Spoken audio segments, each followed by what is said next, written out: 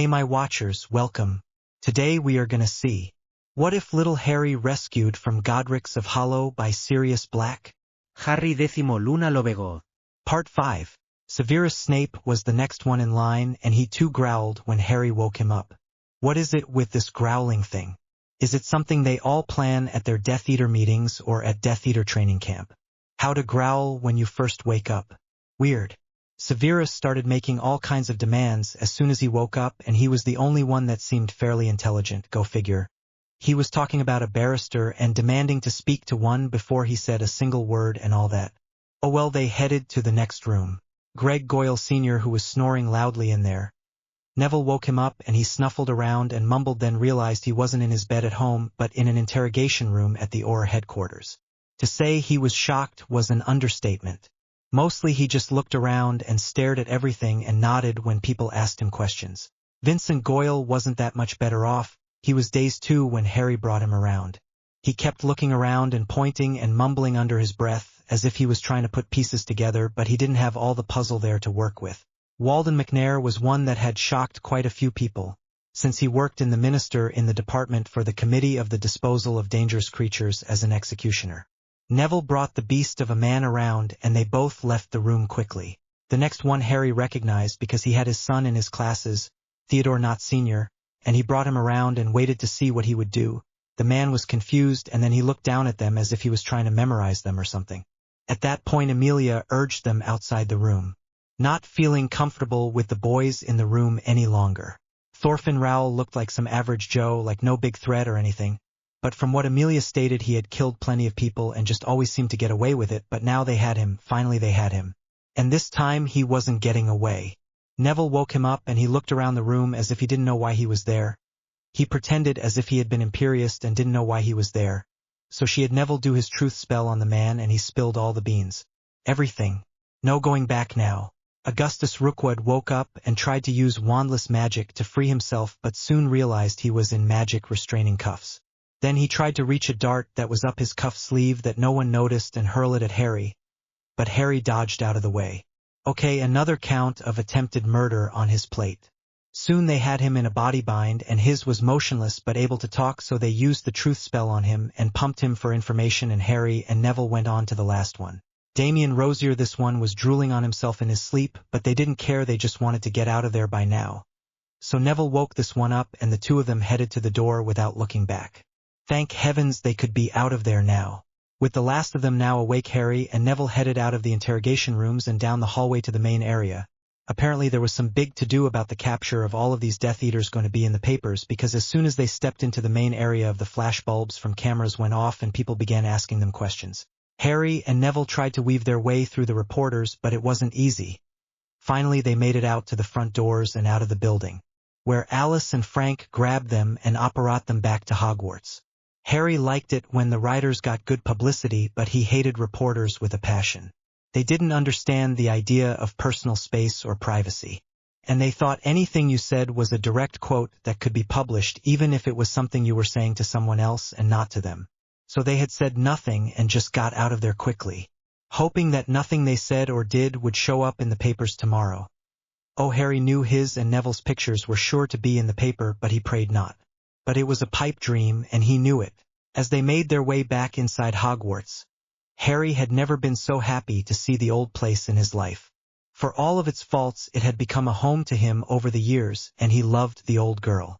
Once inside the rooms, Harry found Sirius still going through the stuff they had bought that day and sorting it all out, trying to see if there was anything they had forgotten. So what did Jeeves and Misty think of the boys? Harry asked. Huh. Sirius looked shocked. Okay, there was definitely something he forgot. Jeeves popped into the room. Is Misty where she can come over here as well? Jeeves popped out of the room and both of them popped back into the room a moment later, curious about what Sirius needed them both for. Okay guys, I just found out today that I am the father of 2 4-year-old little boys. Twins to be exact. They are in here. They're asleep, but I want you to meet them. So Sirius led the way into Harry's room where the boys were sleeping. Jeeves instantly took to the boys, as did Misty. She thought they were adorable, especially when they slept, all curdled up hugging one another, each with their teddies in their arm. After a few minutes of watching the boys sleep, everyone went back into the sitting area and Sirius explained. Their mother didn't tell me about them, she just turned them over to an orphanage when they were 2 years old, with nothing but a note of their name and birth date pinned to their shirts. The one on the left is Matthew Franklin Black and the one on the right is James Remus Black. I added their middle names when I adopted them this afternoon. James' hair is just a little bit more wavy than Matthew's, that is how I can tell them apart. Now they are 4 years old, so I will be putting them in preparatory school, starting Monday. The other elves are creating a new room for the boys right now, and so they will be staying down here with us. And I have bought a bunch of stuff that needs to be gone through and put up in their new room. And they need all their room fixed up once it is set up. I think letting the boys pick out what colors they want the room done in is best. So once they do, can you guys help me set that up? 2 new babies. We have 2 new babies. Hooray! Apparently Misty was thrilled with the idea of more babies to take care of. Jeeves nodded and stated, "Jeeves can do that, Master Sirius, sir." "No problem. Let me see how the other elves are doing on the other room and let's see how long it will be." With that, Jeeves popped away. "Now having the twins isn't going to be a problem with you taking care of the other babies, is it, Misty?" Sirius asked. "Misty only have to take care of the little babies during the day while everyone else is working. I do not have much else to do. Now I will have lots to do with 2 more babies. They will need me lots." "Oh boy," she said with a mile-long smile. Harry couldn't help but think that Sirius had just given this little elf a Christmas present early the way she was acting. Jeeves popped back into the room and announced that they were almost done with the room and that they were making a private bathroom for the boys to use as well as a bedroom, and that was what was taking so long. But they were almost done with it. About that time, a new doorway and door appeared on to the right of Sirius, which was opposite of Harry's. Harry's room was to the left of Sirius and closer to the main doorway to the rooms. Sirius went over to the door and opened it. Sure enough, there was a nice-sized room, exactly the same size as Harry's. It had 2 big windows with window seats that looked out to the Quidditch pitch and the Black Lake. Inside were 2 standard issues twin beds with curtains and all, 2 wardrobes and 2 desks with little chairs. There was even a space to put a small sofa and a couple of overstuffed chairs to sit in. Sirius went over to the other door in the room and sure enough it was a small but functional bathroom. It had a nice big tub and shower set up and 2 sinks, with a toilet in a little cubby that had a wall between it and the rest of the room. "Nice, very nice," thought Sirius. "This is really nice. The boys are going to love it," Harry stated. "I know. Let's get their stuff put up and then we can change the colors to what they want it to be when they get up," Sirius agreed. With a snap of her fingers, all the clothes and shoes were unpacked and put away neatly in their wardrobes. Most everything was put in the drawers, but there were a few things that needed to be hung up, like the little suit that Alice had insisted the boys needed, a few of the cloaks as well, and the jackets they had gotten. So in the end, the hanging area was full as well. Even the little area for shoes was packed full, having 3 rows of shoes and boots. "Do you think you can find a toy bin for their toys? Or maybe another chest of drawers? Just something to put all these toys in?" Harry asked Jeeves. Jeeves popped away and a couple of minutes later he popped back with both items. A nice-sized toy bin and a small chest of drawers with 5 drawers. Jeeves put the items over between the 2 windows and he and Harry began deciding what goes into the chest and what goes into the bin. After a few minutes it was done. Everything was sorted out and put away nice and neat. About the only thing the boys need now is a small table that they can do their puzzles on or drawing and stuff like that, Harry stated, looking about the room. Again Jeeves popped out and returned with a nice-sized coffee table which they placed over by the sofa. It fit perfectly. "Brilliant, Jeeves. Absolutely brilliant. I don't know what we'd do without you," Sirius said as he looked at the new fixings with approval. Harry nodded and watched as the little elf blushed but smiled at the compliment. "Oh, Biddy Masters are waking up," Misty whispered excitedly. "They are? Well, let's go introduce you to them, and then we can show them their new room," Sirius stated. So everyone went into Harry's room, and sure enough the boys were sitting in there awake and staring around as if they were unsure of where they were. When Sirius and Harry came into the room, they remembered everything and smiled real big. "Matthew, James, I have 2 friends I would like you to meet," Harry started. "This is Jeeves and Misty. They are house elves. They took care of me when I was little and took care of my father when he was little too. Now they are going to help take care of you. They are friends and family to us, so make sure you treat them like it. They are very special to me. Okay? Harry stated. At first both boys looked at the house elves curiously, then, when Harry said they are special to him, they went over to the elves and gave each one of them a hug, which brought a tear to Jeeves and Misty's eyes. Thank you boys, I appreciate that. You will grow to love them as much as I do. Whenever you need them, just call for them, they will always be there for you. Harry stated. Boys, we have a surprise for you, Sirius said with a little boy smile on. Why don't you come with me and see what it is? And with that he led everyone into the twins' new room. Sirius opened the door to the room and escorted the boys into the room only to have them look around confused. This is your new room, boys. You boys can make it any color you want to make it and do anything you want to it, as long as you don't go breaking things, that is. All of a sudden it hit the boys like a ton of bricks. They really were staying here. This really was their new family. This really was their new home. They really didn't have to go back to the orphanage, and both the boys rushed over to Sirius and began to cry all over him. Sirius maneuvered them over to the couch and sat down with them. He began to pat their backs and whisper softly to them encouragingly. Soon they were able to come out of it and look around the room better. They noticed all the toys in the toy bin and looked at Sirius in wonder. Yes, those are your toys. There are more in that dresser, all kinds of toys to play with. Just remember to share with each other and you can play with any of it you want. Sirius smiled. And yes, Sirius had even gotten the boys their first broom, which was leaning against the little chest of drawers, and they noticed them and looked back at Sirius curiously. That is your very first broom. Harry and I will take you boys out later and show you how to fly on them. But for right now, why don't we first see what colors you want your room to be? Do you have a favorite color? Red. Both boys said at the same time. Okay, red it is. And with that, their bedspreads and bed curtains were done in red. The boys clapped their hands and smiled. And for the next hour they went around the room changing the color of different things, and it became a bright pretty room with soft yellow walls and Gryffindor yellow sheets and pillows and golden couches and chairs. The wardrobes were done in sapphire blue, and the toy chest and chest of drawer were done in emerald green, and the coffee table was done in black. They had some black throw pillows on the golden chairs and sofa to match the coffee table, and the carpet was done in a nice cream and gold mixture that went real well with the sofa and the beds. Soon they were finished, and all around was color and happiness. Just what Harry wanted to see. Not a single gray anything to be seen. Even the curtains were done in cream with darkhorns on them, which made Harry smile. His little brothers were perfect. Oh crap, look at the time. It was getting close to lunchtime. Sirius, it's lunchtime and the boys probably didn't get much for breakfast. Yeah, let's head down to the dining hall and I will introduce you to everyone else. Sirius offered each boy a hand and they all headed down to get something to eat. Jeeves and Misty stayed behind to finish up with the room and to get rid of all the boxes, bags and wrappers the clothing and toys had been in, and then go check on the other babies.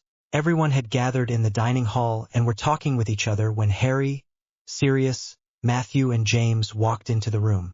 Minerva, who was sitting at the head of the table, since they were using the school tables instead of the main table, the teachers were sitting in the Gryffindor tables, and the riders were sitting in the Ravenclaw section, right across the aisle.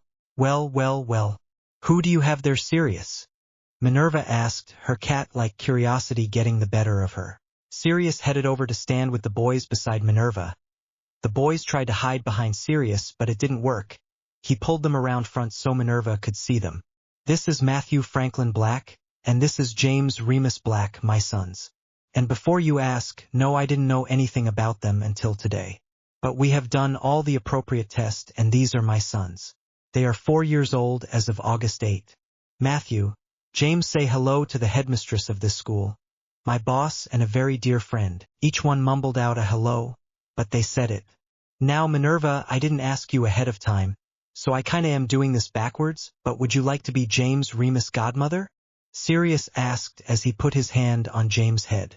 Minerva placed her hand on her chest and looked at the little boy. Oh heavens! A godmother! Of course, I would be honored to be his godmother. And she raised her arms out for James to come to her. With a nudge from Sirius he went over. And Minerva introduced herself properly and told James he could call her Aunt Minnie, but only he and his brother could do that. To everyone else she was Minerva. She even showed him her cat Animagus, which he loved, and not to be outdone Sirius had to show off Padfoot, which the boys adored, and were practically riding right there in the dining room. But Alice came over and lifted them off of Sirius and sat them down at the dining room table so they could eat, even thought they would much rather play with the kitty and the big puppy. Sirius was just grinning up a storm at that and told them they could play later if they would good. So the two of them calmed down and began to eat the food that was put on the plates before them happily. Both of the boys had mile-wide smiles on their faces, and Minerva couldn't help but notice. Oh, you can definitely see who their father is when you three are sitting side by side like this. So tell me all about it. Harry walked over to the writer's table and sat down, glad to have some peace and quiet for a change. We managed to get a lot of the potions that I didn't even think about right from the dispensary at the apothecary. So we have a lot more to shuffle through and stock up on than I thought we were going to. So after lunch I guess we head up to the room of requirements and see about getting it all sorted out and given to the right people. Given to the right people? I thought everyone was getting the same things? Hermione stated in a huff. Do you honestly think Cedric and the twins need something for monthly cramps and mood swings? Or hormones? Harry asked. Sometimes Hermione could be a pain, like now. Afraid she was going to miss out on something good or something. Oh, well no, of course not. I didn't know you meant potions like that. She blushed and looked down at her plate of food before her. I don't intentionally give one person better or more than another unless it is something they need. Like those potions, we guys don't need them, but you girls will. So we got them for you. We also got birth control potions for both genders just in case. I know that it is probably way premature, but they do have a 2-year shelf life, so I thought why not get them now and have them just in case. Better safe than any more little brothers running around, you know. Harry stated. Now I expect each and every one of you to behave with honor when it comes to your dalliances. In the riders we don't care if it is same gender or opposite gender, as long as it is consensual, that is all that matters to us. Now I will say that if I find out that any of my riders have acted in a disrespectful manner towards their partner, I will step in. Otherwise your romantic life is private unless you bring it to me. Harry did state this though. I will state one thing though.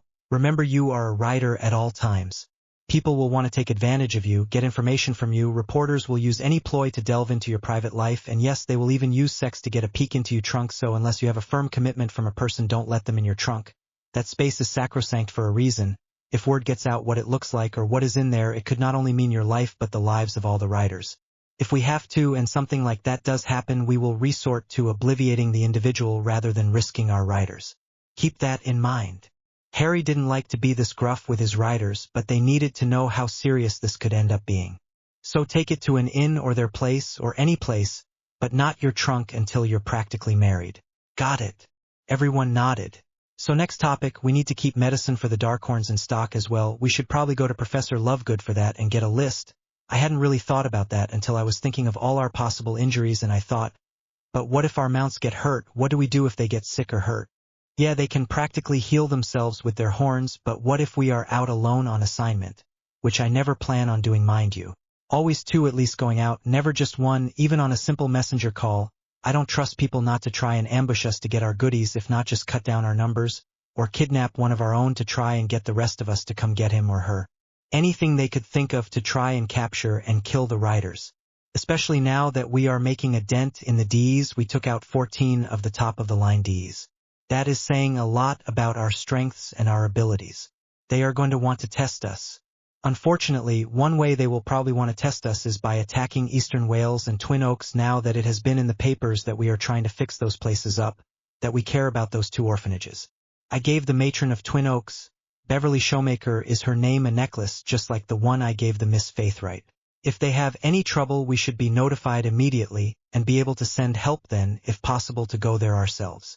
Harry stated, and everyone nodded to that.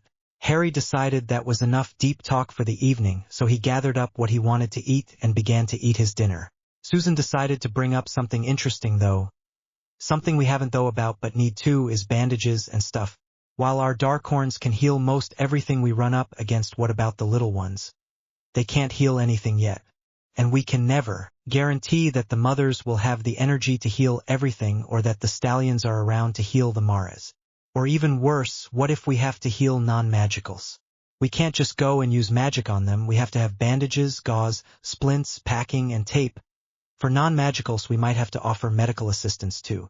Susan was on a roll now and Harry just let her go. You're right, make up a list of what each rider should have in a bandage and first aid pack and we will get to work on that as well. Things such as a sling and eye patch, gauze, tape, bandages, splints, plasters, maybe get with Madame Pomfrey. Tell her about your idea and see what she suggests and we will make it up. I hadn't even thought about having to help a non-magical at some point. Harry just shook his head and then took a bite of his baked ham. There was so much that he was missing and it was just being brought to light, but thankfully it was being brought to his attention before they actually needed it.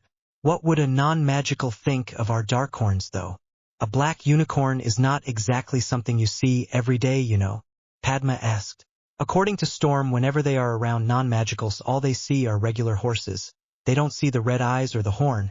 For some reason the Darkhorns are able to mask, if you will, their horn and eyes so that non-magicals see only horses, big, beautiful black horses, but still just horses. Harry stated. That is what Ventus was telling me. She said that the non-magicals see what they want to see, and so they can't see their red eyes or horn. How silly of them. Now sometimes a rare child can see them for what they truly look like, but it takes a special child. Usually a new injury and not non-magical. That is how the Darkhorns have managed to travel across country without getting killed or hunted.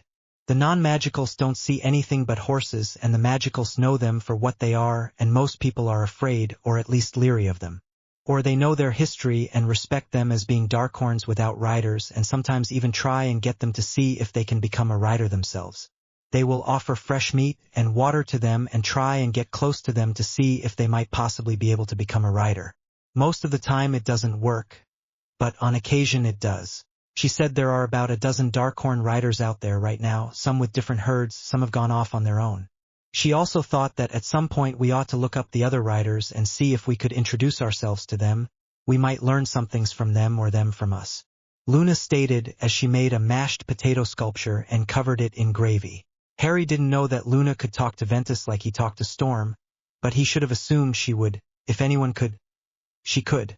He wondered if all riders would eventually be able to talk to their mounts the way he and apparently Luna could. He wished that Neville could hear thunder. He knows if he just tried his brother could do it. Maybe if he just started talking to thunder like Harry had with Storm, and all of a sudden it was like he could hear another voice in his head answering back. And when he asked who he was he admitted to being Storm. It was amazing. He ought to spend some time with his brother and Thunder and Storm and teach him how to listen to thunder. He bet Neville could do it too. If he could teach his brother how to talk to his Darkhorn, then he could teach each one of them how to talk to their own mount. Although it may take a while for justice, karma, mayhem, and mischief to be able to figure out how to speak to their person, it was worth a try at least. Harry had brought everyone up to the room of requirements and they all brought out their trunks. They had created a huge potions lab room for those who would rather not work in their trunk. The place has 6 stations so several people could work at once and each station was exactly like the one next to it. Fully equipped and ready to go. Then they had a couple of tables with all the ingredients they had picked up laying on it. Alphabetized of course. To make things easier to find. Harry also told people to take what you need but only what you need. Don't take the whole bag of black beetle eyes unless you need the whole bag of black beetle eyes. Which was an impossibility. No potion required more than maybe a tablespoon of the nasty little things. Harry even supplied the manila envelopes to put the ingredients in. Then there was a table for the finished potions that were labeled and dated and ready to divide up. They had been working on the potions for a few hours now and slowly but surely the finished potion table was getting filled up and the ingredients table was starting to dwindle down some. People were bringing up between 6 and 24 finished bottled-up potions and heading over to gather up what they needed for their next potion. Harry was doing quadruple batches of everything and just making the same thing 3 times, hoping that would be enough to go around, then moving on to the next potion and starting up on a new potion. They kept up this pace until dinner time when Jeeves popped in and reminded them it was time to eat. Harry just thanked them and all of them that could leave left at that point. The rest kept working on their potions until they were finished then went to dinner. Harry wasn't sure if the room would hold their place or not so he created a bunch of boxes and put all the potions in them and Jeeves helped him put them in his trunk and the same with the ingredients. Then he too went to dinner. His brother had to tell him all about the day they had had. Getting to wander around the castle with their dad and godmother. They went and looked at the foals, which were adorable by the way, according to his brothers. They liked mischief and mayhem the best. The next 2 weeks flew by working on potions and with the Darkhorns mostly. They got everyone a complete first aid kit set up, including a stethoscope and injury pressure kit, full emergency surgical kit, and full non-magical first aid kit set up. Harry worked with Neville and Thunder on how to listen to Thunder, and it took a while, but he could now talk to his Darkhorn and hear what he was saying. First time it happened, he nearly fell flat on his face. And he heard Thunder laughing hysterically, and he thought he was imagining things until he started talking to him on a regular basis and getting answers, and it was like bam, it hit him. That voice in his head really was Thunder. Neville was so happy about it he went and told everyone, and they decided to try, and now both Padma and Pavarti could hear their Darkhorns as well. Now the only one that couldn't hear their Darkhorn in the original group was Hermione, and she was very upset about it. But she said she tried, but it just didn't make sense to her. Harry told her to go down there and read to Procella and see what Procella has to say about it. She did, and she was so focused on the book she didn't realize when she started talking out loud about the book, and a voice agreed with her that it was Procella. At first she didn't realize it. It took her about 20 minutes of discussing the book and its faults and praises that she realized that the conversation she had been having wasn't just in her head. She really had been having a conversation with someone, and she went over to Procella and asked what she thought of the book, and Procella told her. Well, ever for the dramatics, Hermione fainted on the spot. Procella screamed and rushed to find someone who could help her person. So she told Storm, who told Harry what had happened, and they rushed over to Hermione and revived her. When she asked what happened, Harry said that she had been talking with Procella and that when she realized she was doing it she had fainted, and it all came rushing back to her. Hermione got back to her feet and immediately wrapped her arms around Procella and said, "I heard you. I really did, didn't I? I heard you." Procella nodded her head and pawed the earth, as if to say, "Of course you did, silly." Hermione squealed and laughed and hugged Procella for all she was worth, then apologized when the mare apparently said it needed to breathe. So finally all 6 of the original riders could hear their mounts, and it was only 2 days before school started again. And they got news from Mr. Weasley. They may have to testify at the trial against Mrs. Weasley, but it should be weeks away. According to him, she was still saying it was just a stinging hex and that it was George's own fault for running down the stairs that caused him to fall, not her stinging hex. Even if it was a way overpowered stinging hex, he shouldn't have been running in the first place. So it's all his fault. Evidently the woman was delusional, and she didn't have a barrister yet either, so they didn't expect the trial to take very long at all. Plus Matthew and James got enrolled in preparatory school and loved it. They went from 8 in the morning until 3 in the afternoon. Sirius had searched around until he found a place that offered the hours that he needed and were accepting new students at this time. And Sirius finally found out about the new transfiguration that Harry had come up with at the orphanage when he made the kids all the plushies, calculus velocum ludibrum, turning a pebble into a plushie. Any plushie the person could envision, they could make it. Harry gave half the credit to Neville, but Neville refused to take it this time. He said it was all Harry. But Harry said he wouldn't do the article without Neville in it, so they compromised and set it up so that Harry was the primary and Neville was secondary. But the main focus was on Harry. They did a lot of different plushies as examples and gave them to different orphans when they were finished with them. Minerva was through the moon. She loved it. It was inventive and something no one else had done before, but it was useful too. Sirius had gone and made each of the plushies that they had given the kids at the orphanage permanent, so they wouldn't just turn back into a pebble one night in their sleep or something. And they took several pictures of the plushies with the children and sent them all in to let the magazine pick which ones they were going to show in the magazine. The kids ended up getting one big picture of them, and all their splushies in the magazine, and 8 separate pictures of individual orphans. Then they did 8 pictures of individual plushies that Harry had made without an orphan in the picture. All in all, it was a huge spread in the magazine. The magazine absolutely loved the story about the fact that Harry had created the transfiguration so that a bunch of orphan kids could have a plushie to hold on to and not be frightened anymore. They ate that stuff up. But then again, so did McGonagall. She was practically crying when she found out why he had come up with the spell and saw the faces of the kids holding their plushies so proudly. By the time she reached the end of the pile of pictures, she was crying. She said that when school started she was going to award him 60 points for his new transfiguration. Harry was excited about his new classes he was taking this year. At the opening feast he had the twins point out his new teachers to him. For arithmancy he had a Septima Vector, and for ancient runes he had a Bethsheda Babbing, Professor Vector sat next to Hagrid with long straight black hair that went well down her back. Harry had heard she could be as strict as Professor McGonagall used to be as a teacher, but he had never had Minerva as a teacher, so he wouldn't know how strict that would be. He just knew her as a person and he liked her in general. So he figured he'd give Professor the benefit of the doubt. If she was good at her job, that was all he cared about really, was could she teach. He and the other three had studied arithmancy from way back, and so it was like child's play to them more than likely, at least the first 4 years or so. 7th year might be challenging, but we shall see.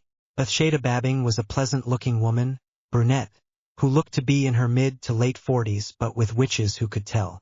At least she was smiling to the students, which says a lot in Harry's handbook. She was even waving at some of her returning students, and they were returning her wave excitedly. So that must mean they enjoyed her class, or at least her as a teacher. Harry was so excited about getting his new class schedule tomorrow. It was sure to be a full week with everything from the new classes in karate and first aid classes. The weeks are going to be full up mostly. And Harry couldn't wait. That was something Harry loved about his old school when he was younger. He always had something to do, either classes or homework or studying. But always something. Never just sitting around doing nothing or looking for something to do. He hated just hanging around doing nothing, unless it was like right before it was time to go to bed, and he liked to read or sometimes draw to relax himself before going to sleep. And here he felt he had too much time on his hands sometimes. But maybe that would be different now. He had managed to get a list of writers and the classes they wanted to take to Remus, and he had said he would see about getting tutors for them set up as soon as possible. Some classes were easier than others: swordsmanship, archery, field medic, basic martial arts / self-defense, and that class on survival skills. That one seemed to be a big hit, almost as big a hit as the first aid class had been. This was going to be a fun year. Harry couldn't help but think. 2 new teachers in 2 new classes. Twin little brothers running around causing mischief, and all the Darkhorn stuff to worry with. Oh, and the boys absolutely loved Lillian. They thought that she hung the moon. They sat and played with her for hours at a time, until they all had to go to bed, unfortunately. Harry could just imagine the mischief those 3 were going to get into when they got older. They already wanted to take her outside and let her play in their playhouse and on their playground equipment. They also loved Sebastian and Astria, just it seemed they had a special connection with Lillian that seemed to go really deep. Go figure, another unique connection in this family. After dinner, everyone headed down to the Gryffindor, and as soon as he, Neville, Luna, Pavarti, Fred, and George got into the Commons room, the question started. Are you guys really writers? Did you all really rescue all those kids? What's it like being a writer? Can I see your trunk? What does your motto mean? Did you guys really fight all those Death Eaters? Did you really capture all of them unharmed? Did you really raid a sex shop and rescue all those children there? Do you really have an orphanage you are taking care of? The questions were being fired at them so quick that they couldn't even tell who was asking the questions. Harry had to shout out above the crowd that was closing in on them to get them to back away and stand back. Stand back. We aren't some sideshow freaks, we are students just like you. If you don't like that, we have somewhere else we can stay. Now back off. Harry shouted. But they didn't back up much. But you're the writers. One first year stated. Yes, but we are people first, and we expect to be treated like it, with the same rights and privileges offered to everyone else. And that means the right to privacy and to be treated with respect. Harry tried. But writers don't get privacy, you're heroes. A second year stated. Harry didn't recognize this one either. Since when does being a hero mean you aren't privileged to privacy? When did that law go into effect? I want to know where you kids are getting your information, because it isn't based on reality. If this was the reality of things out there in the adult world, there would never be a hero, I can tell you this much. There would never be an Auror, never be a firefighter, never be a doctor, none of it, for each is a hero in their own right. Yes, we are writers, but we are people too, and as people we have certain inalienable rights, including the right to privacy. Now if you people don't want to give us those rights, then we will leave now and go stay somewhere else. Harry came back with it. Finally, Harry got fed up with it all and just shouted out, "Riders with me," and waved his arm over his head and headed for the door, leading everyone back up to Sirius' apartment. When they got there, Sirius wasn't exactly surprised to see them, since Cedric and Susan were already there, as were Padma and Hermione.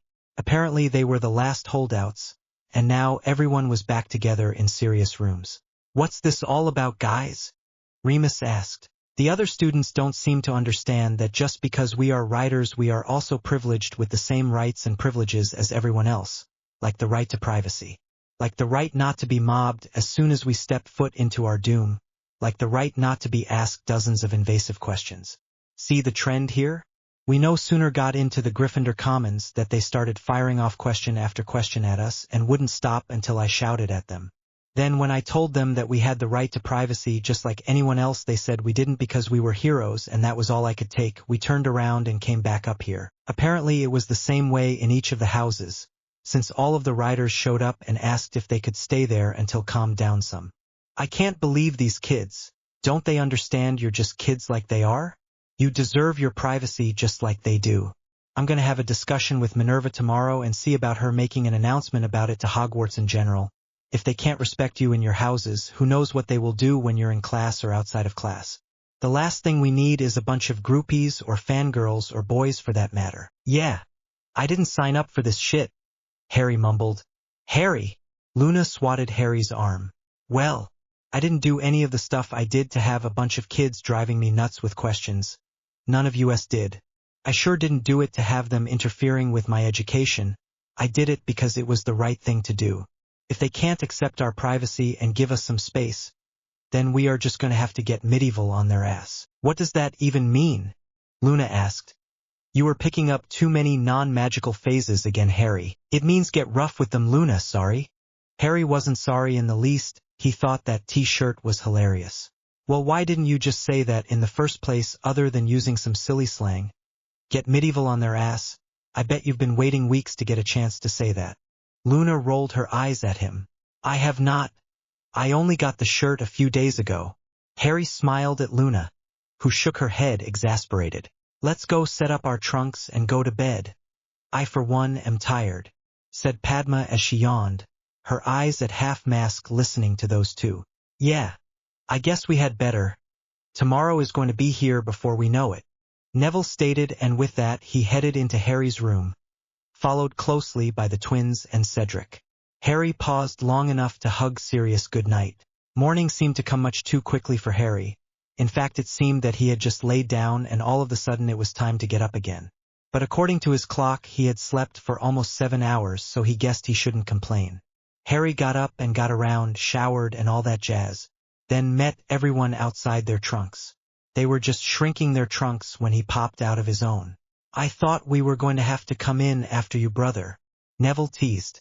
Nah, just slow moving this morning. It seems like I just went to bed and poof, it's time to get up. I don't know if I slept too hard or what, but boy did I sleep. Harry yawned, as he shrunk his trunk and tucked it away in his bag. The boys headed out of Harry's room and into the living room only to be met by the girls all ready to go. Cool. You guys ready to head down to breakfast? Harry asked. And to get our schedules, Pavarti clarified. True. I can't wait to see what our schedule is like this year with the new classes. Bet it is going to be a big change than what we are used to. Harry agreed. From what I heard, every class is a double starting third year. No more single-hour classes. So there is that we can look forward to. I actually like that better, especially in potions. Most potions take longer than an hour to brew. So if there is any lecture at all, it is 2 or 3 classes to do one single potion. With it being a double on potions, you at least get to brew the potion all the way through on one class most of the time. Luna pointed out. I agree, the same is for Transfiguration. You may get to do the Transfiguration once in a 1-hour class, but you really don't get to be creative or use your imagination very much unless you have a 2-hour class. Neville stated. Yeah, oh well, let's go and see what our schedules are like. Maybe we can get there early enough to beat the crowds, Harry said, and they all headed out, Tier 1 in front followed by Tier 2, and Tier 3 brought up the rear.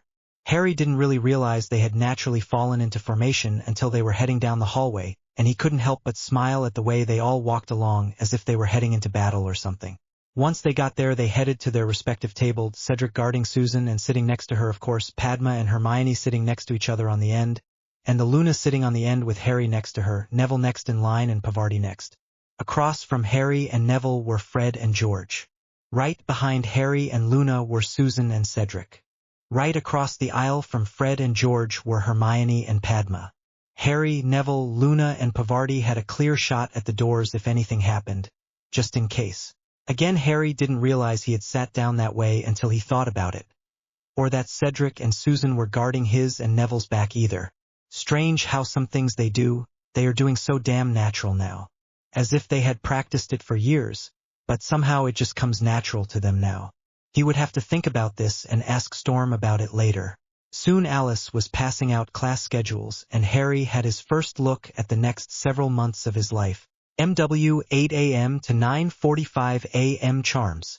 R. MW 10 a.m. to 11:45 a.m. transfigurations. S. MW 12 a. 2 p. lunch. MW 2 p.m. to 3:45 p.m. defense against the dark arts. S. MW 4 p.m. to 5:45 p.m. arithmancy. R. TTH 8 a 9:45 a herbology. H. TTH 10 a.m. to 11:45 a.m. history of magic. R. TTH 12 a. 2 p. lunch. TTH 2 p.m. to 3:45 p.m. potions. S. TTH 4 p.m. to 5:45 p.m. ancient runes. S. Thursday 10 p.m. to 11:45 p.m. astrology. H. Friday 10 a.m. to 11:45 a.m. care of magical creatures. H. Sat 10 a.m. to 11:45 a.m. karate. Sat 2 p.m. to 3:45 p.m. first aid. Well, it looks like our Thursdays are packed full this year. And we have creatures with Hufflepuff instead of Ravenclaw like last year. Plus we start earlier and have classes later each day too. Wow! Harry stared at his schedule and wasn't sure if he liked some of the changes. But then again we shall see. Yeah, and they put out electives in the same slot on different days. That's just weird. I wonder if that is just how it worked out or what. Neville looked at his schedule and wondered. Plus one elective is with Slytherin and one is with Ravenclaw. That is a weird coincidence. I wonder if that is that way because so many people take those two classes. Luna pondered. Oh well, it doesn't matter. We have got Charms class to get to, so let's head out, folks. Harry took one last drink of his tea and sat it down, then got up and waited for the others to rise. And they headed out. Thankfully they had gotten to the dining hall before most of the people were even there, and so they didn't have much of a problem. Other that it seemed like everyone was staring at them while they ate, which annoyed Harry somewhat. He was kinda used to that the first week of school with the whole boy who lived crap and all. He honestly hated being famous. He just wanted to be who he was without all the fame and glory, just to be himself. But that didn't look like it was going to happen anytime soon. Charms classes first that morning, and what a class it turned out to be. They had it with the Ravenclaws, so Harry expected the normal serious kind of boring class that it usually was, but no, not this time. Today they were going to learn the cheering charm. That's right, folks, the charm to help cheer you up if you are feeling a little low. Great for around the finals time and you are getting a little depressed about the studying you are having to do. Bad when you are half-nymph like Luna and stay in a perpetual state of cheerful most of the time anyway. Everyone came in and found a seat. Of course the four of them picked front seat center as always, their usual lineup. Luna on the end, then Harry, then Neville, and finally Pavarti. Since Hermione wasn't going to be in this class, Harry suggested to Dean and Seamus that they should invite Susan to sit with them, that she was brilliant in charms too. So they did, and she was happy to oblige with helping the two boys. She usually gets a little bored in this class anyway now that Hannah wasn't here anymore. So Professor Flitwick was showing everyone how to do the cheering charm with a swirl and flick motion or your wand, and he asked for a volunteer. Well, you guessed it, Luna volunteer. Well, to see Harry and Neville having to carry her wiggling, giggling mass of happiness back up to her seat again, and poor Professor Flitwick staring at the end of his wand, wondering just how powerful he hand made that one. It was a pretty cheerful sight for the whole class. Poor Luna was giggling so bad she couldn't properly do the spell. When it came to her turn to do it, she just smiled and giggled, then hugged the little professor and giggled some more. To say he was shocked would be an understatement. But he just put her back in her seat and went on to Harry, who performed the charm just fine. So did Neville and Pavarti. I was going to have you each attempt to do the charm on each other so that you would know what the charm feels like, but due to circumstances as they are, looking over to Luna, I think we shall wait on that one until we really need a little cheering up in class to actually try that out. Oh, pooh! Luna said as she giggled more. Gentlemen, if you could take Miss Lovegood down to the Medi ward and get her perhaps a calming draft before her next class, it might be helpful. I am afraid she will be quite useless in class unless you do. Professor Flitwick motioned towards Harry and Neville, and they took one look at Luna and nodded. They had another half hour before the next class, so hopefully they could make it there and to the next class in time. They gathered up their things and Luna's and packed hers away for her because she was having too much fun playing with her hair to help much. Wow, overjuiced Luna, totally wiped all the brain cells she had right out the old window. Got to remember that for the future, never overjuice Luna. She goes brilliant to 0 in 5 seconds flat with a cheering charm on her. Harry and Neville helped Luna down the hallway to the Medi ward, and once there tried to explain that it was only the one hit with a cheering charm that made Luna ditz that was currently present before her, although Madame Pomfrey had a hard time believing that. Luna just giggled and nodded and tried to hug Madame Pomfrey, which irritated the matron slightly, as she had to wrestle her wand back from her patient. Let me get that calming draft. It should do the trick. A ruffled Madame Pomfrey huffed. She came back a few moments later with a potion bottle in hand and said, "Drink this, please." And no argument. Luna argue right now. Not happening. If you gave her a sledgehammer and told her to pluck her eyebrows with it, she probably would. But she drank down the draft, and the effects were nearly immediately. Thank goodness. Harry loved Luna, but he wasn't so sure about the dingbat that had just been sitting on the medical table a minute ago. A couple of deep breaths, and the first words out of her mouth were, "I laughed so much my sides hurt, and I smiled so much my face hurts. This sucks." They went from ditzy Luna to grumpy Luna in the blink of an eye. I assumed as much. Here is a mild pain-relieving potion. It should take care of the residual pains you are left with. And Madame Pomfrey pulled another potion out of her apron and handed it over to Luna for her to take. With a smile she sighed as the mild pain potion took effect. Okay, normal or as normal as possible. Luna was back, Harry thought. 5 minutes before Transfigurations class, we had better head out. Thanks, Madame Pomfrey. I mean it, thanks, he said over his shoulder as he hurried Luna out of the Medi ward. Harry, Neville, and Luna rushed towards the Transfigurations classroom and got there just as the other class was releasing, so they weren't late at all. They went up front to their normal seats and sat down next to Pavarti, who was saving seats for them, and smiled. "How's our happy little friend doing?" Pavarti asked Luna. "A lot less happy, thankfully. While it was fun at first, quickly lost its appeal after about 20 minutes or so," she said with a frown. "Too much smiling can make your cheeks hurt, you know." Pavarti gave her a sympathetic look and nodded. Poor Luna had learned the hard way that not all good experiences are actually good. It was a rough reality check for the normally happy-go-lucky young woman. But sometimes reality bites. There really is such a thing as too much of a good thing. Like too much death by chocolate ice cream, which she didn't think was possible until she ended up with a stomach ache from it. One stomach soother and that was all taken care of.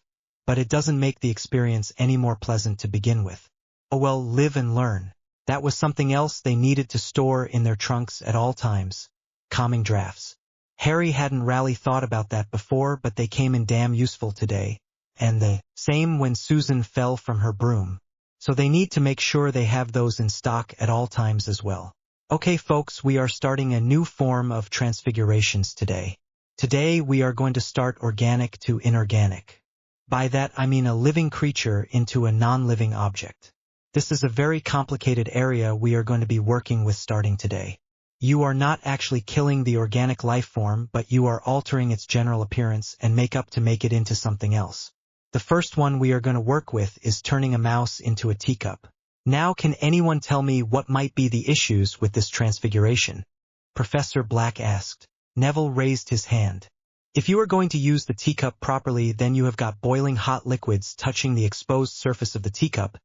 It could have severely burned the mouse if the transfiguration is returned to its original state. That is right, the hot liquid wouldn't harm a teacup but would harm a mouse, and so you are left with a problem here of whether you can actually use the teacup from a mouse or not. Personally, I would have a problem drinking from a mouse. I don't know about the rest of you, but for me that just sounds gross. And trying to forget that it used to be a mouse would be rather difficult too, try as I might. Now giving your mother-in-law the mouse teacup sounds like an injured brilliant idea, and I would be smiling away the entire time I served her tea, and she would have no clue what was going on. So there are some good reasons to have just exactly this transfiguration in your arsenal of spells, even if they are few and far between. For that boss that passed you over for the second time for a promotion. For that friend that keeps harping about 50 gold that they say you owe them that you know for a fact you paid back 2 years ago. for the girlfriend you found out that cheated on you, or the boyfriend that gave you a sexually transmitted disease, for the father-in-law that still mispronounces your name even though you have been with his daughter for 8 years now, or the barrister that ended up giving your ex everything and still charged you an arm and a leg for it, then you find out that they had been sleeping with your ex the whole time. There are a lot of very good reasons for a mouse teacup, but I am just not going to knowingly drink out of one. By the time Professor Black finished his list of examples, everyone in the room was laughing and nodding at the thought. Now the spell is muspoculum, so I need you all to pronounce it with me. Muspoculum, good again, muspoculum, excellent. Now the wand movement for this is a circular motion clockwise about the mouse, slow and steady as you are saying the incantation. I am going to be handing out stunned mice. Yes, stunned mice, they aren't dead or anything. I just don't want them running all over the place while you're trying to get this right. Then Professor Black proceeded to hand out a little white mouse to everyone, and went up to the chalkboard and wrote the incantation on the board, showing where the stress should be at on the pronunciation. After a few minutes practicing the way to pronounce it, people were starting to try the transfiguration. Seamus was a little off. His had hair and a tail still when he finished. Definitely not something you would want to drink your afternoon tea out of. Harry closed his eyes and focused for a minute and then opened his eyes and muspoculum, he said, waving his wand in a circular motion over his mouse. And sure enough, a white tea cup with a bunch of black cat paw prints all over it appeared in its place. Luna giggled at that and closed her eyes. A minute later she opened them and, muspoculum. A cute cuddly kitten was on the front of her teacup. Pavarti was laughing at those too, but she wasn't much better. Her teacup had the Cheshire Cat on it, and it was just grinning up a storm, as if it knew some hidden secret. Neville laughed at her teacup and closed his eyes for a minute, then opened his eyes and muspoculum. His mouse turned into a teacup with a small black kitten chasing a mouse around and around the cup. And somehow he had gotten the picture to move too, so it was in perpetual movement around and around the cup. Sirius noticed that they had finished their cups, so he went over to see what they had done, and he broke out in his loud barking laughter. Okay, we have some people that have some warped senses of humor up here. Let's see, we can a teacup with cat paw prints on it, one with a big fuzzy kitten on it, one with the Cheshire Cat on it, and one with a kitten chasing a mouse on it. Some real comedians we have over here. Professor Black chuckled. Malfoy had finished his transfiguration and sat there staring at it. It was almost a perfect replica of the Malfoy china used at his home, even down to the gold rim at the top. Beautiful work, Mr. Malfoy, as always exquisite. Professor Black stated the teacup truly was well done and moved over to look at Mr. Knott's cup. Mr. Knott had an interesting teacup with a basic rosewood pattern on it, and a central rose bouquet in the middle. Miss Greengrass did a teacup of horses grazing on grass in a meadow, and Miss Davis did a teacup that was white with black music notes around the top border. Everyone seemed to be doing quite well with this transfiguration, quite a bit. Well, except Seamus, and his still squeaked from time to time. He had to start all over again, but that wasn't anything unusual. Luna raised her hand and Professor Black called on her. What do we do if we want to keep the teacup? We could perform a permanent transfiguration spell on the teacup, and it would merely keep the mouse in a state of suspended animation indefinitely. Professor Black stated. Luna thought about it for a minute, then shook her head. No. A pretty teacup was not worth destroying an animal's life like that. So she had him reverse the transfiguration and sat there and stare at the stunned mouse for a while and smiled. Poor Mousie. Well, poor Mousie was saved, and no one wanted to keep their teacup permanent like. So in the end it turned out well for the little guys. Still stunned, but none the worse for wear. The bell rung and it was time for lunch. Everyone headed over to eat lunch, and oddly enough they formed the same formation that they had at breakfast, down to the person. Everyone was talking excitedly about their classes. The twins had had their first runes class and loved it. They had memorized all the runes in both Futhark and Ogham runes, the names and the meanings, so they were right about where the rest of the class was at right now. They were just getting ready to study rune sets, or sentences if you will. Basically it was putting together 3 or more runes to equate out to be a spell or the primary wording of a spell. It worked excellent on wards and protection spells, but could be used on some other forms of spells if written correctly. Deciphering a list of 5-letter runes was their first set of homework they had to do. Zach 12 WSX. Hay had to decipher the runes and guess at what the runes were meant for or what they could do. Both of the twins were very excited about it and looked forward to the challenge. Cedric, who had taken runes and arithmancy last year, nodded. He had loved the puzzle homework as well. It was always so exciting to him. He turned around in his chair and was talking to the twins, letting them know if they needed any help he would be glad to help them, which they thanked him for the offer and asked if he would mind checking over their work later, which he smiled and said he would. Runes class was beginning to sound better and better all the time. Harry could hardly wait until tomorrow when they had their first class on runes. He loved it anyway. It was like learning a new language, but it was mostly written down. They just had different names for their alphabet. He couldn't even begin to wonder how they pronounced words or names. Throughout lunch, everyone talked excitedly about their classes and their teachers, what they liked and didn't like. Was it hard or easy? What kind of homework had they been given? All kinds of stuff, and everyone was chattering away while they ate. Soon it was time to head out to defense against the dark arts class. Harry was excited about this one. This year they were supposed to learn actual curses and how to defend against them. Not little jinxes or hexes like what they learned first year, or about creatures like last year. This year was supposed to be about real curses and getting better at making shields and stuff. Everyone filed into the class as normal. They had it with Slytherin like they normally do. Harry couldn't help but wonder if that was done on purpose. Put the two houses that are supposed to have such harsh feelings towards one another in the same defense class. Thankfully, for the most part, Professor Longbottom allowed like houses to work together. And with Parkinson gone now, that made it so that Slytherin didn't have an odd number, so that meant that one of the Gryffindors were going to have to fight against Professor Longbottom. Or possibly a threesome, sort of. All right, let's get settled now. Everyone get in their seat, please. Come on, Mr. Finnegan. It's the same seat you had last year, so it shouldn't be hard for you to find. Unless you wish to change the seating arrangements, that is. Professor Longbottom urged.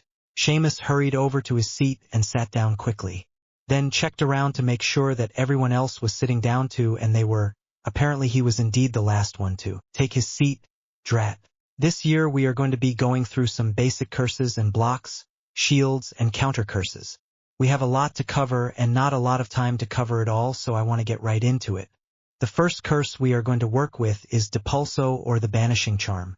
One user of note that should be mentioned is in 1890 hero Diana Byrne used Depulso to banish a Graphorn to save a group of orphans, and for defeating a dark wizard in the Alps. She is historically known as the single greatest Depulso master of all time. Professor Longbottom started. Now the thing about this hex is that it is designed to push away or toss away whoever is near the opponent at the time of the spell being cast. It is a lot like Flipendo in that matter, only stronger and more focused.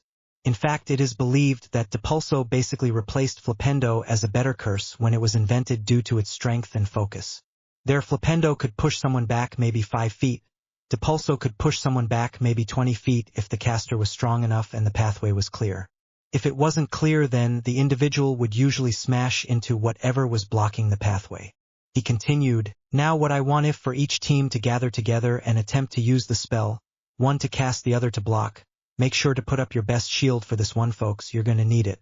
I am going to let you pick your own partners this time, but remember who you pick because they will be your partner for the rest of the year, so choose wisely. Tracy Davis and Daphne Greengrass, Theodore Knott and Draco Malfoy, Blaise Zabini and Melissa Bulstrode, Harry Potter Black and Luna Lovegood, Neville Longbottom and Pavarti Patil, Seamus Finnegan and Dean Thomas. And that left Lavender Brown without a partner, so it looks like she gets to partner with Professor Longbottom. That was until Professor Longbottom asked Dean Thomas if they would mind making their duo into a trio. And they didn't seem to mind, so she joined their duo, and that saved her from having to work with the professor. Also, each of the three of them were at about the same level when it came to being able to bring up a shield, so they all got tossed across the room by whoever was casting the spell, pretty much. Neville managed to get a lucky hit in when Pavarti was surprised by a flying Lavender Brown that went flying past her, and there went Pavarti smash right into the wall right along with her. Neville felt horrible and rushed over to help her up, but she just swatted away his hands and laughed, saying it wasn't his fault. She shouldn't have gotten distracted in the first place.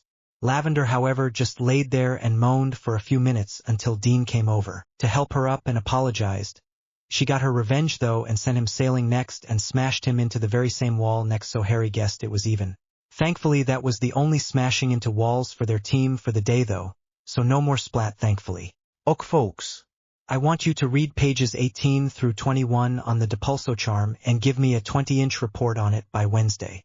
Oh, the next charm we will be working on is Defindo, so if you want to study ahead then you might want to look that one up. Professor Longbottom told the students right as the bell tolled for the next class. Alright, now was the time for the very first class in arithmancy, Harry thought. Yep. They all walked down to the arithmancy classroom and made it there right on time. They of course took seats right in front. They were having it with the Ravenclaws, so it was like everyone wanted to sit up front, but they got there first and they took the front row to the left side. This time they sat with the girls in the middle and Harry and Neville on the outside. Took a minute or so for Professor Vector to acknowledge the class, but she finally did. The information began to move quickly. They started with the Agripan/Pythagorean method. This is where each letter in the alphabet is given a subsequent number it is associated with, numbering 1 through 9. Such as A equals 1 and B equals 2, etc., until you get to the end in which Z equals 8. She started to explain and began to do the diagram on the board to show everyone how to make the matrix up for this method. A rovnítko 1, B rovnítko 2, C rovnítko 3, D rovnítko 4, E rovnítko 5, F rovnítko 6, G rovnítko 7, H rovnítko 8, I rovnítko 9, J rovnítko 1, K rovnítko 2, L rovnítko 3, M rovnítko 4, N rovnítko 5, O rovnítko 6, P rovnítko 7, Q rovnítko 8, R rovnítko 9, S rovnítko 1, T rovnítko 2, U rovnítko 3, V rovnítko 4, dvojité V. Rovnítko 5, X rovnítko 6, Y rovnítko 7, Z rovnítko 8. Then she said if your name is David you take D equals 4, A equals 1, V equals 4, I equals 9, D equals 4 and add them together which would be 20 and 2 together and you have 4, so your personality type would be a 4. You would find the best matches for those that understand the number 4, that are sympathetic to it, which would be another number 4. Or someone that would complement it, which would complete the number 4, that would be a number 6. A number that would bring the total down to a 10, which we would add the 1 and the 0 together to get 1, and that is the number 1. The number of new beginnings, independence, and fresh starts. They are goal-oriented and innovative and nothing can keep a number 1 back for long. Where others see a wall they see a door that just needs to be opened. A couple that is a number 1 will achieve every dream that they have and reach every goal they set before themselves. Where others see challenges they see opportunities. Where others see obstacles they see adventures. Roadblocks don't exist for the strong-willed number 1 couple. Do you understand how this works on the Agripan/Pythagorean method? Professor Vector asked the class and she got nods from all around. Excellent. Now I want you to find out what your name means according to the Agripan/Pythagorean method and see what your partner number would be. H rovnítko 8, A rovnítko 1, R rovnítko 9, 9 rovnítko 9, Y rovnítko 7 rovnítko 35 rovnítko 8, L rovnítko 3, U rovnítko 3, N rovnítko 4, A rovnítko 1 rovnítko 11 rovnítko 2, N rovnítko 5, E rovnítko 5, V rovnítko 4, I rovnítko 9, L rovnítko 3, L rovnítko 3, E rovnítko 5 rovnítko 34 rovnítko 7 P rovnítko 7, A rovnítko 1, V rovnítko 4, A rovnítko 1, R rovnítko 9, T rovnítko 2, I rovnítko 9 rovnítko 33 rovnítko 6. Before she could so much as take a step towards her desk, Neville raised his hand and she pointed towards him. Yes, ma'am. What would a number 4 couple be like? Interesting, that would depend actually. If it formed on a number 13, some Eastern beliefs feel that 13 is an unlucky number and doomed to failure. But if you bring it down to a number 4, well, that is something different altogether. 4s are there when you need strength and efficiency. They come to the rescue. They are extremely dependable and stable relationships and prefer to stick to the tried and true methods in a relationship instead of venturing out into attempting something new, but together they can accomplish great feats. They have a very strict sense of right and wrong and tend to see things in black and white with very little gray area at all. They stick to their values and holds tight to their morals. Nothing can shake a firm for once they have something painted in their hearts. Once they are committed to a relationship they are loyal forever. They never even consider straying. They strive to form a firm solid foundation and move up from there. They are practical and have a very realistic outlook on life. They aren't the niffler that goes for the shiniest object around. They go for the most practical and most appropriate for the job, tried and true always. Professor Vector stated. Magically speaking, they are well versed in all areas and well rounded in each. They find ease of use and control in each element, and no one element is more drawing to them than another. It is associated with the planet Rahu and indicate energetic, knowledgeable, clever, and confident individuals with leadership skills, good at keeping secrets, love creativity, and have a sharp memory. They tend to be rebellious and overconfident at times, which can be both good or bad depending on the circumstances. They excel with wards and protective magic, always striving for perfection when it involves someone they care about. They are hard workers, so new spells come easy with number 4s, and as a team they are unbeatable. Balanced in all elements, all houses, all directions, and all qualities. Neville smiled at that and looked down at his paper that he had been figuring on. Pavarti looked over his shoulder and saw what he had written down and smiled. "Know any number 4 couples, do you?" she asked, bumping his shoulder with her own. This caused Neville to clear his neck and grin a little at her. "All right then, do we have any number 1s in the class?" Professor Vector asked, and no one raised their hands. "Well, what about number 1 couples? I know you are still a little young for that, but I just wanted to check." Harry and Luna raised their hands proudly, and Professor Vector smiled at that. If any two could equal out to be a 1 couple, it would definitely be those two. The number 1 in a relationship can be means they are blessed by being sensitive to others, kindness, and have a harmonious nature about them. They often have a deep impact on the lives of those around them.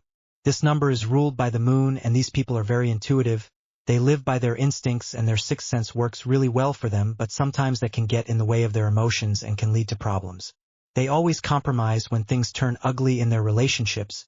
They would rather compromise and give a little than argue and upset the one they love. Together they make good healers, counselors, and child advocates.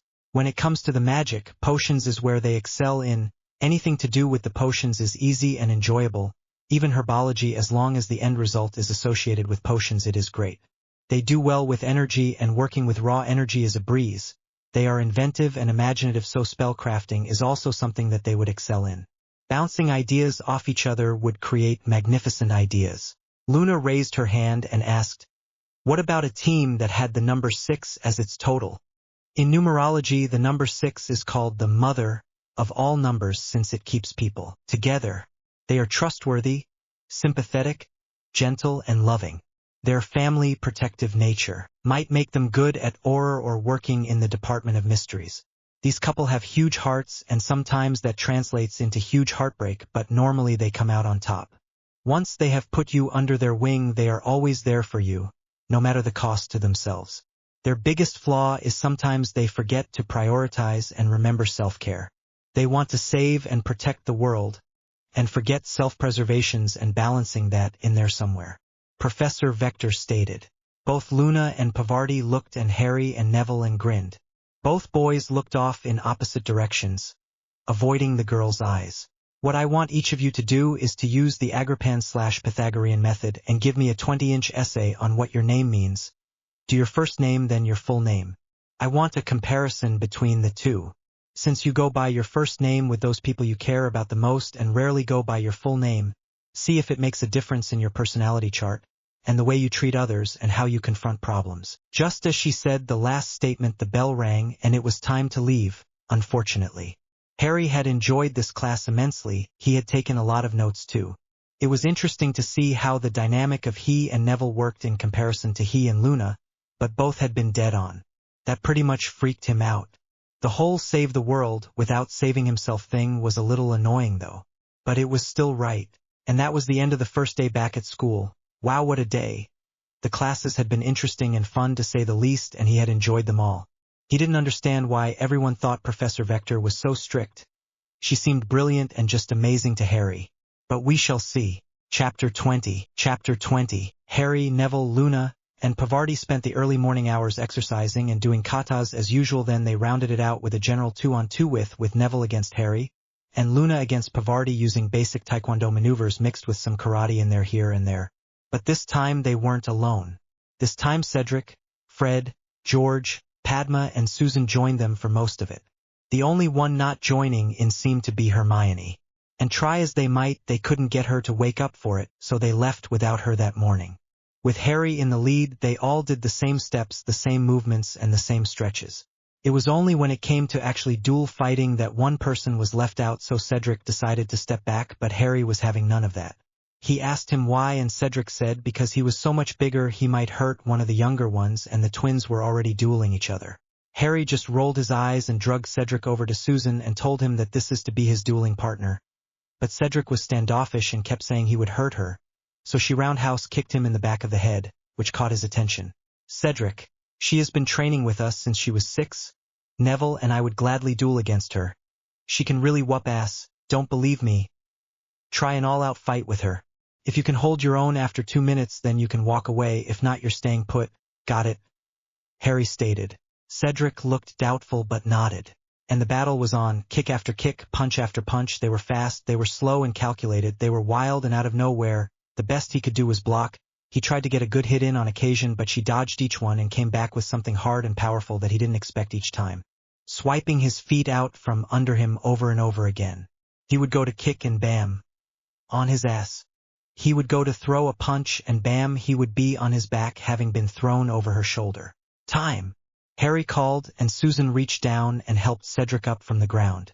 Well, Cedric, do you honestly think you would hurt Susan anymore? I'm more worried about me at this point than I am her now, geez. Cedric smiled at Susan and shook her hand. Okay, you have your sparring partner. A good sparring partner is someone we can learn from and teach to as well, so don't be afraid to go all out on her. She can take it. I have fought with her many a times, and we have both scraped each other off the walls. I can tell you that. She is a good student and an excellent teacher, so take the time to learn what it is that she has to teach. You might find it makes you a better fighter. Harry said. Now have some fun. Harry went back over to where Padma and Pavarti were fighting in the style they had learned when they were young, or at least the feminine side of the marital arts from where they were raised. He had never really watched them use it full out before, and it was definitely interesting. It had a lot of tumbling involved in it. Very acrobatic. Unfortunately, it was for females. He would love to learn that style of fighting. Then the bell rung. 30 minutes till breakfast, folks. Everyone to the showers. Harry called out, and the riders all gathered up their towels and water bottles and headed back up to Sirius' room to get in their trunk and take a quick shower and change for the day. Almost everyone had their clothes already laid out and things ready for school that day, so that it made getting their things for school easy. That way all they had to do was reach into their bag and everything they needed was right on top. Quills, ink, parchment, books, and since today was potions, dragonhide gloves, potions kit, and scales. First they has herbology, then history, potions, and finally runes. Harry finished with his hair and packing his trunk into his back. Then he packed his books and potion equipment into his bag and he was ready to go. He went into the living area and everyone else was ready to go except for Hermione. This was getting bizarre. Missing out on early morning exercises he could see on occasion, but missing school, her, never. Then he went over to Susan and asked if Hermione had given her medical emergency clearance to enter her trunk, and she said she had. He told her to use it and see if there was something wrong with Hermione. So she did. She pressed her ring onto the emblem on the front of the trunk, and there was a buzz, but then the trunk opened and the ladder formed as normal. Susan climbed down and began to search the trunk for Hermione. She found her in her bedroom on her bed in a fetal position. Rushing to her, it took all of 3 minutes and a few scans to figure out what was wrong. Susan grabbed the empty potion bottle from the nightstand and rushed back to the ladder and reached out to Cedric. She needs another pain-relieving potion, quickly. He immediately got out his trunk and rushed down to get another potion. Pain-relieving potion? What's wrong with her? Is she okay? Do we need to contact Madame Pomfrey? Harry asked worriedly. No, not yet. Not unless this doesn't work right away. Hopefully this will work and we can get her down to see Madame Pomfrey. Susan stated. What's wrong with her? Harry asked again. Cramps? Female cramps. Bad ones.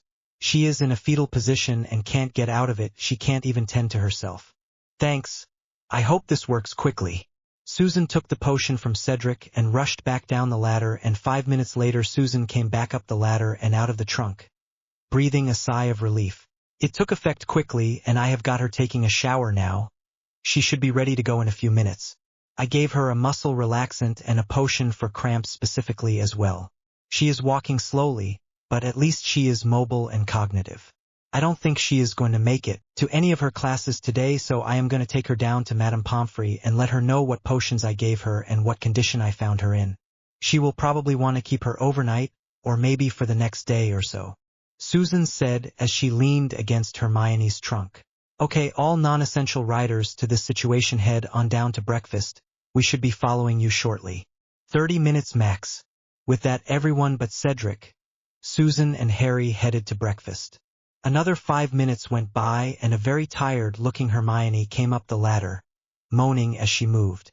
Susan helped her out of the trunk, and it was plain to see she was still in pain even though she had taken a pain potion. Harry was sure glad he was a guy and didn't have to worry with this stuff. Do you think you can walk all the way to the Medi ward, or do you want us to make a stretcher and float you there? Harry asked, grown. I don't know, right now I can walk. I'm slow, but I can walk it. I don't know about the stairs though. That ladder almost did me in. Hermione stated, looking worn out and helpless for the first time that Harry could remember. She must be really suffering. So they all headed out. She made it about halfway and had to stop. She was breathing heavy and sweating. It was getting to be too much for her. So they created a stretcher and floated her the rest of the way to the Medi ward. What in the world? What happened? Madame Pomfrey came rushing out of her office to see the 3 riders guiding the stretcher into the ward with Miss Granger on it. She was pale and sweaty, groaning and biting her bottom lip as if she were in pain. It's her monthlies, ma'am. Cramps, bad ones. This morning I found her unable to move from a fetal position and she had to be given a pain potion, a women's bliss, and a muscle relaxer to get her this far. She made it about halfway walking until that got to be too much on her and we had to stretch her the rest of the way here. Susan explained quickly. Oh mercy. Put her over here on this bed. She has always had such a horrible time with them. She usually misses a day or so of school. If she isn't properly medicated, that is. All right, first a level 2 pain potion, and I bet she hasn't slept a wink all night, isn't that right, Miss Granger? Madame Pomfrey asked as she grabbed the appropriate potion and handed it to Hermione, who took it without pause. Hermione sighed as the potion began to take effect almost immediately, and shook her head. I've been awake all night as usual. All right then, 1 dreamless sleep as well. Let's get you caught up on your sleep and it will help you sleep through the worst of it. I'm going to prescribe 1 pain potion every 6 hours as needed for the duration and a dreamless sleep each night for no more than 4 nights. Is that understood? Susan, I am assuming you are in charge of her medical needs, so I want you to let me know if things get any worse. I am going to keep her here overnight for observation and release her after breakfast in the morning. Just take this note to her teachers and there should be no problem at all. Madame Pomfrey gave Hermione the dreamless sleep and before you knew she was fast asleep, thankfully. Then she proceeded with her instructions to Susan, laying out the proper doses of potions that were to go with Hermione later. Then she quickly wrote the note and handed it to Susan and explained what it was. We'll give it to Padma. She is in all of Hermione's classes. She can make sure that her teachers get it and have no problem with her being absent on her first day of school. Boy, she is going to be so upset later. Harry thanked Madame Pomfrey and the 3 of them headed to the dining hall to get some breakfast. Susan went over to Padma and explained the note, and Padma said she would take care of everything, not to worry. Everything okay? Neville asked. It is now. We got her to Madame Pomfrey and she gave her some more pain potion and a dreamless sleep and she went out like a light. We are going to have to watch her for that. If she has cramps this bad, she may be a liability on a mission, so we need to be able to keep track of her cycles. Harry worried. He wondered if this wondered why there were so few female riders before now. But in his group it was even numbers, so it didn't make sense, so he didn't know. Either that or make sure to have Procella around. Luna set off dreamily. Huh. Harry didn't understand what she was getting at. Procella could take away all the pain, stop the muscle spasms, and allow her to get sleep at night, so as long as she was near Procella she would be fine. Luna said with a smile. Harry face-palmed it, of course. That was why it was never a problem. On missions they always had their Darkhorns to make sure that they didn't have these issues. That was the reason gender was never a problem with riders. You're right, Luna. I didn't even think about the Darkhorns. Procella would take care of her just fine. I wonder if we should see about getting Hermione down to see her tomorrow. As he asked that, the bell for first class went off and they all had to rush off to herbology, not realizing what time it had gotten. Herbology was a little boring. It was about shrivelfigs again. The only difference between last time and this time was that instead of just getting to trim the bushes and hearing about what shrivelfigs were good for, they actually got to learn how to pluck the fruit without bruising it. They learned little things like never harvest more than 70% of the fruit at a time or you'll send the bush into shock and kill it, to put a little regrowth paste on the end of the stem where you pluck the fruit from and it will encourage a new fruit to form quickly. Sometimes you can harvest 2, even 3 times a year if you do. They also learned you have to gently pull the shrivelfig skin taut, then cut the fruit from the bush in order to make sure you don't break the skin of the shrivelfig. If you do break the skin, It starts to dry up almost immediately and has to be used in a potion within 8 hours or it is useless. A wasted shrivel fig is a horrible thing to see. They can't be rehydrated or anything. They can be ground up and used in some recipes that call for ground shrivel figs, but that is all. And to tell you the truth, they are very hard to grind. After herbology was history of magic and everyone filed into their usual seats and sat down taking out writing material, they knew by now how many notes they were going to have to take in this class. Alright class, let's get settled. We have a lot to cover today. Today we are going to talk about King Solomon, one of the greatest wizards up until Merlin. He reigned between 970 and 931 BCE according to magical records, that is. He was the greatest demonologist and necromancer known to exist, and he was the first to use talismans as foci for spells, curses, hexes, or charms. Then Professor Lupin turned to the side and held out his hand, and out of nowhere an individual appeared. It was as if they walked right out of the wall, or were a part of the very wall and just walked out of it. What an illusion! Harry decided that is exactly what it was. An illusion. It had to be. He bet that was one of those talismans that Professor Lupin was talking about. The person was definitely from the Department of Mysteries, and who better to have that kind of stuff than them. They would know exactly what to do with it, and research it until they figured out everything it could or would do, and could protect it from getting into the wrong hands. Imagine if someone like Lucius Malfoy had had access to that ability, what kind of havoc he could have gotten into. Everyone in the class clapped when the man appeared out of nowhere, then disappeared just as easily. Then Harry caught it. He tapped a ring on his right hand, then he disappeared. That must be it, the talisman that Professor Lupin was talking about. The spell must be like the modern-day disillusionment charm that Moody uses. Harry thought for a moment and an epiphany came to him. He bet he knew what the rainbow sphere did. Now it was just a matter of trying it out. He wondered how long it would last and how to break the spell. He wrote all this down on his history notes, and he felt a tug on his parchment, and Luna took his parchment from him. Apparently she had been reading over his shoulder this whole time.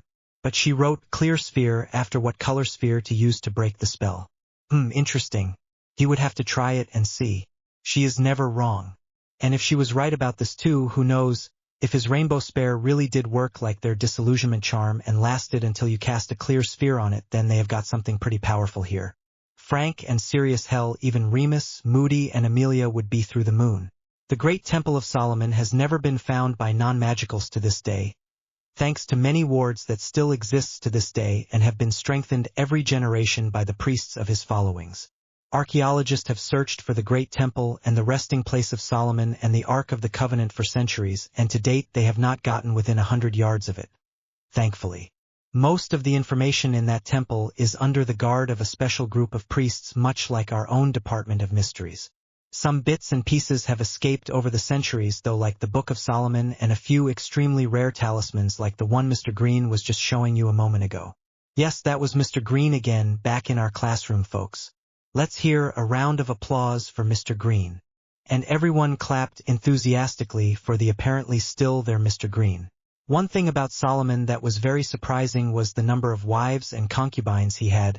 He had 700 wives and 300 concubines. But out of all of those arrangements only fathered 3 children that are ever mentioned. Some would ask why so many wives. Well, he decided that marrying someone was the fastest way to resolve a land dispute or a border issue, or practically any issue really. When he had an issue with one of his rivals, he would simply marry a royal daughter of their house, and Viola, the argument was over. This happened over and over again. He amounted a great deal of wealth from these marriages and arrangements over the years. Something as simple as passageway through your land, not a problem. Let's seal the deal with my marriage to your eldest daughter, and you shall have passageway to my land, and I shall have passageway to your land. Over and over again. The father of the bride would of course have to supply a dowry of appropriate amount for her, and again Solomon would practically have the bride's weight in gold, or silver or jewels, spices, bolts of fine cloth, chariots and horses, whatever the father of the bride felt his daughter was worth. Professor Lupin began. Now Solomon was also one of the wisest men of his time, and many disputes were put before him to settle. One famous one was about a child. 2 women claimed to be the natural mother of the child, and each refused to give up their claim of the child. So Solomon's resolution to the problem was to announce that they cut the child in half and each woman get half the child. One woman shouted out to stop the blade of the swordsman and that she relinquished her claim on the child. Solomon then gave the child to her fully, stating that she must be the true mother, and that she had the mother instincts to protect the child at all cost, even if that meant giving up the child for good, just to save the child's life. So mother and child left quite happily, and the other woman left with nothing. He continued, as to his magic, it is said that he used magic to control several demons, and had them build his castle and several other buildings for him, all under the control of one of the talismans that was made into a ring. Another ring he had allowed him to speak to the dead, and another allowed him view the memories of the living. Almost like the predecessor to a pensive perhaps. These rings were some of his most powerful objects he created, but were by no means the only magical talismans that Solomon created. Talismans that helped him see wards, talismans that allowed him to see auras, talismans that let you see far distances away, talismans to control the weather, talismans that allow flight without wings, talismans that to ease the pain of childbirth. It is said he even had a talismans to wake the dead, but to my knowledge it has never been found. Professor Lupin stated. Anthony Goldstein raised his hand and Professor Lupin nodded to him. Is it true he had a talismans that would turn wheat into gold? Professor Lupin shook his head. Not that I'm aware of. He did have visions of where to dig to get the ore needed to find the gold, but that is all I am familiar with. Harry raised his hand and was acknowledged. You said he had over 700 wives and 300 concubines, but only 3 kids.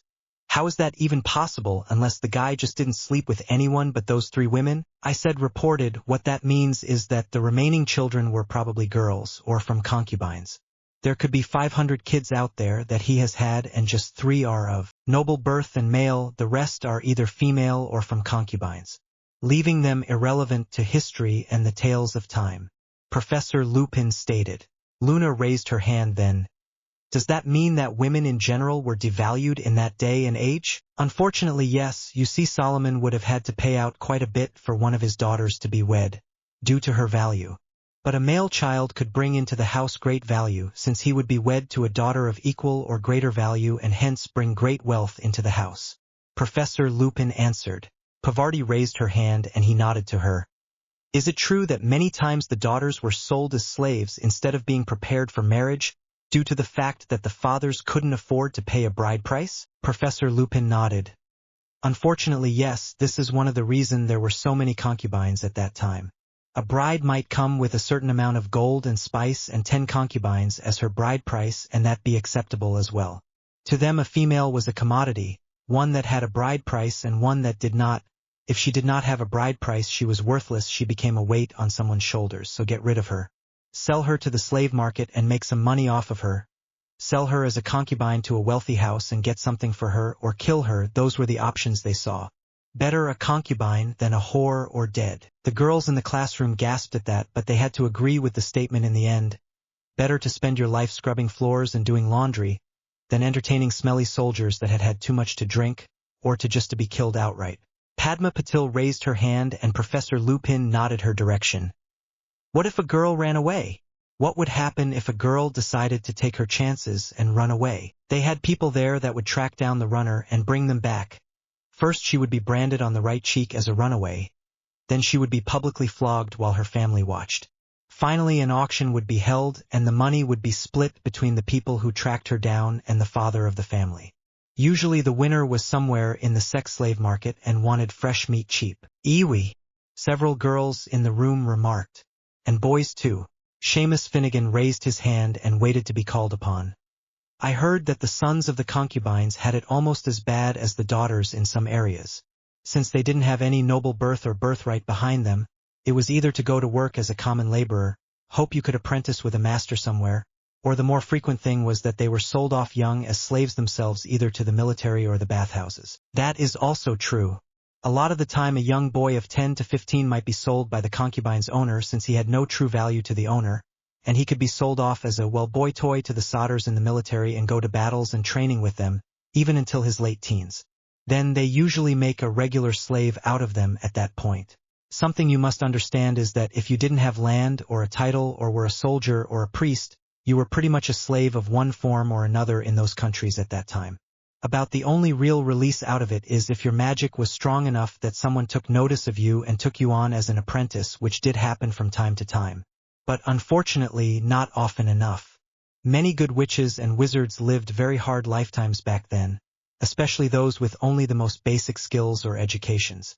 They didn't believe in educating females or concubines or slaves, so if you fell in any of those categories, unless you could impress them, you were pretty much lost to the pages of history. Their society was basically separated into regiments: the monarchy, the priesthood, the military, the aristocrats, scholars, merchants, entertainers, which include everything from dancers, actors, poets, fighters, wrestlers, artists of all forms, and yes, sex slaves, laborers and slaves. I should say that only 20% of the population came from the first 6 categories. The other 80% came from the last 3 categories, with a heavy focus on the slave and labor area specifically. Why hire someone to do the work when you can go down and buy someone outright and be done with it? The only reason was, quite frankly, you don't have to pay taxes on a laborer, you do have to pay taxes for any slaves you own. Professor Lupin stated. I think we have gotten way off topic anyway. The social standing during Solomon's reign is not exactly what we should be focusing on, no matter how mentally challenging it is. We should try to focus on King Solomon as an individual and what he managed to accomplish during his lifetime. Michael Corner raised his hand. I once heard a story where Solomon went to a dinner in his honor at a rival's palace. Before he drank the wine, he dipped the talisman he kept around his neck into the glass. It hissed, and so Solomon poured the wine into his rival's dog's dish, and 3 of his hounds fought over drinking the wine. They all 3 dropped dead. Did he really have a talisman that could test for any poison? Or did he just get lucky, and he had the right talisman on that night? I have read that he had a talisman that could indeed detect poisons, whether all of them or just the most common I don't know. But I would say someone as intelligent as Solomon would find a way to put as many poisons in there as possible. Professor Lupin answered. About that time the bell rung, and it was time for next class. Okay folks, our next individual is Zarathustra, so make sure you have read that section by our next class. With that, everyone grabbed their notes and writing equipment and put it away and made for the dining hall for lunch. Everyone was gathered outside the potions classroom waiting for the doors to open, and when they did, they all headed inside and found their traditional seats. They had potions with Slytherins again this year, and everyone sat in the same configuration that they had last year. Although this year Blaise Zabini moved back to sit next to Draco Malfoy, where Pansy Parkinson used to sit. Well, except there was a seat between him and Malfoy. That left Nott, Greengrass, Bulstrode, and Davis on the front row, with Malfoy and Zabini right behind them. The Gryffindor side was unchanged: Pavarti, Neville, Harry, and then Luna on the front row. Then Dean Thomas and Seamus Finnegan on the next row, followed by Lavender Brown in the back. Everyone came in and sat down and took out their equipment and began to get ready for class. Pavarti was so used to calibrating her scales by now she was an old hat at it, and did so without even thinking about it, and wiped everything down as well, just like the others did before class ever even started. Professor Lovegood came in and saw that everyone was there, so she sealed the doors and headed to her station at the center of the room. Today we are going to make confusing concoction. This is basically the liquid form of a confundus curse. I am sure you are wondering why on this Merlin's be damn world you would ever need a confusing concoction. Let me give you an example. In 1941 there was a skirmish outside of Manchester. Grindelwald almost certainly had them outnumbered, and he certainly had them outgunned. So one of the villagers' wives went into her potions lab and created this potion and gave it to one of their soldiers. They took the potion and poisoned the enemy's water supply with it.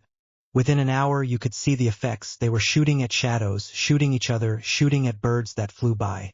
They didn't know what they were supposed to be shooting at. Some didn't even shoot at all.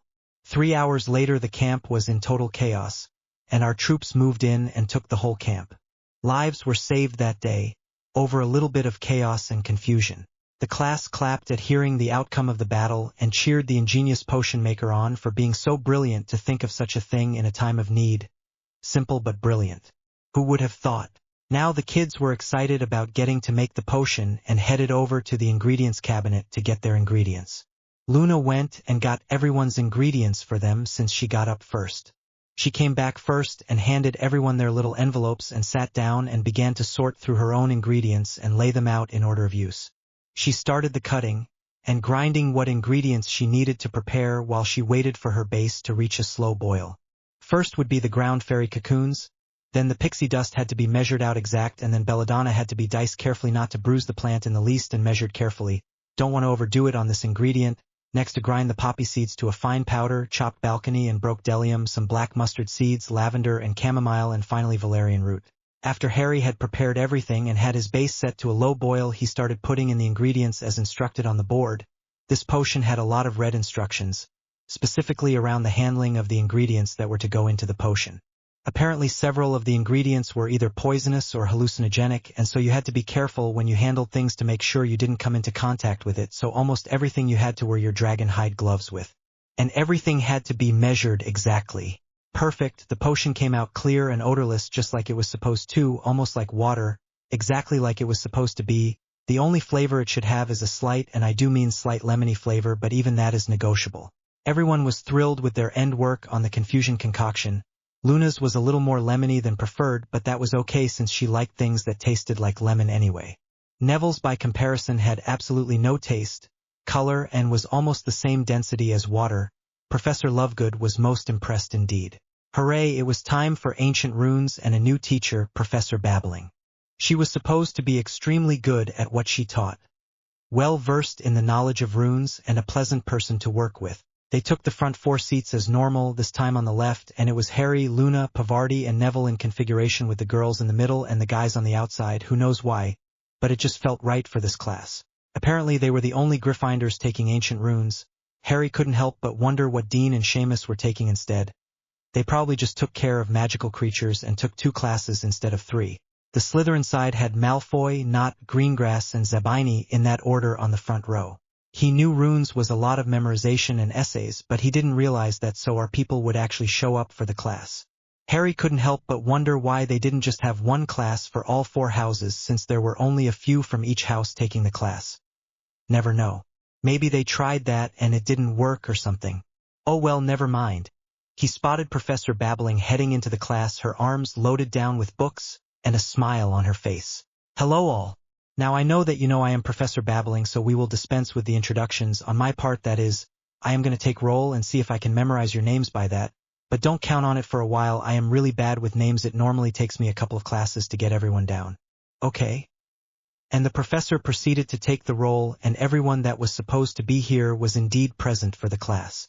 Alright, some of you I am sure have gone through and looked at the book and gotten a fairly good idea of what we will discuss of today, but if not, that's okay. Runes are not a language as a lot of people think, but an alphabet, an old Germanic alphabet. Each symbol represented a sound. Initially, there were 24 runes in the alphabet. It was named Futhark after the first 6 symbols in the alphabet. Fehu, F, Uras, U, Thurisas, Th, Ansas, A, Raidho, R, Kaunan/Kenas, K. It is believed that the runes were first created around the time of Odin somewhere in Scandinavia. By the year 500 they were being used by the Germanic peoples from the Black Sea in the south to Norway and England in the north. She explained. Norse legend states that Odin, the god of magic and wisdom, was always in search of absolute knowledge, but such knowledge cannot be attained by our rudimentary senses.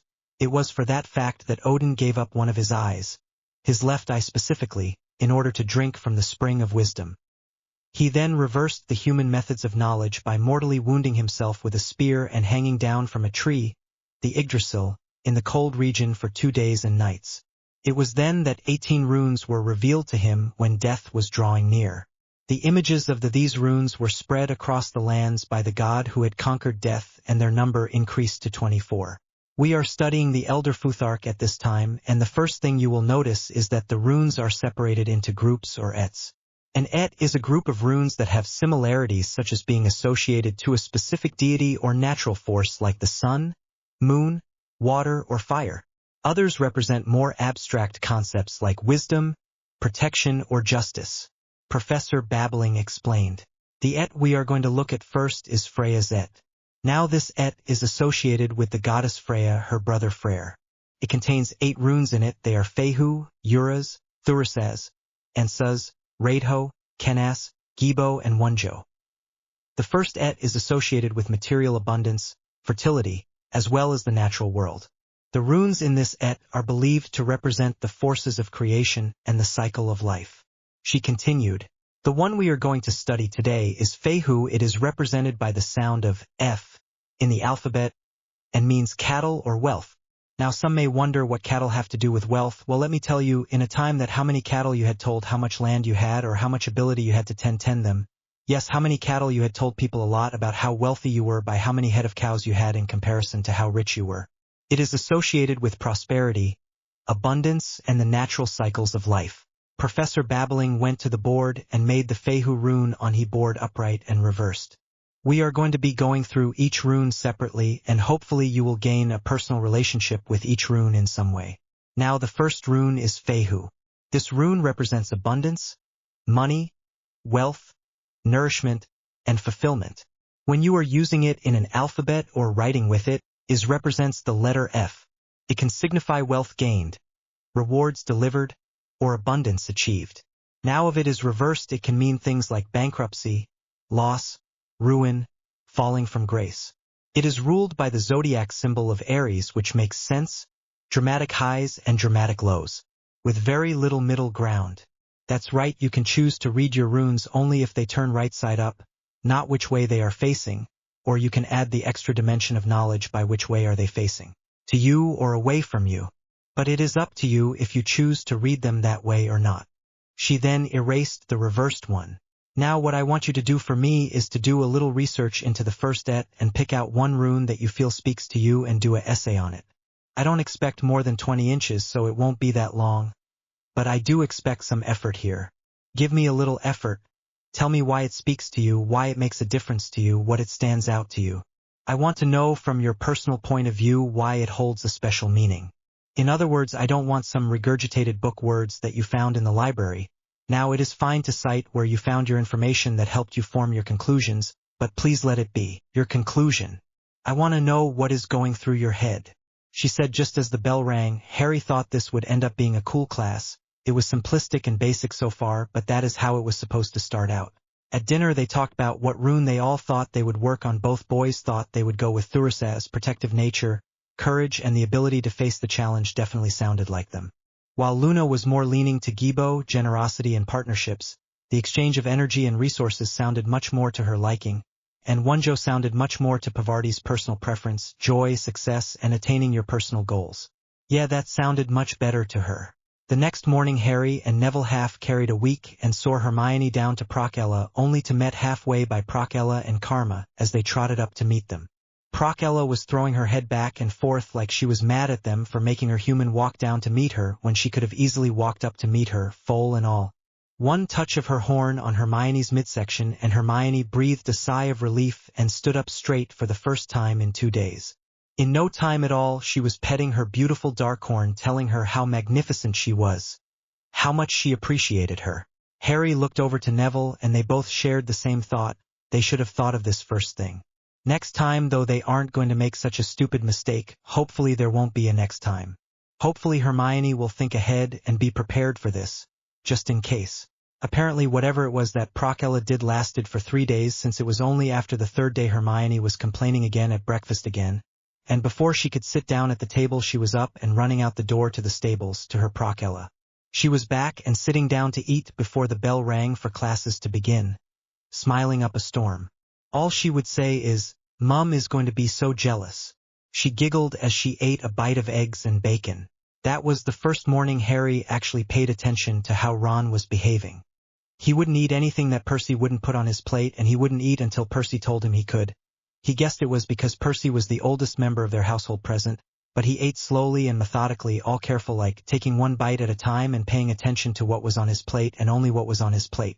He didn't talk to anyone else or try to converse with anyone during mealtime. He just ate. From what the twins said, he was doing okay in his classes, keeping up and all. He did all the work that was expected from him and didn't complain at all. In fact, Harry hadn't heard anything from the guy at all since he had gotten back. Nothing.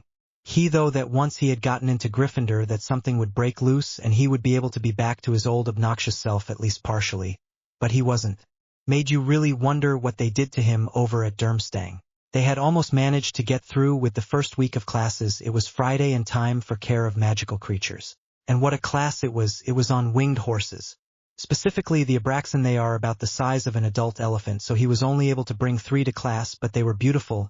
A friend of Professor Lovegood's has a herd in Italy and let him borrow them for his class this year, so he was enjoying his time with them.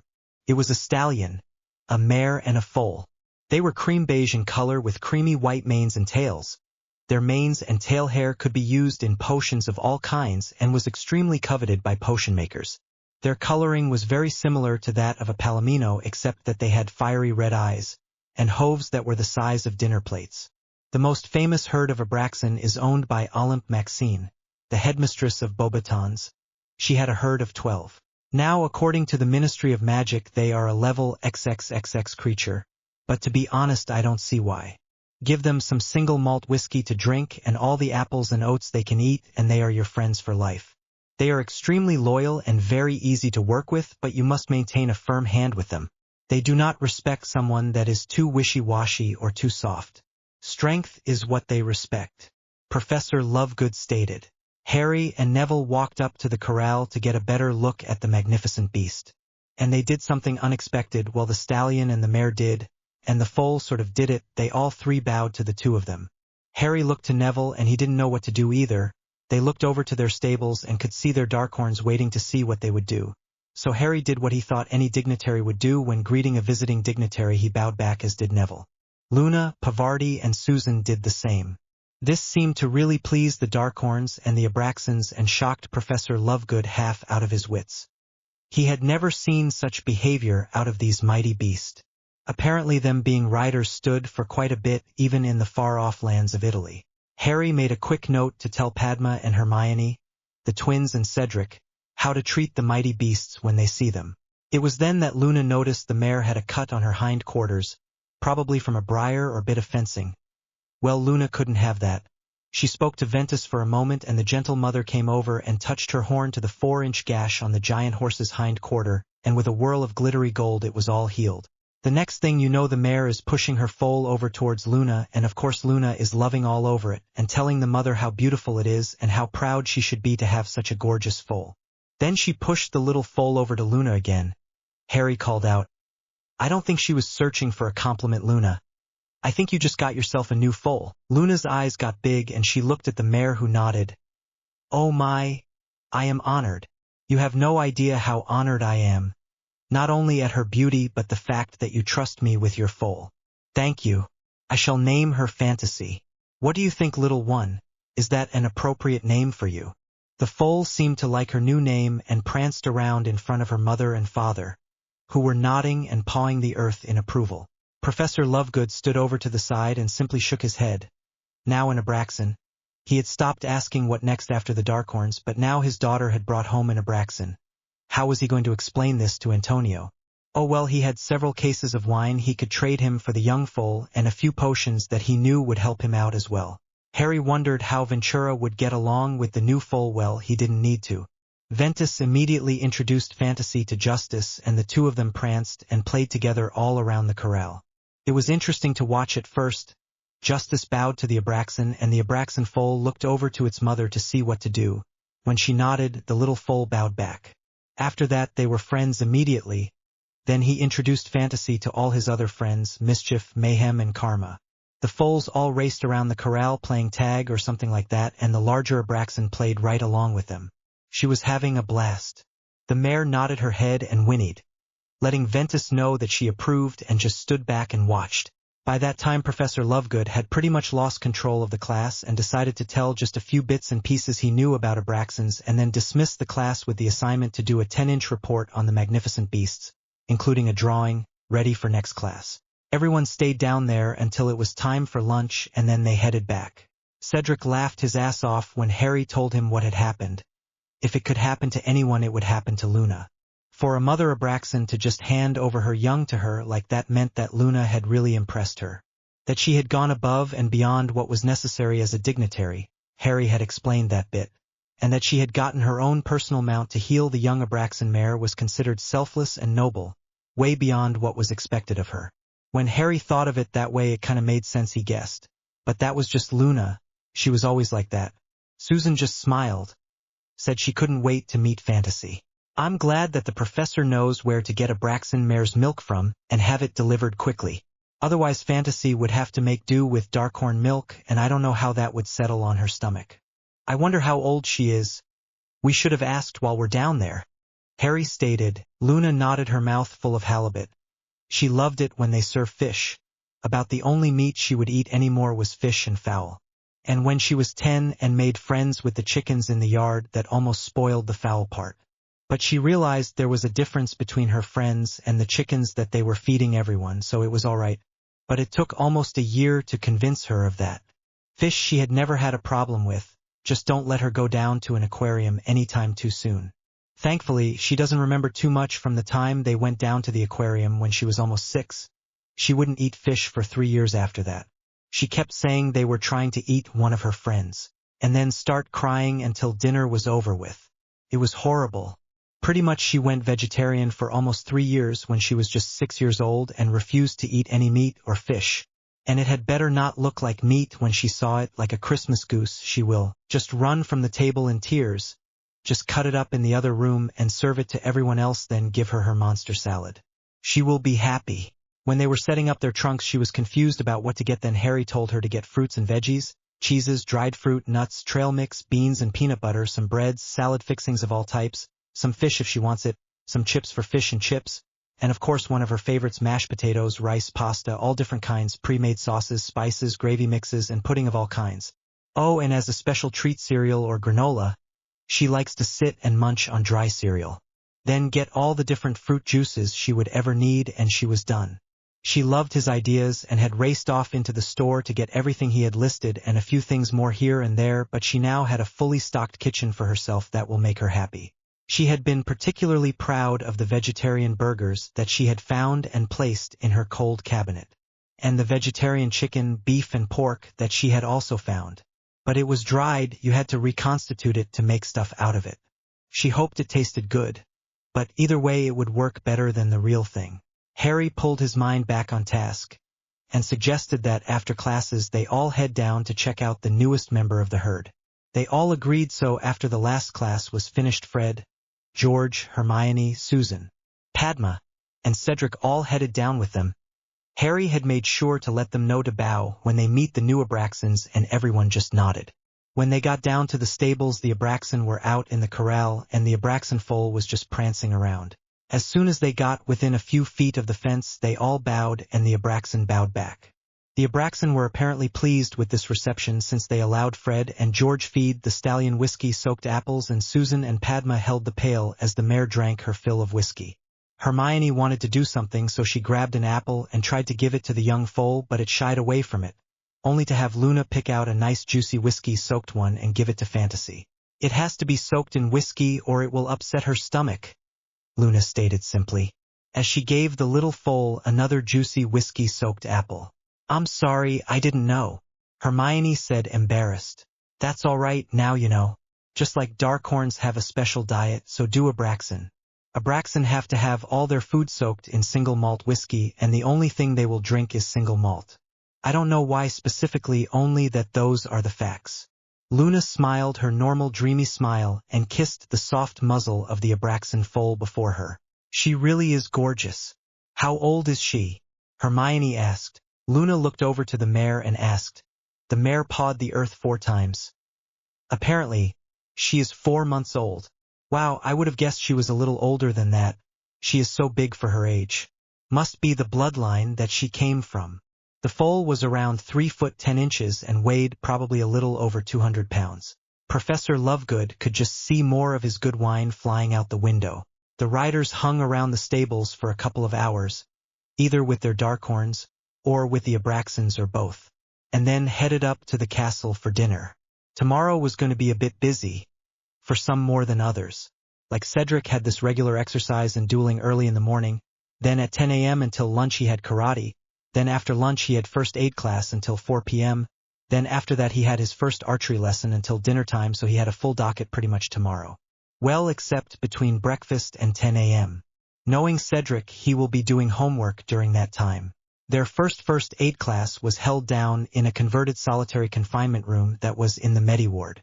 All of the riders were there, as well as Daphne Greengrass of Slytherin, Roger Davies of Ravenclaw, and Dean Thomas from Gryffindor. Normally I don't teach this class to anyone less than 4th year, but since there were so many wanting to take the class, I made an exception. Now most of you know who I am, but for those that do not, I am Madame Poppy Pomfrey, the on-staff Mediwitch. I have worked with Hogwarts for 23 years, so I probably saw some of your parents come through those doors in their time. She stated and indicated to the doors of the Medi-ward.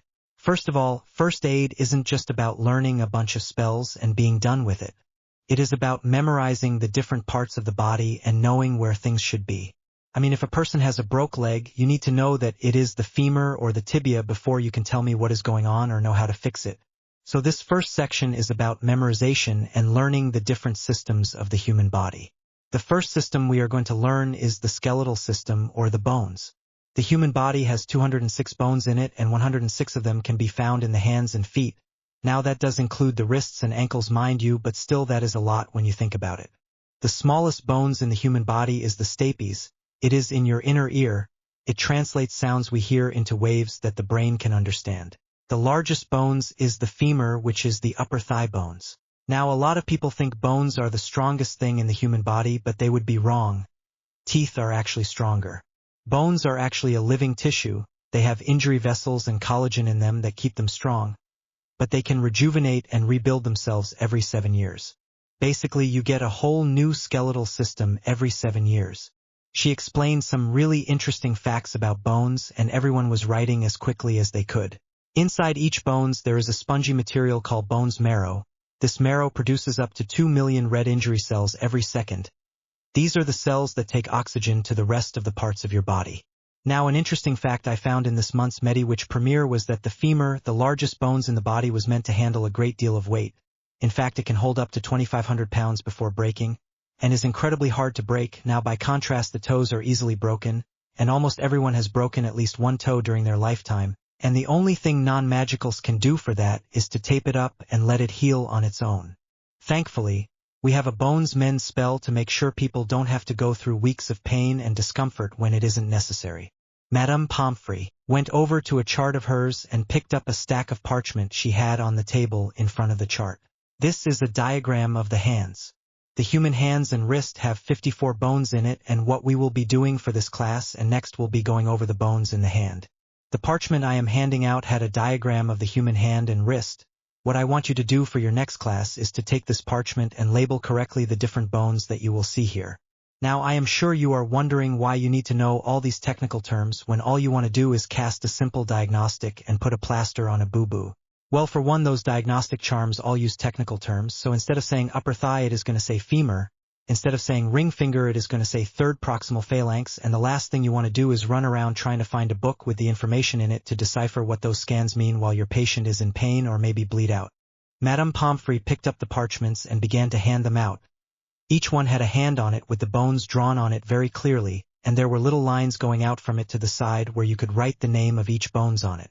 Any questions so far? Madame Pomfrey asked. Cedric raised his hand.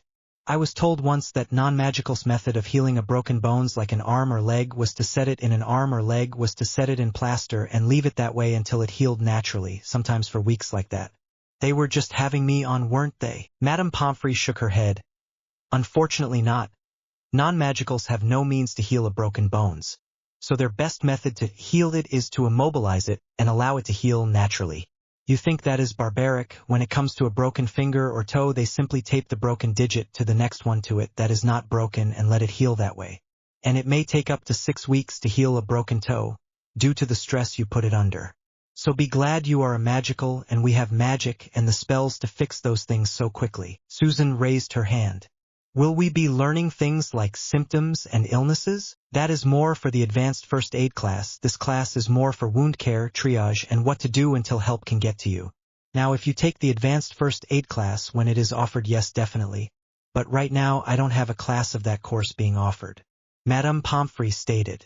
Harry raised his hand. Will we learn how to triage patients correctly? Yes, you will. If they are breathing and not bleed, they can wait is my motto. Check through everyone else first, then go back through another round.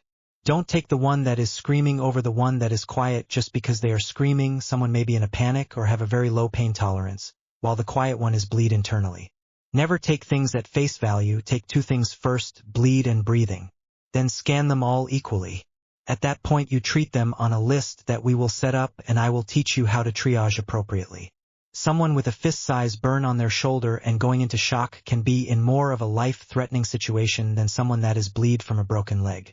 Triage is always important. The hardest part about triage is if you know the victims and you are having to decide to put someone you don't like ahead of someone you love. And trust me, it may happen. Madame Pomfrey explained. Luna raised her hand.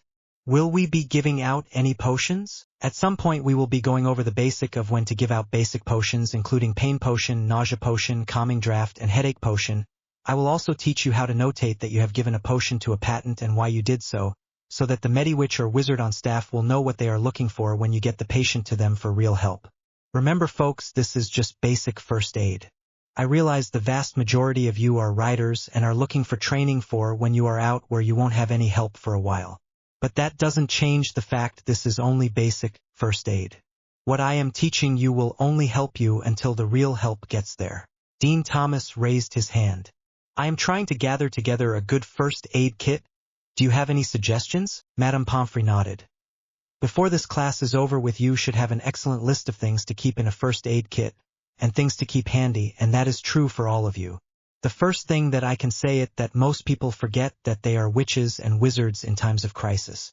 A simple ferula will bandage up just about anything by spinning a bandage out the tip of your wand to wherever you have it pointed. Having plenty of bandages on hand is great and always handy, but honestly in times of great need not really practical. One spell, ferula, takes that away. Now Mr. Longbottom, come up here, you're going to be my wounded person today. She motioned for Neville to come up front and to sit on the table at the front. Alright, now first we need some cotton to absorb the bleed, so Bombasho. Then we need to wrap the gauze around the wound to keep the cotton in place, so ferula. And there you have it. Now if it is the head, simply wrap your wand around the head like so. And the ferula will follow right along with you. Now if you want to get down and dirty with it, it should be sarcasmus, followed by putting the cotton padding on, so Bombasho. And finally ferula. Pavarti raised her hand to that. What was that first one again? And what was it for? Sarcasmus. It means to disinfect or sterilize. If you don't know how long it will be before you will have help there, I recommend you use it every time.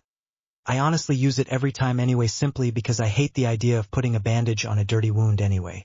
Madame Pomfrey stated. The only problem with that one is that it may start the wound to bleed a little if dirt or debris have been clogging up the wound and have kept it from bleed for a while, and you remove all of that gunk and now it is free to bleed fresh. It might get a little messy. But believe me, it is better off than with all of that garbage in there bringing germs, and Merlin knows what into the picture. Fred raised his hand.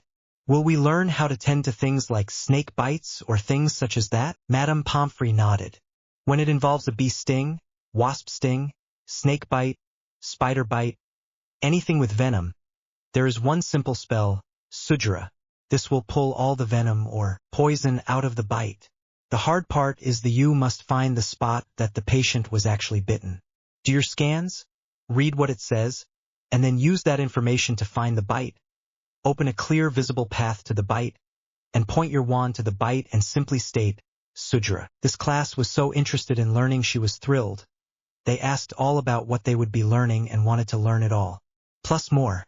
This was going to be a brilliant year. These students were some of her most challenging and enthusiastic that she had ever had, undoubtedly because of the whole writers thing, but they were all brilliant in their own right anyway. She had each student come up and practice doing bandages on her or Neville, and then had Neville practice on her. And then it was time to end for the day.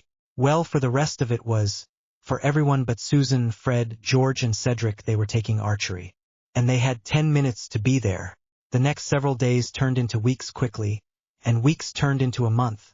Before they knew it, it was time for Halloween all over again. Halloween and their very first Hogsmeade trip. Everyone was extremely excited, their first time getting to go to Hogsmeade together and all. They all dressed up in their black basilisk hide outfits and met outside of the main entry hall as soon as they got changed after care of magical creatures. Since no one else had a class the rest of the day, they had decided to have lunch in Hogsmeade and make a day of it. The twins and Cedric both had early morning and mid-morning classes, but nothing after that, so they were free for the afternoon too. Hermione and Padma didn't have any classes on Friday until 4 o'clock, so they were good. Everyone was so excited. They were all making plans about where to go and what they wanted to see. They headed in too and finally all got to the entry hall, and then they all headed out, standard formation tier 1 in the first carriage, Tier 2 in the second carriage and Tier 3 in the third carriage, and they all made it down to the village without a problem. Everyone decided to eat first, so they headed to the 3 broomsticks and they grabbed 2 tables and put them together and sat down to order. They had made it through about half their meal when they heard a commotion coming from outside. Rosmerta went over to the door and looked outside. "What in the name of heavens? What's up there, girl?" One of the patrons asked her jovially. "Looks like there is a bunch of people fighting out there," was all she got out before Harry was out of his seat and at the door looking out. "Damn Death Eaters. Susan, call you Aunt. Cedric, contact McGonagall. Padma, set this place up as triage station 1. From the looks of it, we may need more than one. Hermione, let no one near that fireplace that you don't recognize. It will be a one-way trip to the castle.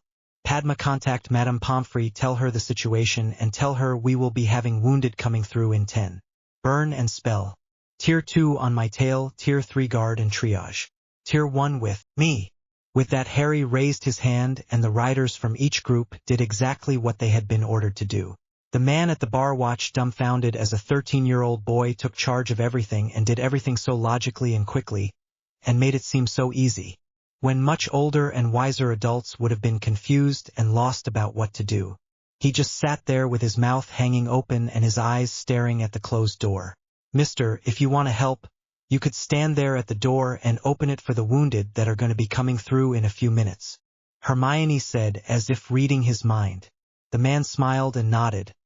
Okay, he could do that. He took out his wand and stood by the door, watching through the crack in the door. And sure enough, not 2 minutes later here came Neville, half carrying a first year, through the door. The man swung the door wide open and Neville passed the boy off to Padma and raced out again. Susan pointed her wand at a clear place in the 3 broomsticks, expecto patronum. Her mighty lioness roared to life as it leapt out of her wand and prowled around the room looking for danger. When it couldn't find any, it went back over to Susan and she said, "I need you to take a message to my Aunt Amelia Bones. Priority 1 to Senior Director Bones. Priority 1 to Senior Director Bones. Death Eaters in Hogsmeade. Approximately 30. Students present. Riders present. Taking on wounded. Priority 1 to Senior Director Bones. Now hurry." With that, Susan sent off her Patronus and the huge lioness left through the door of the restaurant and was gone. "Me next," Cedric spoke up. "Expecto Patronum." And a beautiful Darkhorn mare pranced out of his wand. When did that change? It used to be a badger. When the Darkhorn couldn't find anything to chase or challenge, it trotted over to Cedric and stared at him for a moment. Then Cedric stated, "I need you to take a message for me to Headmistress Minerva McGonagall of Hogwarts. Headmistress McGonagall, Death Eaters are attacking Hogsmeade. Approximately 30. Students injured. Sending students through to Madame Pomfrey in 10 minutes. Need assistance immediately.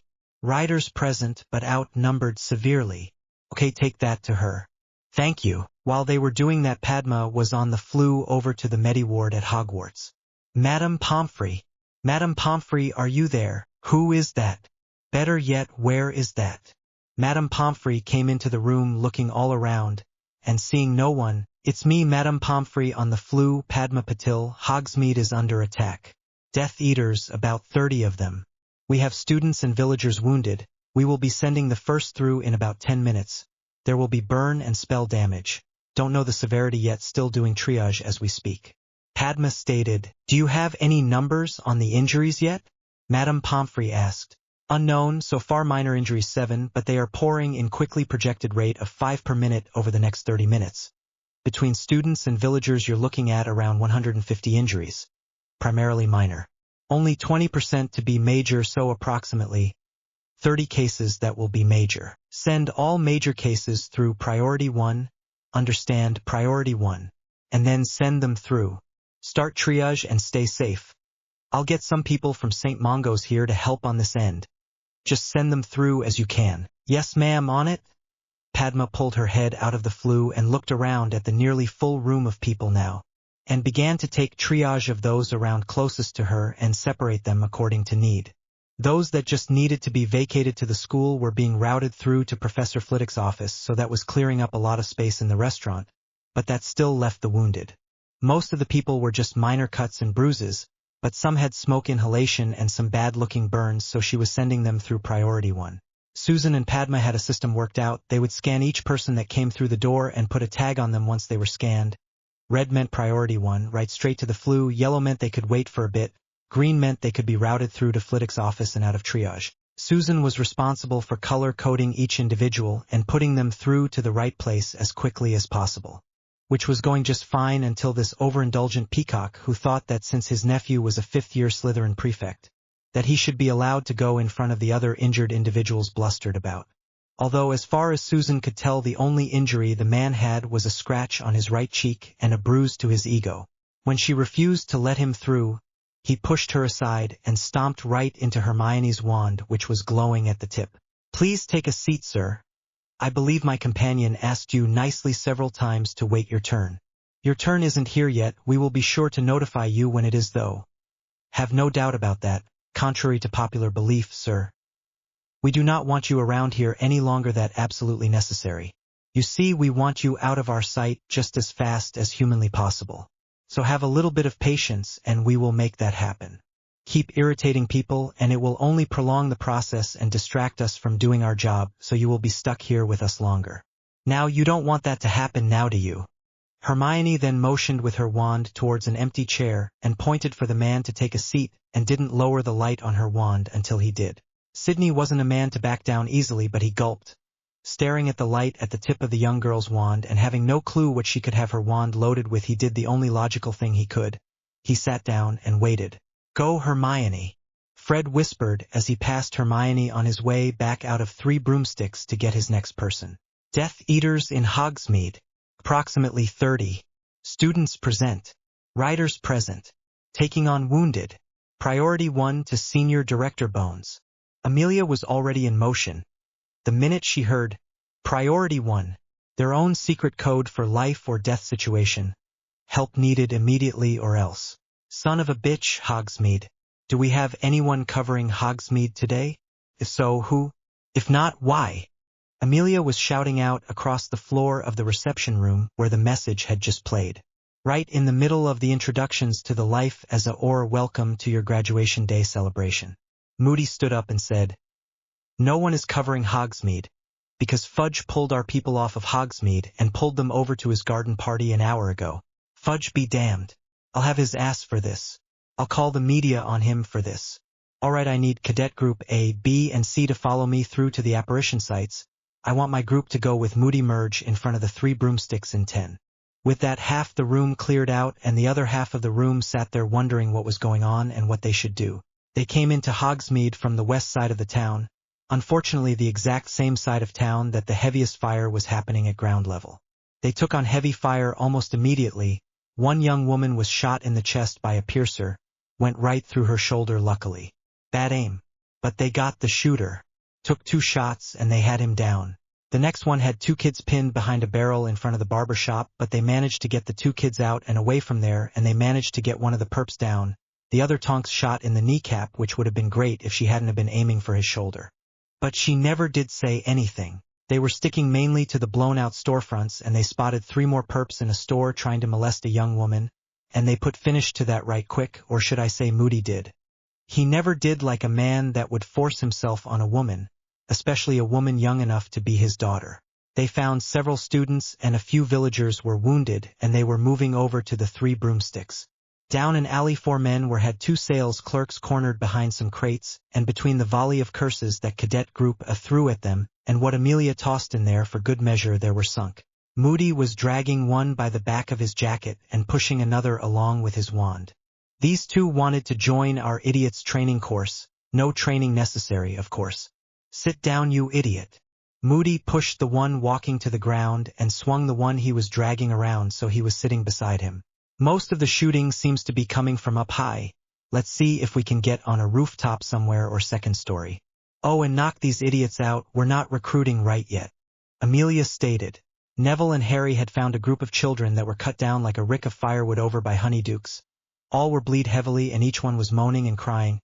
He didn't know if this would work, but he would never know unless he tried. Harry put each child on a stretcher, then tied each stretcher to the one in front of it. Then cast a feather-weight charm on each of them. Then harnessed them all to him, and then he took off running. They all followed him as he ran down to the 3 broomsticks. As soon as he got to the door of the restaurant, he released the featherweight charm and the follow me charm and then handed the kids inside one at a time, having Fred and George set them up along one wall. Have you seen who is doing this all? The man at the bar asked. Death Eaters, about 30 of them. They're cutting down the kids faster than we can get the kids inside the buildings, Harry said as he turned and headed out with Neville, Luna, Pavarti, Fred and George on his heels. He's serious? The man paled. He would never joke about Death Eaters, Mr.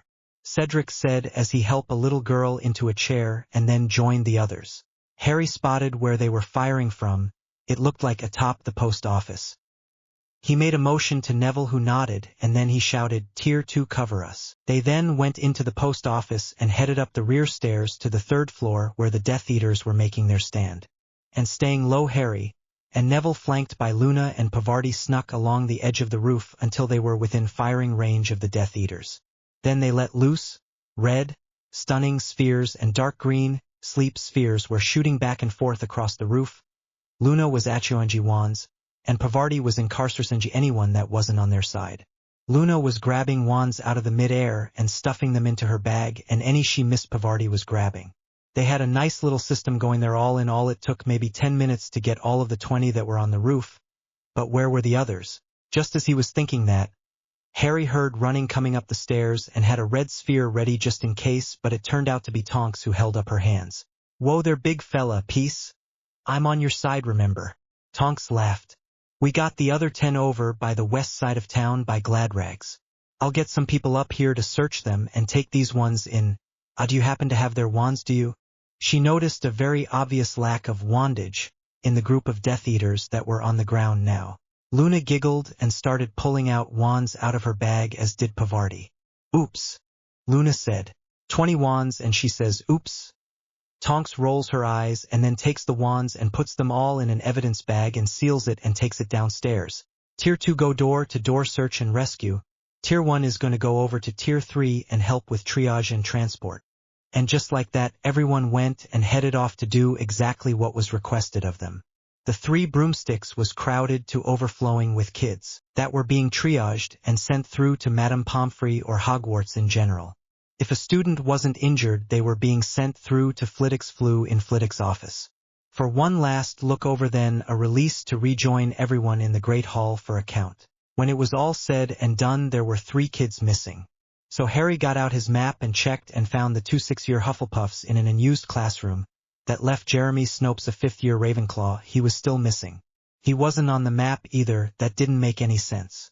They started doing a door-by-door search of Hogsmeade and finally found him in a room above the Hogshead that was rented to a Lewis Branshaw, a 19-year-old young man. Alberforth swore he knew nothing about a second person in the room and kicked both of them out of his establishment, saying he ran a clean place there, not a brothel. And then the headmistress had to notify Mr. Snopes' parents about Mr. Branshaw's existence, since Mr. Snopes was still a minor and all. To say his parents hit the roof would be taking it mildly. They immediately forbid him from ever seeing Mr. Branshaw again, and threatened to press charges against Mr. Branshaw if he came near their son. They even went the route of saying if they so much as heard of him contacting their son that they would call the authorities. Then Jeremy got sick of it all and stood up for himself and said that if they didn't back off, that he would tell the authorities just exactly how much money he makes skimming off of Fudge's books last year. Being Fudge's accountant does have its privileges, doesn't it, Daddy dearest? Mr. Snopes was aghast at what his son said. He could hardly believe his ears. This is the way it is going to be, Daddy dearest. Jeremy glared at his father, who was staring at his son wide-eyed. Lewis and I are in love. We have been for 3 years. We intend to get married. You will rent a small, but nice apartment or house for us here in Hogsmeade for us to have until after I graduate. You will pay for it up front in its entirety. You will not try and prevent us from seeing each other or try to come between us. If you do, then all the paperwork I have copied for the last 3 years will make it to the Department of Magical Law Enforcement. Do I make myself completely clear? The only thing that Mr. Snopes could do was sit there and nod. He had raised a son to always get the goods on his enemy, just in case. He just never thought he would end up being his son's enemy. Harry had listened to the whole thing kind of surprised. After all, he had been part of the search party that had looked for Jeremy when they thought he might have been hurt somewhere or perhaps captured or something. but they never expected it to turn out the way that it did. Hell, they never expected the day to turn out the way that it did. Riders with me. We're going over to the Medi ward and see if Madame Pomfrey needs any help. Anyone have any questions? Harry asked, and then gathered all the riders up and headed over to the medical ward and asked Madame Pomfrey what she needed them to do. Start with that row by the front door, mostly cuts and bruises, but disinfect. Then heal it if it is minor with episki, or disinfect and bandage it. I will look at it later. Madame Pomfrey was so grateful for the help. All she had was herself and 2 house elves right now. That were great, but they only followed instructions.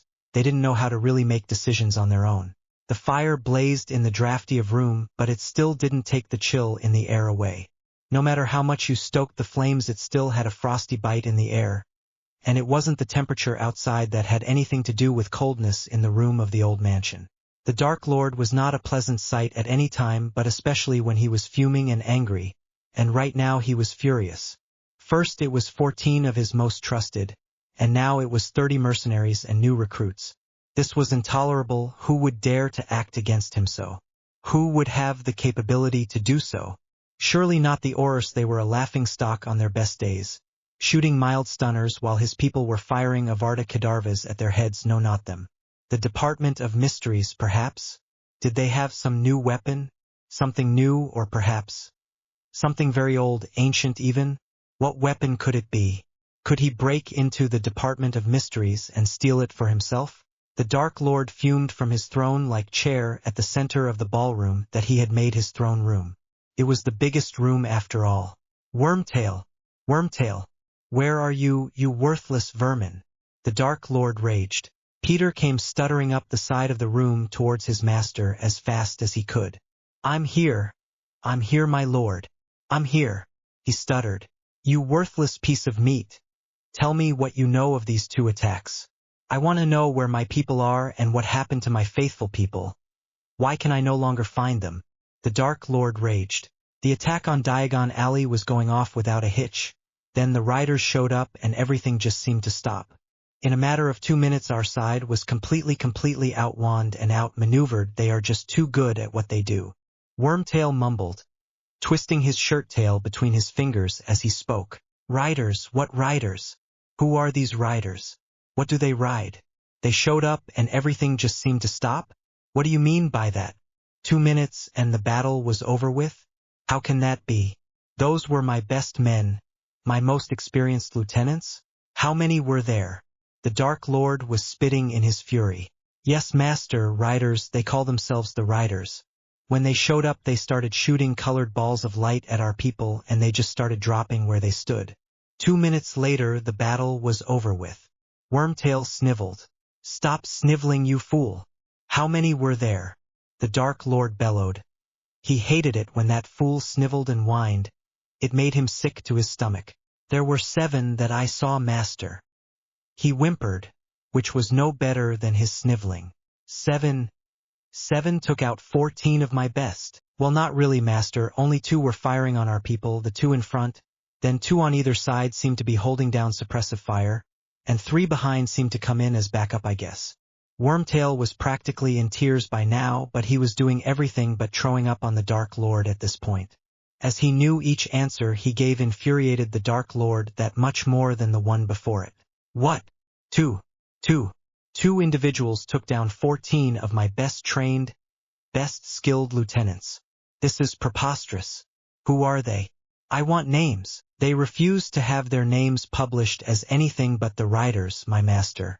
I looked at every publication I could find, and found nothing with a single name anywhere on it.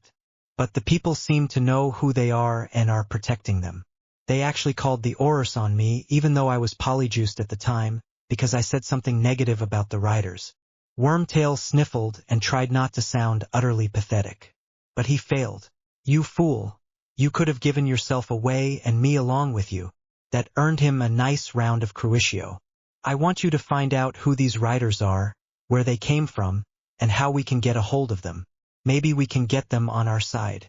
And Wormtail, crucio. No more mistakes. Come Nagini, the air in here is rather rancid at the moment.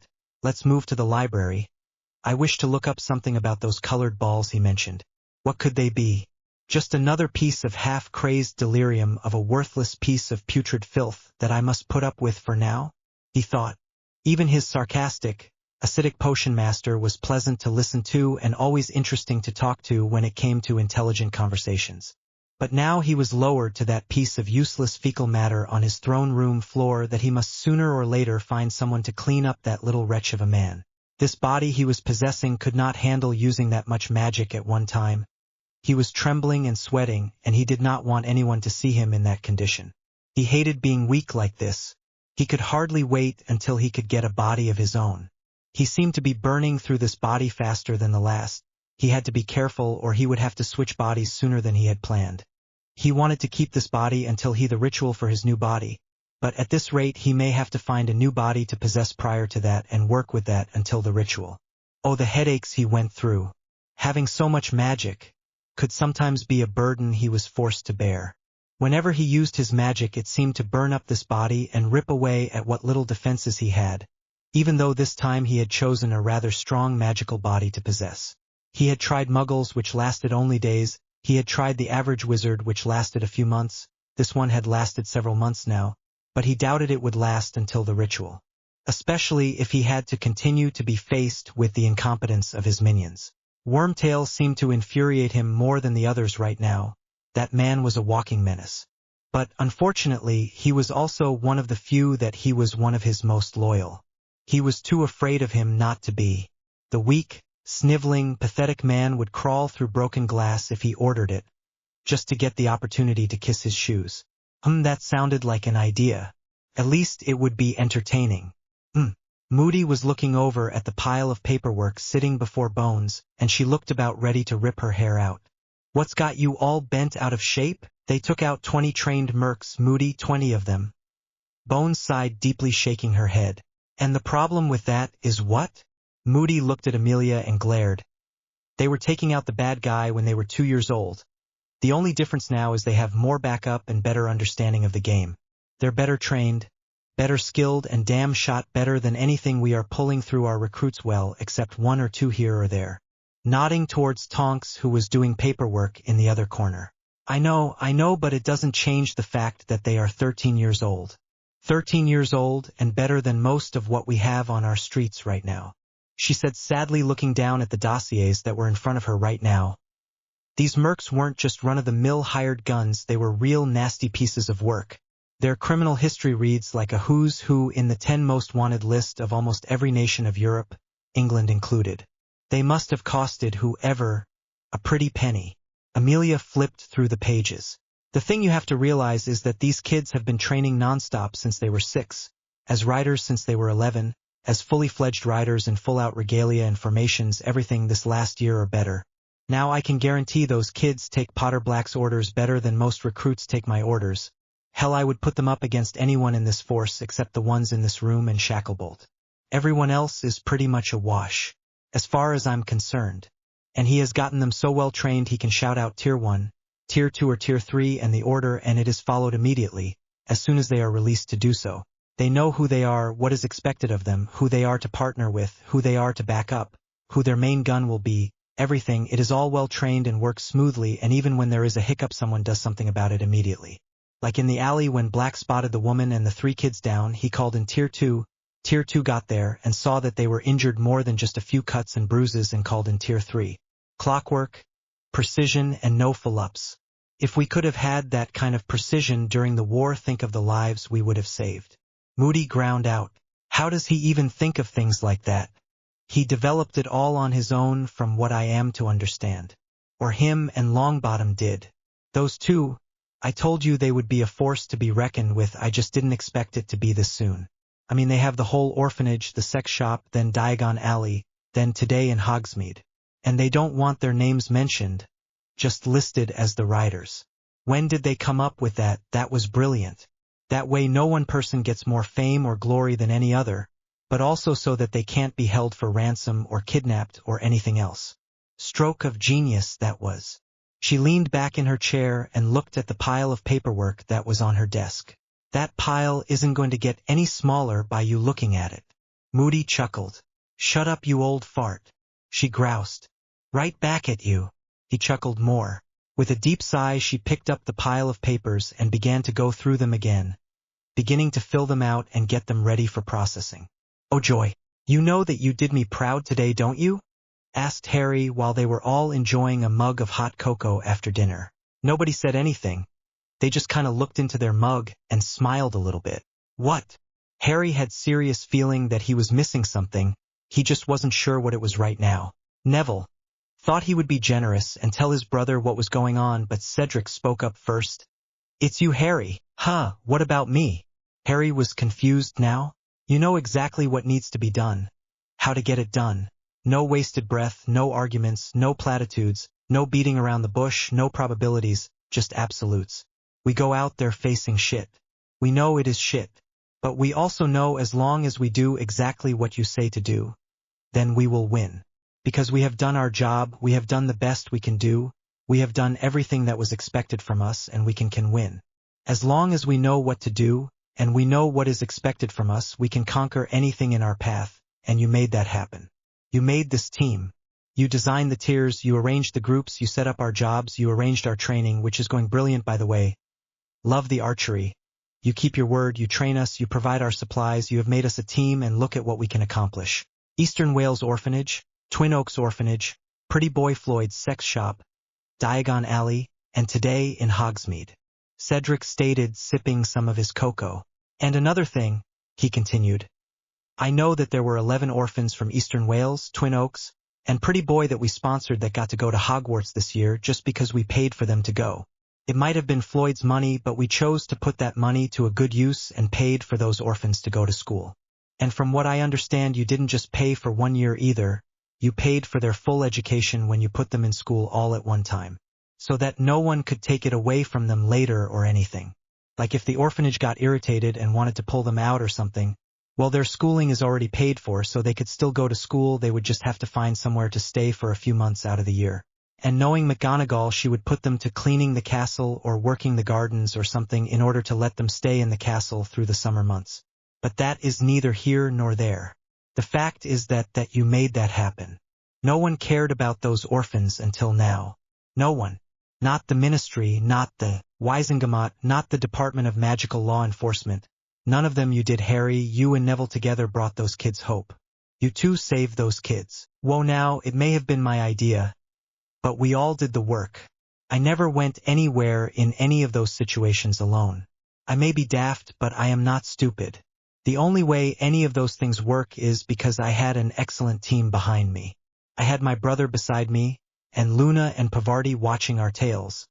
Then Tier 2 backing us up. Tier 3 ready to pick up the pieces. It has never been a one-man show, so don't give me all the credit, I won't take it. I may know what needs to be done and how to give an order, but I would never be able to do it without the right person in the right place at the right time doing the right job.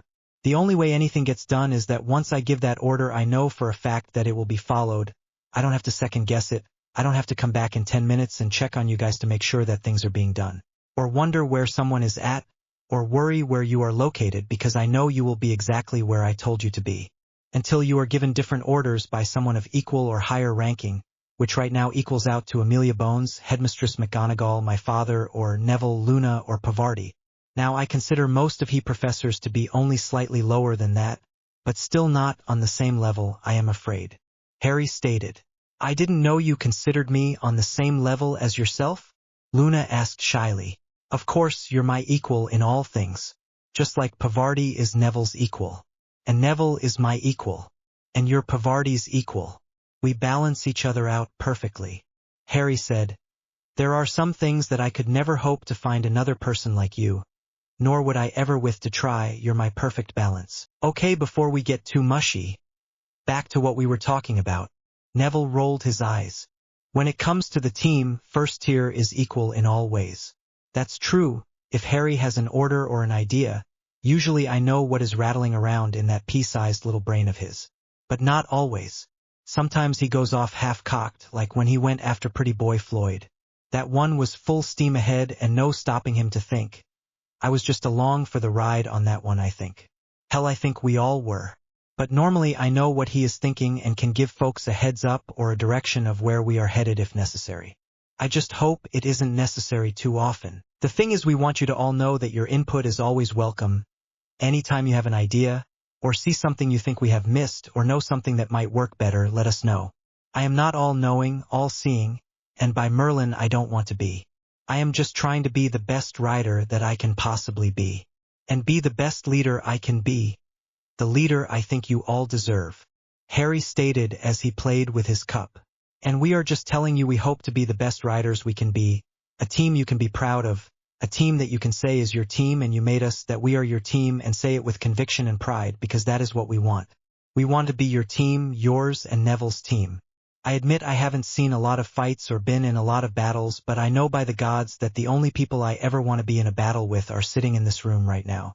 The only people I trust and to have my back, the only people that I trust to lead me are right in this room. Cedric stated, and the rest of the room clapped, or nodded, or both. Okay, enough of the sappy annoying stuff, now down to business. We have a few new inventions to bring to everyone's notice. Fred smiled real big. For some reason Harry wanted to grimace but didn't. What's you got in research and development? First is the flashbang grenade. It looked like a rubber ducky, but I guess everything has to look like something. You with off the safety and squeeze its stomach until you hear a click. At that point it is armed. Then toss it. You have 5 seconds and it will make a huge flash of light and a loud bang sound. Harry immediately took 10 of them and put them in his trench coat, and Neville and Cedric took 5 each. That leaves about a basket left for them to play with in the field. The next little gem is called the whirligig. This one is a firecracker. It spins in place, lighting up an area about 4 foot around it with bright white light as it spins and whistles loudly. Great for a distraction and quite pretty too. George introduced those. They were no bigger than a slice of bread, but they had pretty sparkles on them anyway.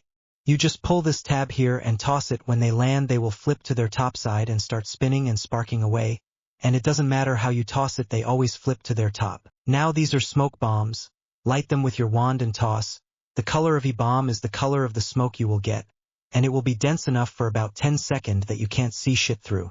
Fred had a couple of handfuls of them.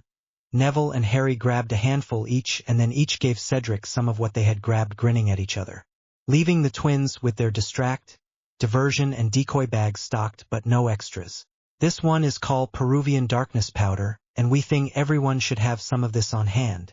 George stated. Throw this in the air and for about 10 minutes and you can't see your own hand in front of your face. You can't blow it away or ventilate a room to make it go away. It just lingers in the room for about 10 minutes, and then it just turns into a smoke like mist and is gone. This will make it impossible for your enemy to find you, but it will also make it impossible for friendlies to find you either, so think before you use it. You will be blind as a bat while you are in there, and we are not kidding. Nothing cuts it, no lights, no fire, no wand, nothing. It is all useless. 1 handful of this stuff is all it takes to cover about a 10-foot square area. And that is how we packaged it. Like we said, everyone needs to take some of this stuff, just in case. George handed out 1 pouch out to everyone, then gave the remaining pouches to Harry and Neville. Our next little invention is called the portable swamp. Fred stated. The what? Harry chuckled. The portable swamp. And don't laugh, there are a lot of real nastiest that live in this swamp, don't you know? Bugbears, alligators, imps of all kinds, poison snakes, dung bogs, panthers, and a few other nasties we added in there for good measure. All you have to do is place it on the ground and cast Engorgio on it, and you have 10 seconds to get to at least 10 feet away. It will cover a 30 by 30 foot area. When fully expanded, that is. You see, every time you try and use any spell to get rid of the swamp, it actually enlarges it. So it is made to take up a total of about 90 square feet when fully enlarged. The more you try and remove it or drain it, the worse it gets. Can be frustrating as hell. To get rid of it, simply go to the northeastern corner and do a finite incantum, and the whole thing collapses back to its original tile. Fred stated, rubbing his hands back and forth, giggling madly. Apparently this was one of his favorite little toys he had invented. Just make sure no one is in it when it shrinks. We never did find that 1 alligator we lost in there. And now for one of our worst. And we apologize for their ahead of time. It was not our idea, it was totally our dear little sister who came up with this. It looked like a rather benign frog with an oversized mouth. What is it? Harry asked. We were afraid you were going to ask. George stated. She dubbed it the tonsil twister. And he didn't explain any further. And, with a sigh, George continued, you put this little beauty in places where your enemy might be coming through and you know no friendlies are going to be coming through. Set it down and walk away quickly. The next crotch it sees it will go for and latch on to, hence twisting the family jewels right up till they reach your tonsils. Ergo the tonsil twister. And with that both Fred and George shielded their private parts and groaned. I think we can go without that one for a while, boys. But the rest of what you have worked up for us is brilliant. Harry said with a grimace. Although if we hit another one of those sex shops like Pretty Boy Floyd's, we might take you up on them. How about you, Susan? You were working on getting some stuff done on your side as well? Neville asked. I now have complete medical override over all riders' trunks, thankfully. So if anyone has a medical emergency, we have a way to get to them and help them if necessary. Also, with Madame Pomfrey's help, I was able to remake our non-magical first aid kits and streamline them a bit, and include things like an injury pressure cuff, a thermometer, an injury sugar testing kit, and standard first aid supplies. I have everyone fully stocked on all potions that each of us are allowed to maintain at all times, and Cedric has our emergency supplies of upper-level supplies. To get any of those supplies, you have to have both Cedric and my or his and Madame Pomfrey's permission to take them. And don't think for a minute that it won't be notified that both Harry and Madame Pomfrey will find out about it in the end, because I designed a special report notification pad just for that purpose, that will have a place for the 2 signatures and the reason you are taking the potion, and the last time you took the potion. There is also a logbook been created with all that information been created now for quick reference. Too many upper-level potions within a 30-day period will see anyone including Harry removed from active duty. Now I am talking about dreamless sleep, and pain potions level 2 or higher primarily. There are a couple of more, but they are way down on the list. And once you have been put on medical suspension, you need to be cleared by Madame Pomfrey or another medical professional before you can take up active duty again. Susan explained what all she and Madame Pomfrey had worked up between the two of them. Also, whenever we are on a mission, Madame Pomfrey stated that it might be to our advantage to take a nutrient potion a day. When I asked her why, she stated that long rides would use up a lot of calories and that we would be using up more than our bodies could eat in one day, so that we would need to supplement it with a nutrient potion in order to keep our magic strong and ready. While I am not sure what a calorie is, I do understand the concept, and agree that we would be using up more energy than our bodies could produce on what food we could possibly eat. So I say anytime we go on a tour or mission, we take nutrient potions with us to use as a regular supplement. Sounds like sound advice. Make it so, and make sure to keep an extra set in case we need it for emergencies. Don't ask me why, it is better safe than sorry. Harry stated. Anything else we need to go over? Harry asked. When no one mentioned anything, he smiled and chugged the last of his now cold cocoa. Okay then, let's all get some sleep. Neville and I have to head down to the Diamali in the morning to wake up our little bundles of joy and inform them they are under arrest. Harry said with a smile. He put his mug on the tray that was in the middle of the table and stood up, stretching and yawning. Guess he was tired. When did he get to be so tired? Oh well. Night all. Harry said as he clamped Neville on the shoulder as he began to rise to follow him. Yeah, same. Neville yawned, and he left the room. Cedric and the others watched them leave, and slowly they got up and began to head off to bed. Fred and George were the last to leave. They still don't get it, do they? Fred asked. Nope, and I don't think they ever will. George answered. Chapter 21. Chapter 21. All right, Harry. Padfoot said you had something you wanted to show us. Remus smiled. Yeah, I kinda had an epiphany and I wanted you guys here to see if I'm right. Harry grinned. An epiphany, wow. Well, what is this epiphany? Sirius asked, curious now. Neville knew, but he hadn't seen it happen yet, so he was just as excited as Harry. But when his father looked at him, he just shook his head. This time it was all Harry's show. Harry pointed to the target about 10 yards down the school grounds from where they were standing. He wanted to do this outside, just in case he was all wrong about it and it blew things sky high or something. Keep your eye on the target, and he threw the ball and the target disappeared. What the hell? You blew it up, Sirius shouted. Did you hear an explosion? Neville asked the obvious question. What? Huh? No explosión. You figured out a way to blow something up without an explosion. Sirius looked totally confused now. Neville noticed his father moving back and forth a little while staring down at where the target had been. Then he tossed a clear sphere down there and poof, the target was back. What the? How did you? What is going on here? Sirius glared at the two of them. Do you mind, Neville? Harry asked. With a grin, Neville created a sphere and tossed it at Harry, and poof, Harry was gone. What the hell? And before Sirius could have a heart attack, Harry carried a rainbow sphere over to Sirius and opened his hand and said, "Rainbow spheres, we now know what they do. Chameleon spheres. Clear ones. Splat. Thanks for that, Nev." As Neville hits him in the back of the head with a clear sphere. As I was saying, clear ones, clears away the rainbow sphere and brings the person or thing back to normal. Harry stated as he was Harry all over again. I can't believe this. A chameleon sphere? Whose idea was this? Sirius asked. Luna's, both boys stated together. What? Frank asked, taken aback a little. Yeah, when we had that 5th-year birthday party and she told us to make a rainbow sphere and a polka dot sphere, well, we never had the nerve to try it until now. Harry said. So what happens if you use the polka dot sphere? Remus looked at the boys. They both shrugged, and Neville shrugged and made a small one and tossed it a ways out to the side, and it just made a black splotch on the ground. But it looked weird. It looked almost like a jigsaw puzzle with a couple of pieces missing. Well, now that they knew it wasn't going to blow anything up, he made one that was larger so they could see it better and they could make out Sirius footprints in the black marks that were present. You know, if I didn't know any better, I would say this was hooked up to that map of yours. You know, tracing people's footprints.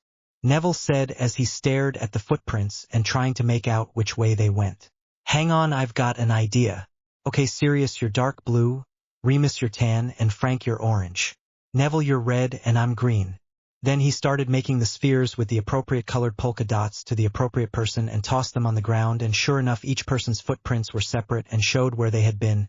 Even if they overlapped, you could still tell who had been where. Yes, you know who is going to love these two things? Amelia and Moody. We should call them and let them in on this. I bet Amelia would love you to death if you could make her up a few of those chameleon spheres for her. I wonder if that is even possible. They all went into Sirius' classroom, which was the largest by far, and Fire called Amelia. No problem. In fact, we think we have something you would love to see, you and Moody both if he is around. Frank said into the flue. Yes, bring whoever you like. You will really love this, believe me. It will make your day. Then Frank leaned back from the fireplace and waited. He didn't have to wait long, and the first person came through. It was Amelia Bones, followed by Kingsley Shacklebolt, Tonks, and Alastair Moody bringing up the rear. All right, Frank, you have my attention. What is so wonderful that it will just make my day? Amelia looked at Frank Longbottom with a quirked eyebrow. I think he is referring to these Madame Bones. And Harry placed a rainbow-colored sphere and a clear sphere in her hands. What do these spheres do? She asked, curious now. The boys and their spheres had always amazed her, but to be able to hold one in her hand was interesting. She never imagined what it would feel like. It felt kind of like a thin rubber ball filled with liquid. Interesting. Toss the rainbow one at me and find out. Harry smiled. You're kidding, right? Amelia didn't know about this. That didn't seem right somehow. Just trust me. Harry nodded. And she did. She tossed the little rainbow sphere at Harry, and he disappeared or blended away, whatever way you want to look at it. What the hell? Moody started. You invented a disillusionment sphere. Look at this, Bones. The question now becomes how to get you back to normal. Amelia asked, staring at what used to be a visible Harry Black. Throw the other sphere. Harry said simply. Which she did, and pop. There was Harry back again. Can you make them where other people can use them? Like, could I carry a couple of them on me or something? She asked. Well, the fact that you could hold them and use them answers that. The only thing we don't know is how long they last. We will be happy to set you up with half a dozen of them to experiment with and see though. And the boys began to make the spheres while Sirius got them a box to put the spheres in and made sure it was indestructible. This should work for you. Hopefully they last for a while and you can let us know. If they last for a good long while, we may end up setting you guys in the field up with some just for emergencies, you know. Oh, and Croaker doesn't know about them yet either, so you might want to keep quiet about them for now, at least until the testing phase is done. Harry suggested. Bones chuckled evilly and smiled. He'll never find out about them from me. Okay, we have one more goodie for you. Neville smiled this time. There's more. Shacklebolt's eyebrows rose. Yup. The smile grew. Then Neville took a red polka dot sphere and dropped it on the ground, and all of a sudden there were footprints all over the place from where he stood all around and out to the door. He did the same with a green polka dot sphere, and it did the same thing, but it ended up over to where Harry was standing and out the door. What in the name of hell? Moody was trying to figure this one out, but it was like it was slipping right through his fingertips. He just couldn't quite grasp it. It's our footprints. Everywhere we have been in this room, that is. Then he tossed a clear sphere and a pink polka dot sphere, and everywhere that Tonks had been suddenly was present in footprints. Change the color of the polka dots and the focus of the dots, and you change the footprints. Clear sphere clears them away. You could literally retrace a killer's last steps with this. Find his hideout, where he has a kidnapped victim hidden. The possibilities are endless. Well shit. Moody was thrilled to say the least. He was grinning from ear to ear, and on the grizzled old orer that wasn't exactly a pleasant sight. Can you make up some of these for us as well? Amelia's eyes were just sparkling. She was so excited. The ability to use the boy's spell spheres was exciting to say the least, but in such a useful manner was beyond anything she could have imagined. She had a couple of cases she was working on right now that these spheres might very well help with. Too bad it can't retrace steps when a person apparatus, boss. Tonks said with a frown. No, you can't, but once they touch back down, you've got their footsteps again. Harry stated. And I haven't seen a time restriction on it yet. Unfortunately, it doesn't tell you when the person has been in the area though, which is the only bad thing I have found to it. We might see if we could tweak it a little and come up with a way to do that, but I don't know. Harry looked like he was thinking hard on that one. I know that when you are looking at a jumbled mess of footprints, the ones that are most clear and brightest are the most recent. But other than that, I don't know. Don't worry about it, this is enough for now. If it needs to be tweaked, we will see about tweaking from our end and let you know about it. And we will see what we find out about time frames too. We will be your test subjects. I have a couple of cases I am working on that these we may help us solve, and if they do, then we shall see about getting you a commendation for it, boys. You boys have been working for our side for a while with no recognition for too long as it is. You deserve something for all that you have done at some point. Amelia stated, putting the container of spotted spheres into her cloak right next to the rainbow spheres. She closed her cloak and patted her pocket as if to make sure they were all in there safe and sound, and smiled over to Harry, who to her surprise was frowning. We want no acknowledgement unless it is to the writers in general. What we do is not to get praise or recognition, it is strictly because it is the right thing to do. You ... annoying. Amelia glared at Harry and Neville, who couldn't help but grin back. Yup, they both said at the same time, and everyone laughed at that. Today we are going to learn about the badly cut charm, or diffindo. It honestly has a rather interesting history behind it that I think at least one of you will find fascinating. A dressmaker by the name of Delphina Crimp invented the spell in the 15th century. As a means of cutting material, up until that time the only spell that could be used to cut material would just as soon burn the dress up as it would be to shorten it by an inch. Professor Flitwick looked over to Lavender Brown, who was all ears and writing everything he said down feverishly. Unfortunately for her, Crimp's rival found out that she was using magic to create her masterpieces and raided her shop and captured her with a bunch of his friends, nearly killing her. Through ingenuity and her quick wit she managed to escape, even grabbed her a bag of gold out of the little scuffle. And although nothing was ever proven, it is believed that she ransacked her rival's warehouse and store, because within a matter of a few hours everything inside that he and his workers had worked years on was in shreds. Now I want you to understand, while this spell was invented to cut material, it can cut skin just as easily. So do be careful where you wave your wand when you cast Diffindo. One wrong-pointed wand could end someone's life. Always remember, never point your wand at someone unless you intend to do damage. Alright everyone, we are going to take turns at the target I have down here at the front, and I want each of you to remember what I said. Cast it outside of class and the charm can cause harm. It is like carrying a knife on your person at all times, so take care with using it.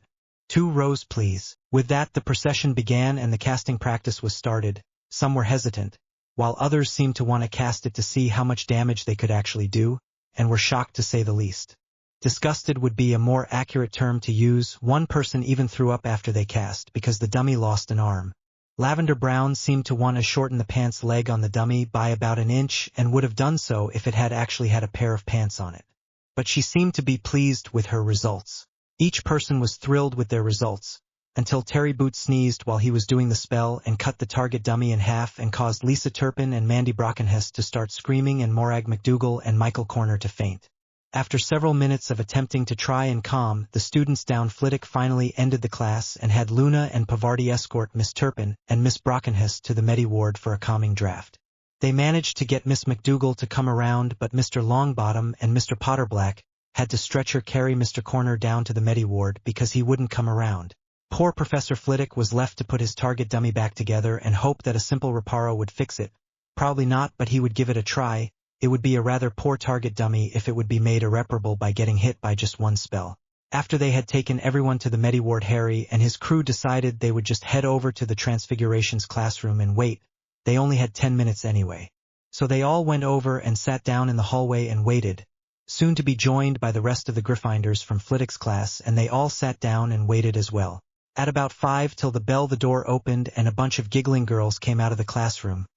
Harry recognized them as the fifth-year Hufflepuffs, and each one was carrying a plushie of some form. What was Sirius up to today? Was all Harry could think about. What kind of class was this? Since they were all different kinds of plushies, he couldn't think of any one spell that would work, so he was confused, and Figurus Agenati Dragonis only worked on a dragon figurine to a dragon plushie, and that was about the only one he knew that included a plushie. Oh, that looked so fun. I wonder what spell they got to learn. And will we have to wait until 5th year to learn it? Luna smiled. I don't know, the only one I know that includes a plushie is Figurus Agenati Dragonis, and it is a dragon plushie, and they had all kinds and colors of plushies, everything you could imagine. I even saw a person with a purple octopus plushie. Weird, but who am I to judge? He shrugged his shoulders. I saw that too. I wonder if they just like purple, or if they just like octopi, or both. Oh, I hope we get a chance to do that spell today. I want a plushie now too. She gave him those big dreamy eyes and he practically melted. One of these days he would take her to a carnival and play those sideshow games where you can win a teddy bear that is as big as you are, and he'd win her that damn bear no matter how much money it took for him to win it. The door opened to the room and everyone started into the room, so Harry and his crew got up and headed into the room as well. Slowly but surely.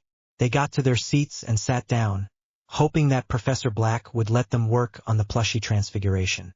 All right, everyone, we have an interesting one we are working on today. This one has a bit of a history behind it. Professor Black started. You see, it started with a story of an orphanage not all that far from here, and a group of kids not all that different from you, with one big exception. They were orphans. And they were in a very poor orphanage indeed. In fact, their orphanage was practically falling apart around them. They couldn't afford to have wards put up, and because of a really bad storm, they needed a new roof, and many of the windows had been broken. So many in fact that they had had to move all the children from one whole section into the dining hall to sleep because of the cold and the rain. They were left unprotected. They also needed their bathrooms remodeled, but when it came between a choice of feeding the children and getting a new toilet, well, you could guess which one happened. Sirius explained as he paced back and forth in front of the class. Then he came to a stop in the middle of the room. Then one day it happened. They appeared, out of nowhere. The riders. There were 10 of them, and they just suddenly appeared, and asked the matron of the orphanage what the orphanage needed and how they could help. The riders arranged for that new roof, and to fix all those windows they had all the plumbing and bathrooms repaired and remodeled. Then they paid to have the best wards possible put up. As a final goodbye, the riders gave each and every orphan a plushie, and that is the transfiguration I am going to teach to you today. They took a bunch of pebbles from outside the orphanage, and used those pebbles to begin handing out plushies to all the children, until each and every child had something to sleep with that night. And they went through and tucked them all in and kissed them good night before they left that night. Now the last thing they did was go around and make sure that each and every plushie would remain permanent, so no one would wake up with a pebble the next morning or anything. Now the transfiguration is calculus velocum ludibrum. Now all you need to do is focus on the type of plushie you want. Focus on the color, the type, get the picture in your head. Don't try for any over about 3 feet in size, it won't work, but up to about 36 inches is fine. They can be as small as you want them, but about 24 to 30 inches is the average. Let's see what you can do about this then. Calculus velocum ludibrum. Everyone with me. Calculus velocum ludibrum. All right, with me one more time. Calculus velocum ludibrum. All right, people, now it is your turn. Have fun and think about it a little before you make your first creation. I am going to pass around a bowl of pebbles and I want everyone to take 3 and begin. With that, Professor Black passed around a bowl of Canute-sized pebbles and everyone picked out 3 and passed the bowl on to the next person. Harry already had an idea of what he wanted to make, or at least one of the things he wanted to make. He wasn't sure about the other 2.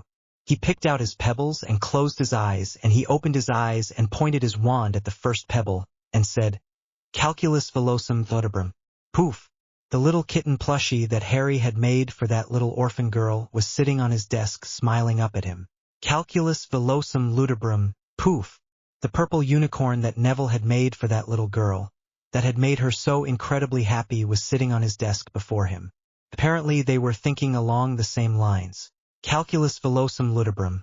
And the little fawn plushie that Luna had seen one little boy snuggled up with was on her desk. Calculus velocum ludibrum.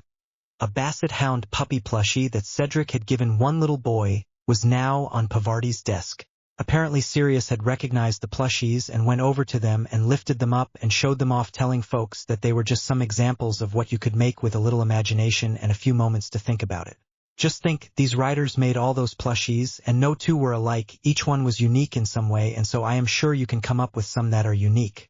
Mr. Malfoy, excellent, a dragon, beautiful. Realistic yet still a plushie. Mr. Zabini, a hawk, even has the hood and all, looks like it. If you remove the hood it would practically take off and fly. Miss Bulstrode, I never thought of a flower as a plushie, but there goes to show you what I know. A beautiful orchid plushie. Down the row of Slytherin's Professor Black went, noting each accomplishment, and each new plushie got points. Davises did a beautiful polar bear. Not did a lifelike cobra ready to strike. Malfoy's second creation was an albino peacock that was beyond beautiful, and he got 20 points for it. Harry began to think about 2 very special plushies he made that night and decided to copy them. Calculus velocum ludibrum, he said, and poof, there was an adorable fluffy teddy bear with a black nose. And Calculus velocum ludibrum, and poof, there was the same exact bear with a pink nose. James and Matthew's bears that he had made them that night. He held the bears tight and thought of his brothers. He guessed with all this writer stuff he had been ignoring the little munchkins some. He would have to see what he could do about that. He had spent several days teaching them how to ride a broom. Both him and his dad had, and they took to a broom like fish to water. Matthew was a little more reserved about it than James, no surprise there. Of the 2, James was definitely the bolder, more courageous. Matthew was more the thinker, the planner, more like Remus. He liked to know everything before he did anything, and then and only then would he try anything.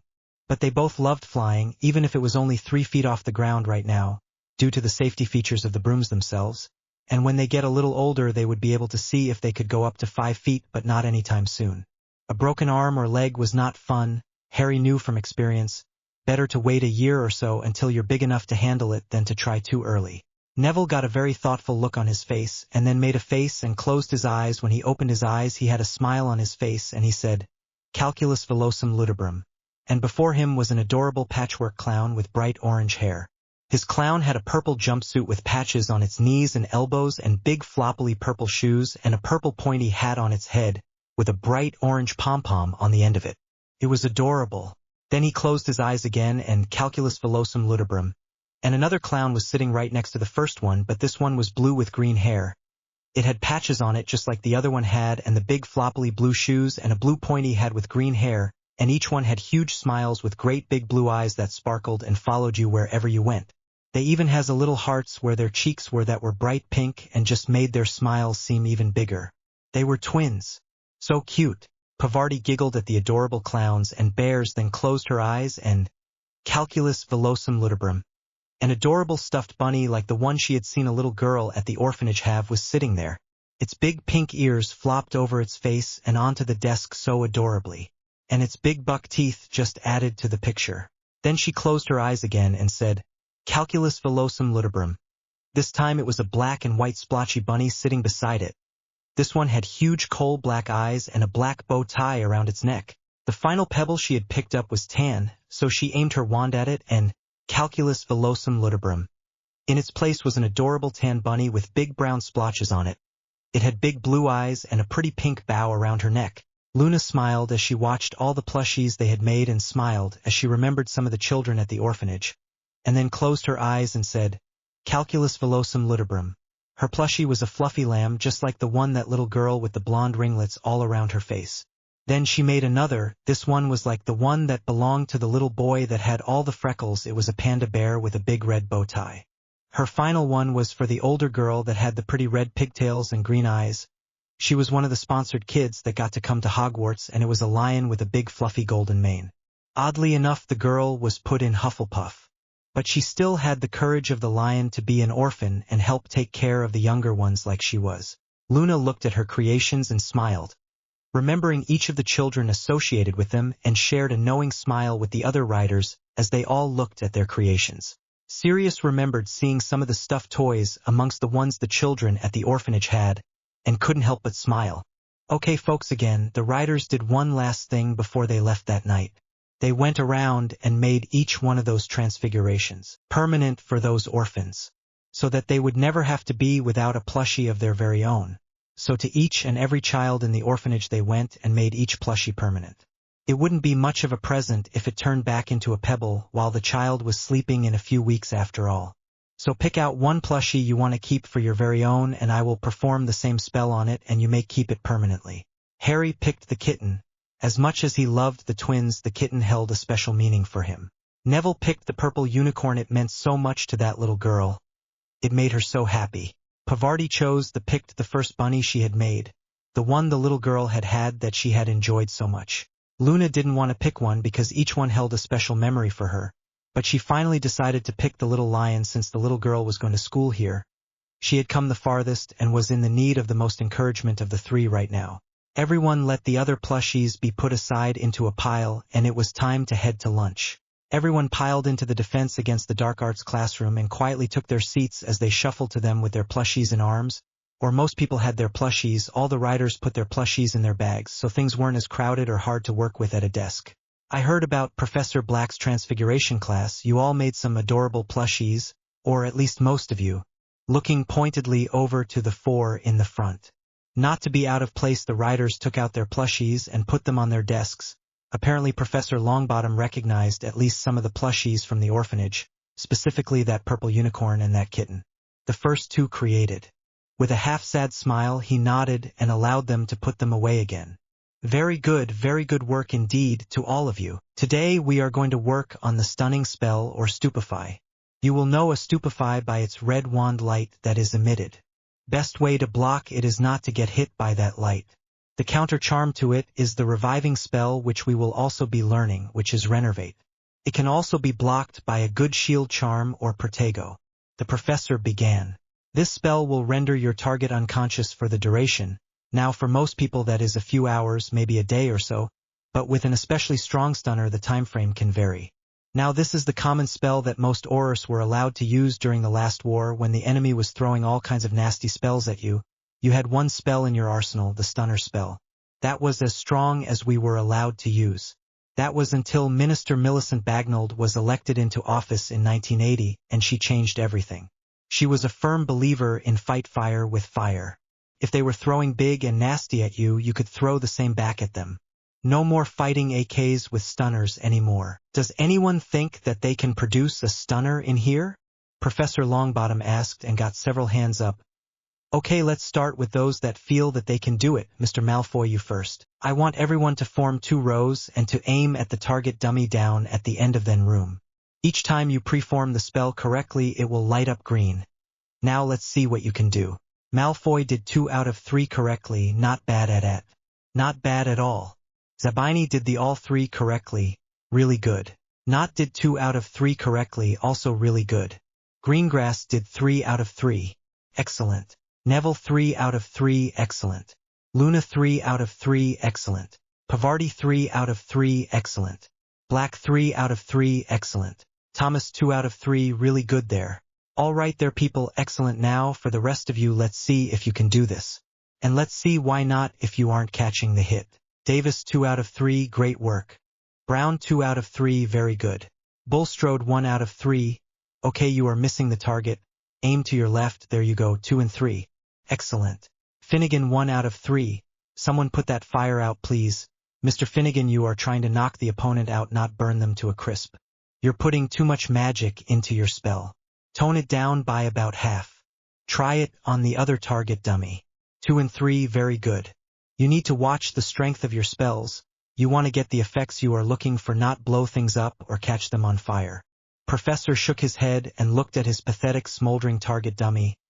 He wasn't sure he could fix this one, but he would try. Frank realized that going through puberty sucked and that fluctuating energy levels was just the facts of life at that age, but geez. The bell rang and Professor Longbottom said, "We are going to be working on Petrificus totalis next class, so look it up and study it. I want a 20-inch paper on it ready for me next class." Then he dismissed the class. Well, most of them. I know it means missing arithmancy, but Amelia Bones flood and she needs you two to come down and release the ones that you did down in Hogsmeade. It's going to take a while, so she wanted to start it a little earlier, but I wanted to wait until class was over with. Do you mind missing arithmancy? Professor Lovegood asked the boys. Neither wanted to miss, but they knew their duty and they agreed. I hate it that only the two of us are going down. It is like only the two of us did anything, when that isn't true. Neville said. That's right, we would rather go down with all of us if possible. Yeah, have the riders all come in, dressed in battle formation gear, battle formation like always.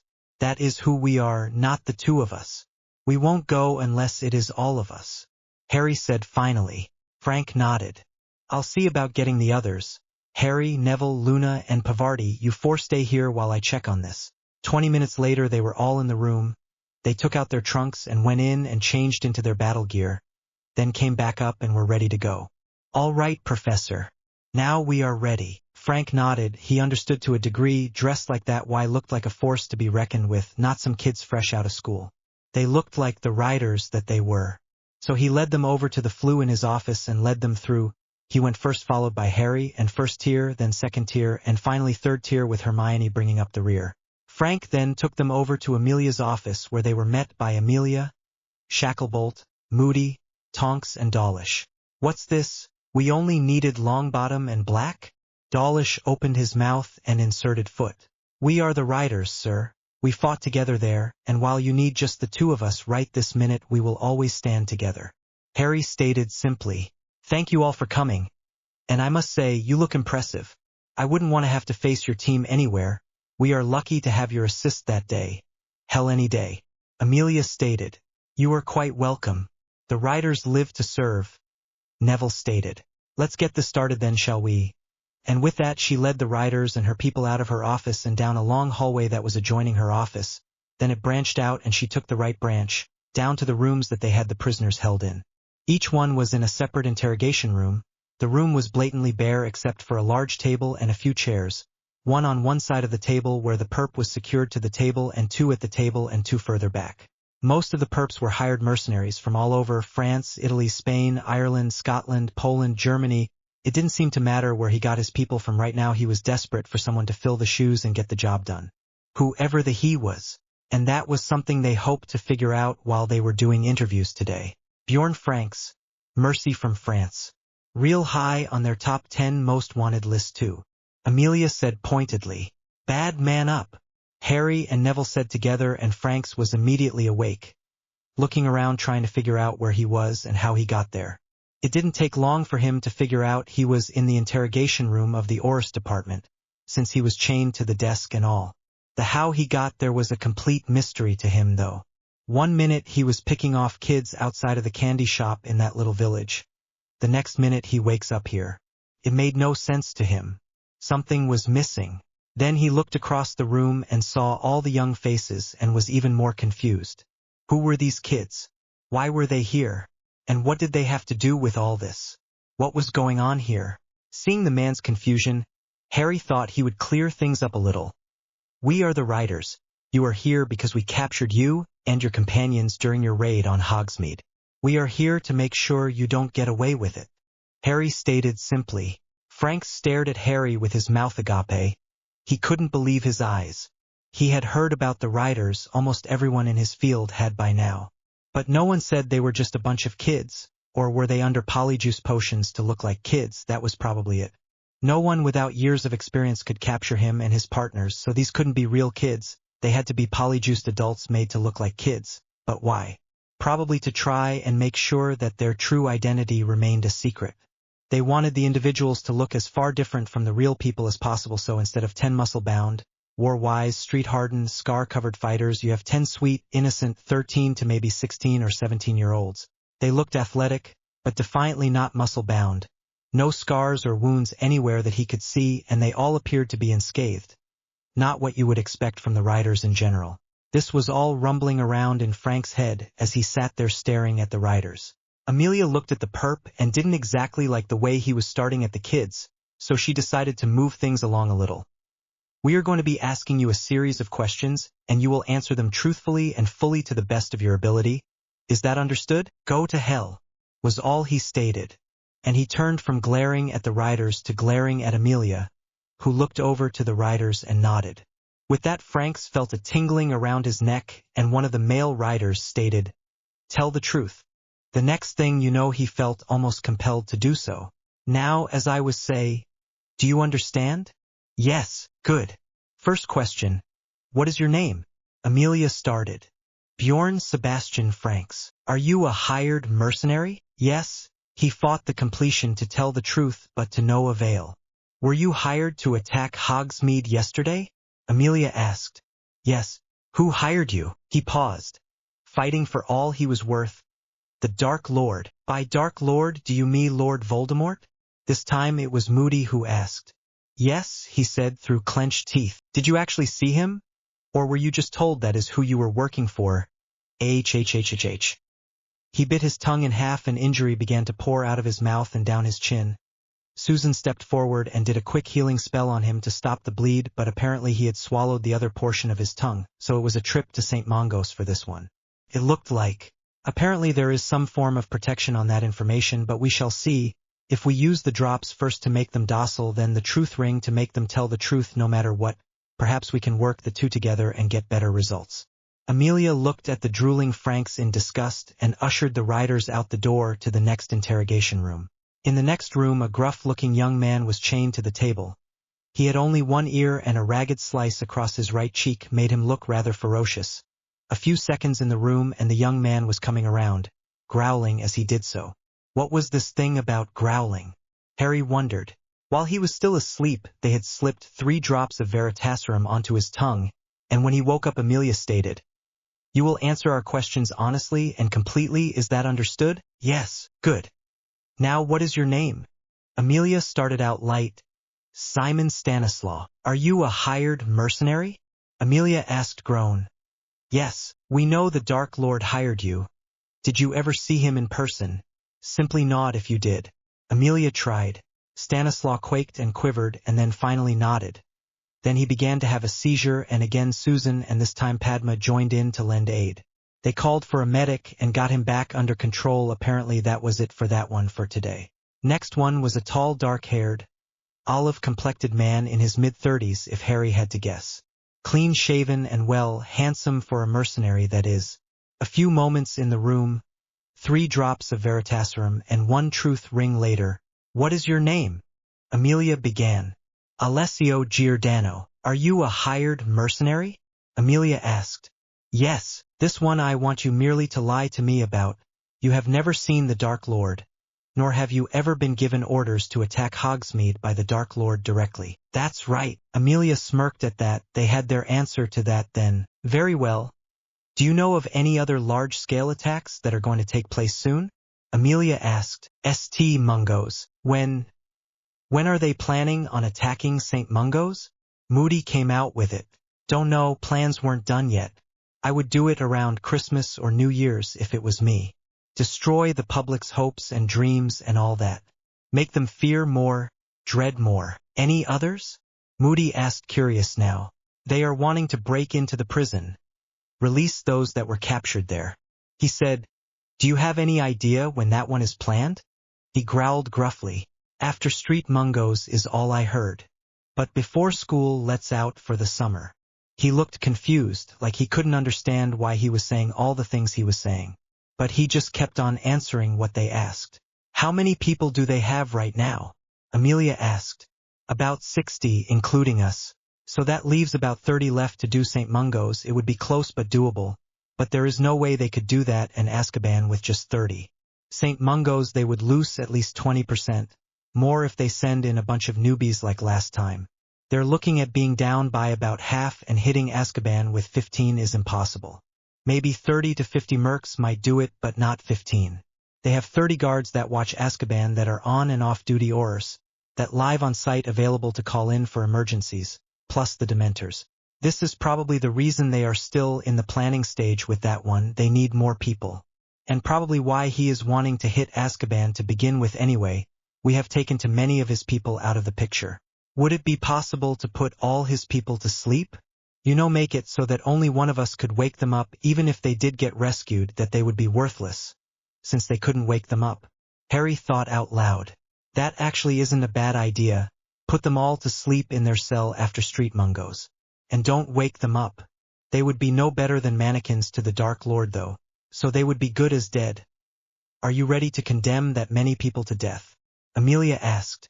Luna cleared her neck, then stated, if they are asleep by us, would they even have to be at Azkaban?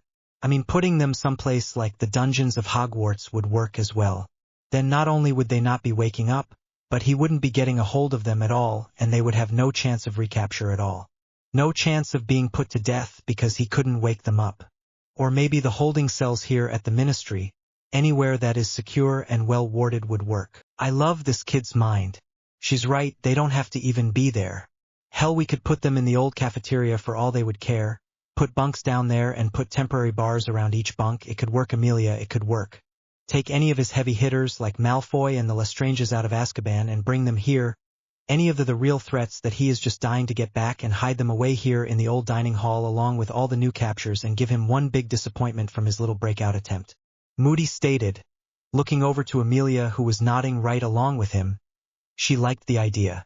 I say we do it. No later than New Year's. We will have to have nutrient potions on hand to magic into their stomachs on a daily basis, and some water available to do the same, but other than that they should be fine. Magic and some water, empty their bladder and bowels with a spell. And then move to the next one. Maybe 2 hours a day maintenance for the lot of them, a couple of quick spells to learn, and we have got it covered. I like the idea. Now we just have to find the right people to trust with the maintenance part. Anyone we let know of their location outside of this room is a security risk. Amelia stated, trying to think of the right person. I would do it, Padma, and I need the practice for that sort of thing. We can flew over after dinner and make our rounds, then flew back to the school. Susan volunteered. That's a lot to take on, Susan. Maybe 60 people you have to care for on a daily basis. Every day? Are you sure? Amelia voiced her doubts, but at the same time was impressed with her niece wanting to take on such a huge responsibility. I think we can do it. It is only 30 people each if we split them up, and a Scourgify once a week wouldn't hurt them either. We can always ask Madame Pomfrey how long we can have them on the nutrient potions before there is adverse effects other than stiff or weak muscles, but to be quite honest, what is the difference between that and an 8x10 cell in Azkaban? They can't really exercise there except the basics, and even then it is limited to 3 or 4 that I know of, or more if they know martial arts. But really they are extremely limited to exercise in their cells. So they normally just sit or sleep most of the time anyway. Now we are just taking the choice away from them. The nutrient potions we would be giving them would be better for them than that gruel they get at the prison. And a Scourgify once a week is better than a shower once a month as well. So in reality they would be treated better than they would at Azkaban. They would just be asleep and wouldn't know it. Susan stated. Padma nodded. I think we can do it. It would be a challenge, but that is what the medical field is anyway. It would only be for a few months anyway. Besides, it would help our side, and it is the right thing to do. And you will need someone to come in and help rotate them so they don't get bed sores. Tier 2 can do that and take care of the Scourgify once a week. Cedric volunteered. Fred and George nodded. If Tier 3 can take care of the bladder and bowel, then Tier 1 can take care of the water and nutrient potions. We can have all these people knocked out and back home in an hour tops. Harry stated. Also, if any tier wants to switch up or any person wants to switch up, they can. This is volunteer-only basis, folks. Mainly for the experience, not a command or necessity. Only to help out. Hermione cleared her neck. Would it be too much of a bother? Could I work with Tier 2 on this? I really don't want to clear out some stranger's bowels or bladder, and I am not that good with nursing to be able to magic nutrient potions or water into someone's stomach. That's fine, whatever you are most comfortable with. Like I said, This is only to help out. Not a command. Harry smiled to her. And she smiled back. The idea of emptying someone's bladder was a little more nauseating than she was willing to work with right now. She'd do it if she had to. But unless she had to, no thanks. Amelia was surprised that all the kids were willing to work with the idea and get this done. With all of them doing it, then it wouldn't take any time at all and no one would be overburdened. This is the kind of teamwork she wished her people had. Okay, we now have a fairly good picture of what all is coming in the next few months, and what to expect, so let's go wake up the rest of these perps and see what else they have to say. Amelia stated and led the way out of the interrogation room and into the hallway. The rest of the afternoon and evening was spent waking up prisoners, and asking extenuating questions, trying to fill in the blanks to see if any of the bad guys knew any more than any of the others, and quite honestly they didn't. None seemed to be really up on the most current plans or information, just general plans and ideas right now. And even then some were just following orders from someone else who was higher up than them, some who they had managed to get and some who they had not. In other words, most of these people were small potatoes, as it were. Hired wands and new recruits, no one of note or authority at all. In fact, it seemed like that one, Alessio Giordano, knew more about what was going on than most of them did. And that wasn't saying much. He probably just knew more because he was very observant and constantly watching and listening to everything that was going on around him. They all headed home that night satisfied that they had done the best that they could, and had gotten the most information from the perps as possible. The one thing about helping the Aurors like this was a huge benefit was that you got the information at the same time they did. So Harry and the writers knew that Voldemort was very much alive. That he was living in a mansion in England somewhere. That we're planning an attack on St. Mungo's between now and the end of the semester. And they were planning an attack on Azkaban between now and the end of the semester. That he currently had about 30 free individuals with him, although he could probably get several more mercenaries if necessary. When they told Frank, Alice, Sirius, and Remus about all this, they were amazed at how much information they were able to get out of the people. The whole Voldemort was alive part was the biggest threat. That is when they included Xenophilius and Persephone, the headmistress and Professor Flitwick in on everything. He's back, he's really back, Minerva whispered. I thought they were making it so he would never be able to come back again. We knew he had the single spirit that he had within his original body, and that if he could get someone to perform the ceremony then he would be back. Though he would use Harry's injury to do so, but apparently he used someone else's injury. But we changed the bones of the father to be bones of a pig farmer of a total random individual in northern Scotland, and they were completely without magic or any magical association, so there are two things that will weaken him. The third is flesh of a servant. If the servant wasn't loyal or as loyal as he or she appeared, then that is another thing. But we have him on 2 of 3 known weaknesses. So as an individual he is about 60% weaker than he was before his death. That is going to become evident fairly quickly to his followers and his enemies. So he will want to do something about it.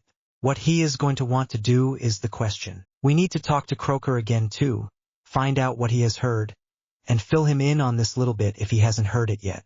We need to know if Voldemort is mortal or if we need to find one more of those damn things and then he will be mortal. To say the least, one is a hell lot less than 7, and we have already concurred that many, so I think we can find and destroy one more.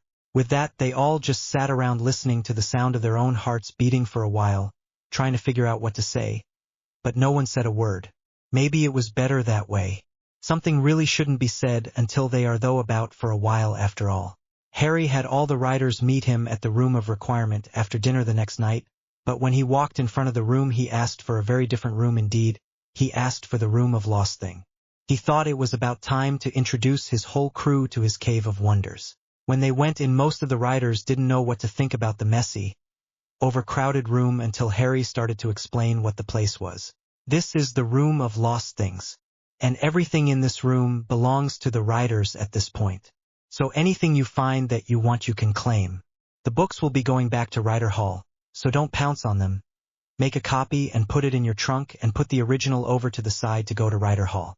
One thing I want everyone looking for tonight though is a secondary wand.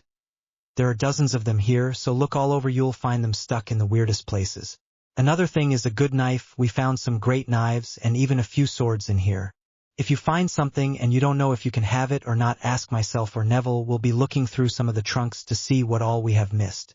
'Cause there is a ton of stuff in here and it will take us forever to go through it all.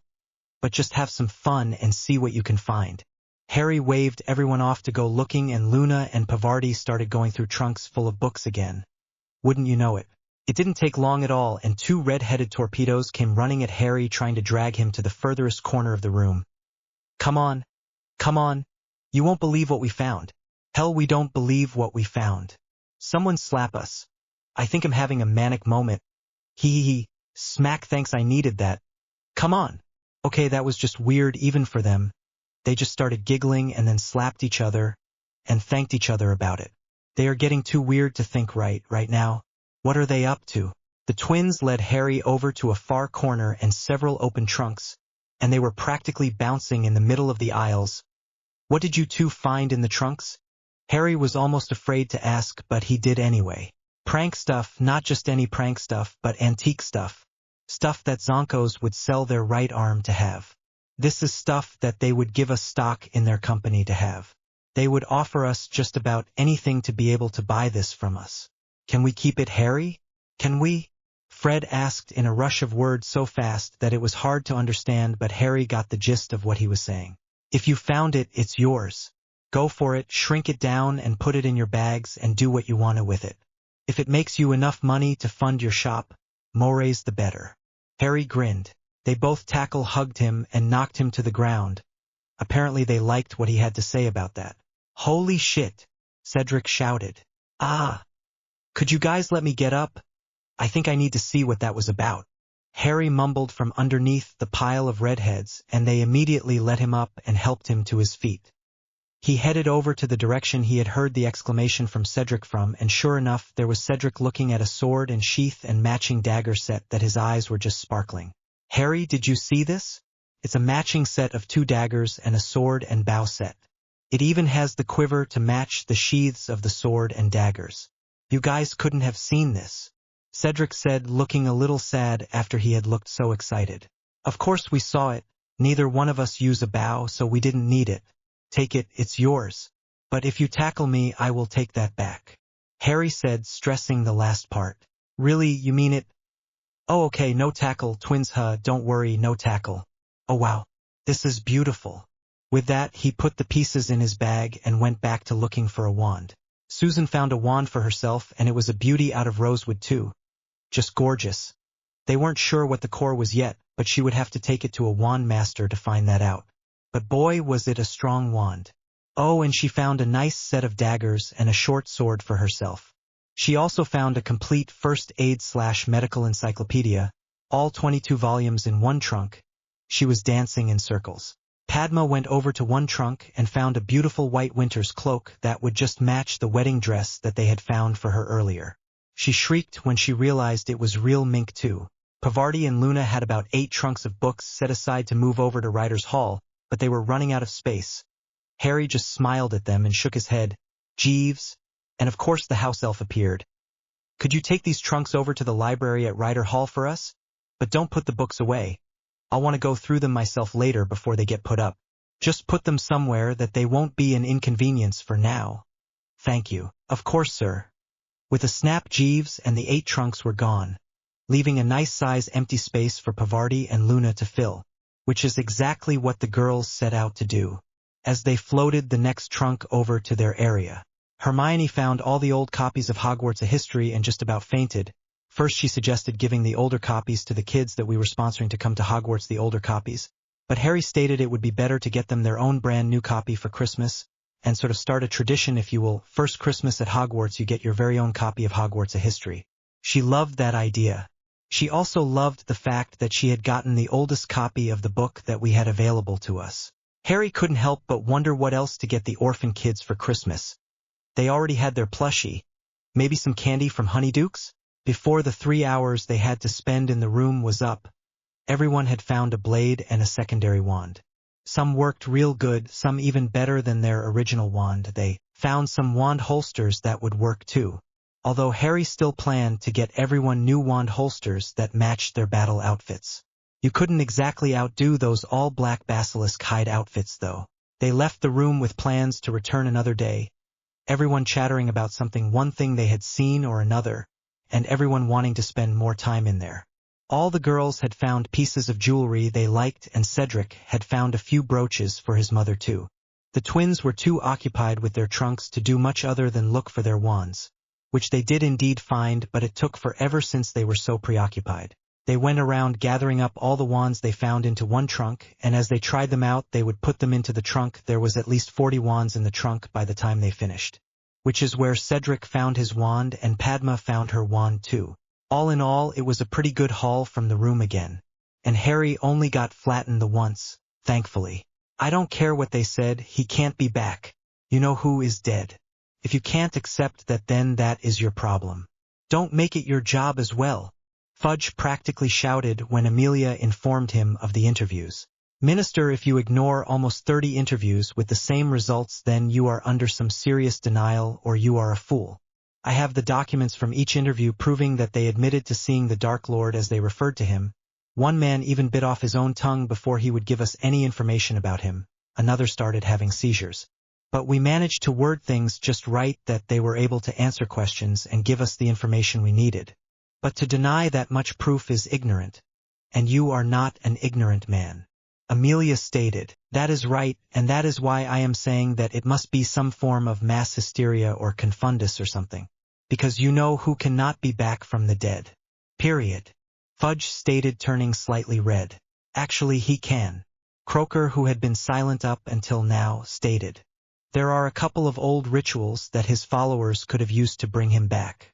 We found several Horcruxes belonging to Lord Voldemort in the past year, but that left the primary piece unaccounted for. And using that piece they could have created a new body for him and brought him back, which apparently they did. No. No, that isn't true, I tell you.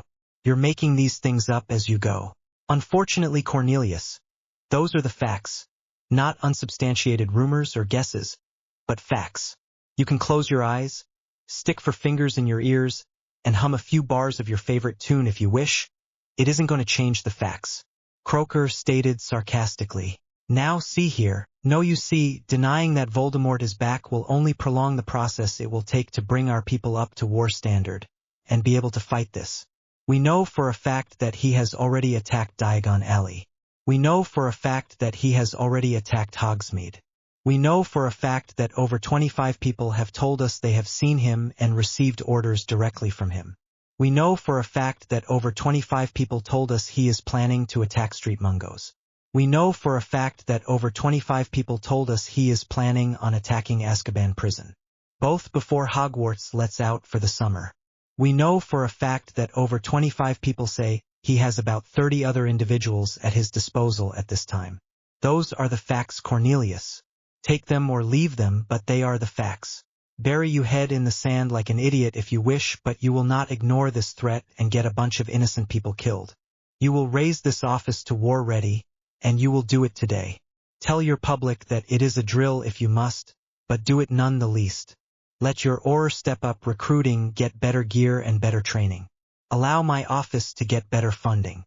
If you do this, they will see a minister that is not afraid of his own shadow, and is out to help his people safe.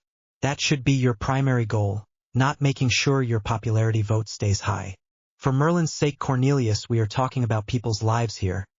Pull your head out of your ass long enough to think, and realize that doing this is the only intelligent decision you can make. Croaker glared at the minister, waiting for a response. A minute ticked by, then two. Very well, you have your war standard, but if this backfires, which I am sure that it will be on the two of your heads. So be forewarned. So noted. Amelia stated. Chapter 22. Chapter 22. History of Magic was interesting this morning. They talked about Adalbert Waffling, a theologist who was fundamental in the creating the basic laws of magic. Was born in 1899, died 1981, and did more for the magical community as far as the magical theorem than any other individual other than Merlin to date. Waffling was the one who formulated the fundamental laws of magic, such as the first law, which states in essence the more that one attempts to alter the deepest underlying laws of magic, the more drastic and terrible the subsequent consequences would be. It is a lot like Newton's third law of motion. For every action there is an equal or opposite reaction. Only this situation would be focused solely on magic. The more you tried to change the natural forces of magic, the more magic would rebel against said changes. Waffling wrote the book Magical Theory, the most popular textbook that is still being used today by most proper schools of magic, including Hogwarts School of Witchcraft and Wizardry. It has been translated into many different languages and presented to many schools. Even Durmstrang and Bosbaton students use this book as a basis for their classes. Herbology was interesting too. They worked with Devil's Snare. It is a magical vine-like plant that would strangle anything in its path or anything that touched it. It is not a common plant, and only certain herbologists were authorized to access it. It has tentacle-like appendages that reach out for any unwary victims and latches on with voracious grip, suffocating whatever touches it. The one defense against Devil's Snare is that it is adverse to light or fire. Nowadays there are about only 3 uses for Devil's Snare: as a potion ingredient, as a guard for valuables or a valuable object, and as an assassination weapon or silent killer. It is primarily from Scotland and hard to find anywhere else. It prefers dark, damp environments, so caves or caverns are first on its list. It is considered semi-sentient due to the fact that it can sense when something is near it and will wrap its tentacle-like appendages around the unwary victim in a matter of moments and suffocate them, then literally squeeze the victim to death. A quick Lumos Solum, Lumos Duo, Lumos Maxima, Incendio, or Bluebell Charm will take care of the Devil's Snare without a bit of trouble. Today, in potions they were supposed to learn how to make the antidote to uncommon poisons, so that would be interesting too. Fire Seeds, Graphorn, Horn, Billywig Stingers, Chisperful, Carapaces, Bezoars. Harry gathered the ingredients for everyone and headed back to sit down. This list of ingredients was the weirdest they had had so far, but each day brought new potions and new things to explore. That is one of the reasons Harry loved potions. Each one was so interesting, and the history behind them could be so fascinating. "Did you get the Chisperful Carapaces?" Luna asked as she looked through the envelopes. "For the right one." "Never mind, found them," she said with a smile. "Yup," was all he said as he smiled back and sat down at his station and began to calibrate his scales and wipe down his equipment. Fire Seeds, finely ground. Okay, mortar and pestle. Harry took out his equipment and began to grind the fire seeds as directed. The Graphorn horn that was to be powdered thankfully came in a soft powder already, so he didn't have to worry with that thankfully. So the next thing was the Billywig Stingers, and they had to be ground down too. And it stated to fine mulch. Ah yeah, that one he might need help on. What would be a fine mulch exactly? Chisperful Carapaces diced and smashed, that was easy. Bezoars broke to fine powder, nuisance but doable. Everything on this potion was grind, power, or broke except the base. And it was already heating to a low boil as instructed. Soon he would be able to put his first ingredient in. Then he raised his hand. "Is this what it means by the Billywig Stingers ground to a fine mulch?" Harry asked Professor Lovegood, who came over to look at what he had. She nodded and smiled. "That is it. You want it to where the stingers are all torn apart and separated but not smashed completely." Harry began to add his ingredients as directed, as did the others, and slowly but surely their potions changed colors and began to give off a gentle amber glow, showing a successful antidote was created. The smell was noxious, but according to the book it would taste like toasted nuts. So not so bad if you could get past the smell. But then again, if you had just been poisoned, I guess you really wouldn't care one way or another. They all stirred their potion until it cooled, then bottled it up, ready to have the professor look at and inspect. Harry, Neville, Luna, Pavarti, Malfoy, Greengrass, Zabini, Davis, Knott and Thomas got the elixir perfect. Bulstrode and Brown weren't that far behind either. That left Finnegan, and he melted his cauldron. How, who knows? But his poor cauldron was a mass of smelly goo that was now fussed to the workbench. That is going to take Professor Lovegood some time to get it off of there. Okay class, since Mr. Finnegan's potion was such a brilliant lead, and I will let you know that the next potion we will be making is the anti-nausea potion. So I want you all to read up on it and see if you can write me a foot-long essay on the ingredients and their necessity for being in the potion. And with that, class dismissed. Just as the bell rang, everyone was waiting outside of Ancient Runes class, patiently waiting for the door to open. It did, and they all filed in. Everyone found their seat and sat down. As Professor babbling mad, a little mark on the blackboard that looked like a sideways V. Today we are going to be learning about Kenas, or K, which means ulcer or torch. It is associated with fertility, creativity, and the power of procreation. It is primarily associated with the light, knowledge, and learning. Wisdom and knowledge were vital as a torch in the darkness to the Germanic peoples. Think of it as the light of knowledge that illuminated the darkness and served as a beacon of wisdom in a world surrounded by mystery. Professor Babbling started. Additionally, it was a rune that connected to the craft of a smith, a figure who employs fire in his day-to-day work and creates with fire. He enchants with fire, he molds with fire, works his tools to take the raw materials and forms his creations with fire. This is a very important rune indeed. This is one of the reasons that this rune is focused on creativity and the ability to create. The professor continued. Magically, this rune was used quite a bit in rituals where the quest for knowledge or insight into something was desired. Although there are limited spells related to this rune generally, it was frequently found in clusters that were used in some of the oldest of the rune clusters we have on record. Professor Babbling explained. What they appeared to do most frequently is to make this rune the power behind the focus. For example, if I wanted to know more about the rune Perthro, I would place Perthro in the center of the rune cluster with Kenas on the right side of it, and then the basis for the reason or the why for the request of knowledge on the left side. Be it political or spiritual or enlightenment or just general knowledge, sometimes we would have one that had Kenas, followed by the focus rune, followed by another Kenas. They wanted the knowledge for knowledge's sake. No other purpose. It was a time of enlightenment and exploration for the Vikings and Gaelic individuals, so knowledge for knowledge's sake was a very real pursuit. Professor Babbling stated. Any questions so far? She asked. Malfoy raised his hand. This one sounds like a rune that would be very useful in a protective circle, especially if it was protecting information. Would that be accurate? Absolutely. If you're out to protect information or knowledge, you definitely want to include Kenas in your cluster. Good catch, Mr. Malfoy. 10 points. Would you want to do the cluster, then add in the information to be protected, then do the cluster again, or only do it once? Zabini asked. That would depend on how secure you wanted your information. There is a technique called layering where it is layer built on layer of protection to add to the strength of the protection. So you can do it either way. But it is taxing and time-consuming. So it has its downsides too. She answered. Luna raised her hand. Does Kenas have a place in divination? Oh my yes, it is frequently used for enlightenment in divination, like is mother with grandmother? Or did grandfather leave a will somewhere? Things like that are frequently asked and answered through divination using Kenas. She explained. Harry raised his hand.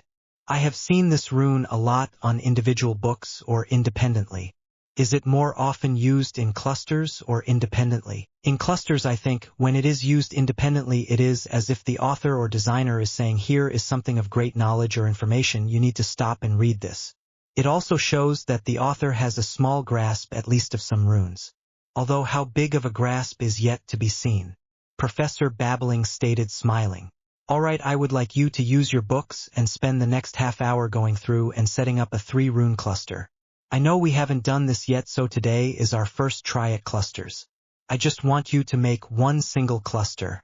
I want you to be able to tell me the reason you chose that cluster and what you hope to gain or do with the cluster. Now you don't have to stick to the runes we have already covered. I know some of you have been reading ahead, so that is fine. But I want you to be able to tell me which is your focus rune, which is your empowering rune, and which is your directional rune if you have one. You have 30 minutes and I will be walking around helping anyone that raises their hand. The next several minutes went by quickly for some and slowly for others. For Harry, he had a pretty good idea of what he wanted to write, but he wasn't quite sure how to write it, so he raised his hand. Yes, Mr. Black, I would like more information on Darkhorns. And this is the emblem for the Darkhorns and their riders. Could I use that in place of a rune? Or would I have to spell out Darkhorns somehow to get the information I seek? Harry asked. Many times a head of house would use their house seal or emblem as a missing rune in a sequence. Sometimes it worked and other times it didn't. The only thing I could suggest it for you to try and see if it worked. So he put the rune Thurisaz, then the rider's emblem, then the Kenas rune, and asked if she thought it would work. Well, Thurisaz is a good choice for the riders. They are all about danger, protecting others, and the courage to face challenges. Then, of course, their emblem. And Kenas. This cluster should be able to work, if magic understands the intent behind the symbol of the rider's emblem, that is. Professor Babbling stated. Now all you have to do is charge the runes to see if it works, which Harry did. He placed his wand in the Kenas rune and pushed with his magic. It happened so quickly he didn't have a chance to think, let alone respond. One moment he was focused on the runes, the next he was standing next to them, and beautiful huge Darkhorn and an older man who was brushing him down. Harry cleared his neck and the man stopped, startled, and turned around. They talked for what seemed for hours, but it was just a matter of moments. His name was Justin. He was one of the first riders. He and Apollo were the first official riders that formed a riders group. He was the leader of the group and as such had many responsibilities that he shared with Harry and ideas that he shared with Harry. And he told Harry he thought he was doing a fabulous job so far. They talked and walked and talked some more. A few seconds passed and the world began to blur and he was back sitting in the classroom once again. Each of his people were looking at him with curious eyes, as was Professor Babbling. He smiled and said, "It worked. It really, really worked. Neville, Luna, Pavarti, I want each of you to try it," he said with a half-watery smile. "Well, what happened?" Professor Babbling asked. "I met the first leader of the riders, and we talked for what seemed like hours. His name was Justin and his ride was Apollo. He was quite a bit older than me, but we talked forever. He gave me some brilliant ideas. And he actually said he was proud of me and what I had done so far with the riders." Professor Babbling was so excited she was beside herself. Never before had she had a student create a rune that worked so well, or that had accomplished so much. She was practically giddy. She was giggling and encouraged the other three to try it as well, which they did. Neville went first, followed closely by Luna and Pavarti. Pavarti came out of it first. She was all smiles and reached over and hugged Harry, who was half shocked at what she did. "That was the most brilliant experience. I never knew it could be like that. We have to tell the others. We have to get the others to try and get them to look back and see if they have an individual that can help guide them," Pavarti said. Luna came out of it and she was almost in tears. "Oh, it was so magnificent. I am so happy. Look at all that we have done. Look at all that we can do. We are the riders. We can do anything, Harry. Oh, Harry." And she reached over and hugged the stuffing out of Harry. Neville was the last to come back and he was sitting so proudly when he did. Professor Babbling looked to him to see if he was okay. His name was Thomas and his ride was Ebony. He was the second in command and he was Justin's right-hand man. He was his man-at-arms and his second in everything. They became closer than brothers. They even married sisters and he ended up having 8 kids. It was so magnificent. Professor Babbling was clapping her hands and gave each of them 20 points and Harry an extra 20 for coming up with the design. It was about then that the bell rang and they had to end the class.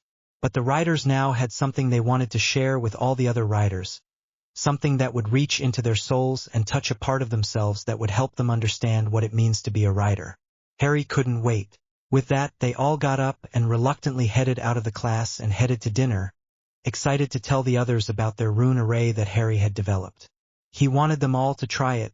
Maybe it would give Hermione the direction that she needed, although she seemed to be doing a lot better lately. At dinner, Harry told all the rest of them about the rune array he had developed, and they all wanted to try it and see if they had an individual that they paired up with as well. So they headed back to the room of requirements and had it set up like a big comfy lounge for the most part and a workroom for the rest of it. Fred, George, Susan, Padma and Cedric only needed to be shown the sequence of runes and the way that Harry had put the rider emblem in the middle to be able to make the sequence work. Hermione had to have more work done. She didn't understand how things worked with runes and she didn't understand them, so it was a long drawn-out process of explaining each rune and what it did, why he had used it and what it was for and how it affected the situation, and still she couldn't make it work. This upset Harry quite a bit. He was hoping that talking to her counterpart in the group would make her feel more a part of them and make it more real to her, make her feel more comfortable and less questioning all the time. But since she couldn't make it work, it only made her question her place that much more. She was the only one who couldn't do it. Susan came out of it excited, and in her words, her head was swimming with new ideas for her post. She was practically bouncing off her chair with excitement. Her counterpart was absolutely brilliant and told her she would always be there for her, and that no matter what she could handle it, that she was doing a brilliant job so far. They talked about everything she had set up so far and all her plans she had made, and her counterpart, Eva by the way, thought her ideas were wonderful and right on point. Although she did say to get something for saddle sores set up that she would need it. After a 4-day ride there would be a lot of sore behinds wanting relief out there. And Susan thought that was hilarious and agreed. So she made a note of what Eva used and where to find the recipe for it, and to always keep some on hand. Susan was so excited she could practically burst. Padma wasn't that far behind her though. Her counterpart, Franklin, was very much like she was the backup healer and medic and had to do a lot of the minor work while the primary did all the major work and more complicated things. She said she even learned a couple really neat new spells while she was there. Ones that helped out her counterpart a lot in his job. She didn't want anything bad to happen, mind you, but she was excited to try the new spells. Cedric was all smiles. He said that his counterpart, Alan, was the third in command, and that when the primary and secondary were knee-deep in taking down the bad guys that he was responsible for the rest of them, that he was in charge. He said it gave him a whole new outlook on his standing in the group. Not only was he the leader of Tier 2, but he was in charge of Tier 2 and Tier 3 whenever there was bad things happening, so he was in charge of 6 people's lives and they were his responsibilities, his own included. It changed the way he viewed his standing. He wasn't just in charge of the terrible twosome. He was in charge of Susan, Hermione, and Padma as well. He was the one that told them when it was safe for them to stay put, or called them out, or called a retreat, or anything. He suddenly realized just how important he truly was in the group, and he never had realized it before. The twins were each bouncing off the walls, chattering at each other over the two they had met, Oliver and Thaddeus, a pair of brothers that were their counterparts in the group. They worked on the distract, diversion, and decoy area of the group, and boy did they come up with some new ideas, even came up with some new ideas for some pranks for their shops too. Apparently their counterparts were a pair of pranksters too. They loved them, although they didn't have red hair. They were brunettes, but that was okay since they were cool anyway. The only one that seemed upset about it all was Hermione, and Harry tried to explain it to her. And try as he might, she couldn't get the rune array to work. Finally she got frustrated and left the room.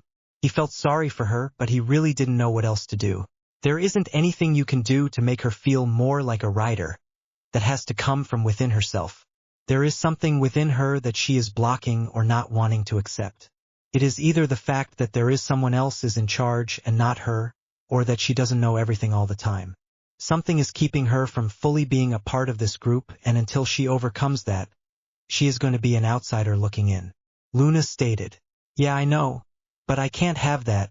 It's like a loose cannot that I don't know when it will go off. I just know it," Harry said quietly. Luna just nodded and rested her head on Harry's shoulder, and turned to watch the twins tweak out some more. Harry sighed. He guessed he would talk to Neville about it later. He didn't know what to do about this situation. He didn't want to cause a problem, and Hermione was Priscilla's rider. Which meant that Procella saw something in her that meant she was capable of being a rider. "The one thing you're missing though, Harry," Luna whispered quietly, "is that maybe she isn't meant to be a rider in a group. Maybe she is meant to be a solitary rider." This got Harry thinking, was it true? Was Hermione not meant to be part of their group? And if that was true, who was going to protect the girls? He needed someone in Tier 3 to protect the medical personnel. He couldn't leave them unprotected. He hated moments like this, when he was the one in charge and he didn't know what to do. He had one person in a position he didn't know if he could trust them in, and no one else he could put in that position in their place. It was that proverbial damned if you do and damned it if you don't scenario. What could he really do at this point but leave her in her position until she really messes up and gets someone hurt? Or what? Wait and see. Things will turn out for the better, you will see. It will all work out. You have nothing to worry about," Luna said dreamily. Harry hated when she did that. It meant that she knew something that he didn't, and she wasn't sharing it with him either. Well, crap. It was a few days later that Luna's statement really made sense. They were having care of magical creatures class when they saw him, a lone rider, coming up through the gates of Hogwarts and heading towards the stables. Neville was the first to see him, and he tapped Harry on the shoulder. "What's up?" Harry asked, looking away from the fire crabs that they were studying that day. Neville nodded in the direction of the lone rider. Who could that be? Harry wondered out loud. He didn't know of any other riders yet, and all of their herd was present or accounted for. "Looks like we are going to find out real soon, brother," Neville whispered. The young man walked his Darkhorn over to the stables and got off of the beautiful mare, then tied her lead to the fence of the corral. He looked as if he was unsure of what to do. So Harry took the initiative and headed over to him. The young man was wearing jeans and a chambray shirt, with a leather jacket over it, and He had on boots and a cowboy hat hung low on his head. His hair was dark brown and braided, going about halfway down his back. His skin was tanned by the sun, but he had a warm smile on his face, and it set off his sapphire blue eyes when he spoke. "Hi there. Can we help you?" Harry asked. "I don't know, sir. My name is Christian Anderson, and I am looking for the writers. Do you know where I can find them?" The young man asked. "Yes, I do, at least some of them. Why don't you come with me, or better yet?"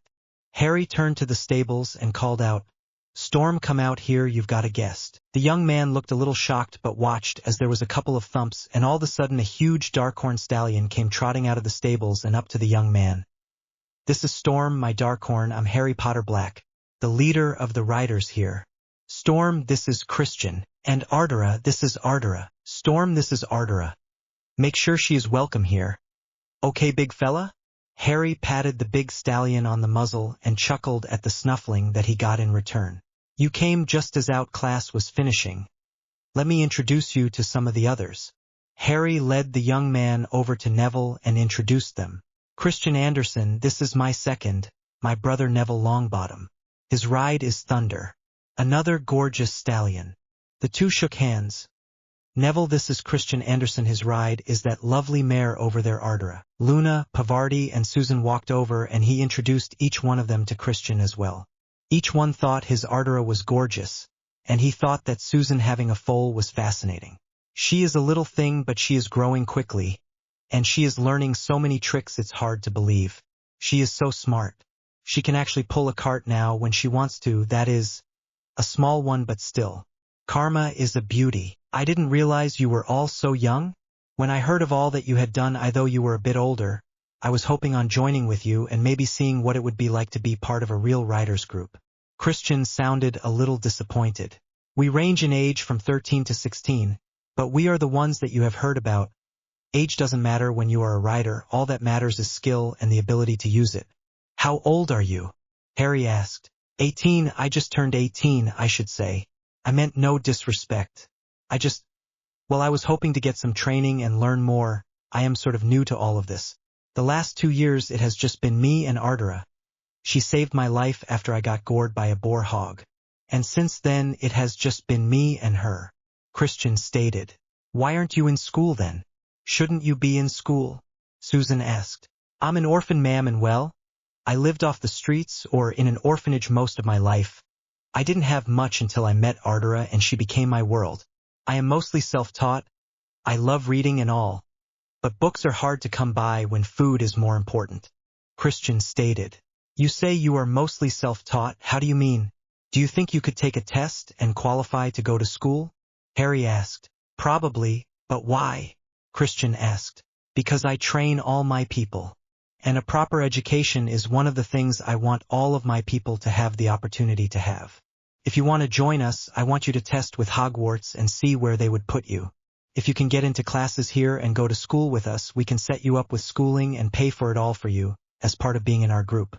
But you have to do your part first, you have to test in first. That is totally on you. Now if you don't test into Hogwarts, there is still the summer you could work hard during and come back and try again next year, so don't worry. But all my people get a good education, and make the best of any opportunity offered to them. So let's get you up to the headmistress and see what she says." With that, he led Christian up to the doors of Hogwarts and inside. Harry could tell the young man was a little unsure about all this, but it wasn't like he was giving him much of a choice now, was he?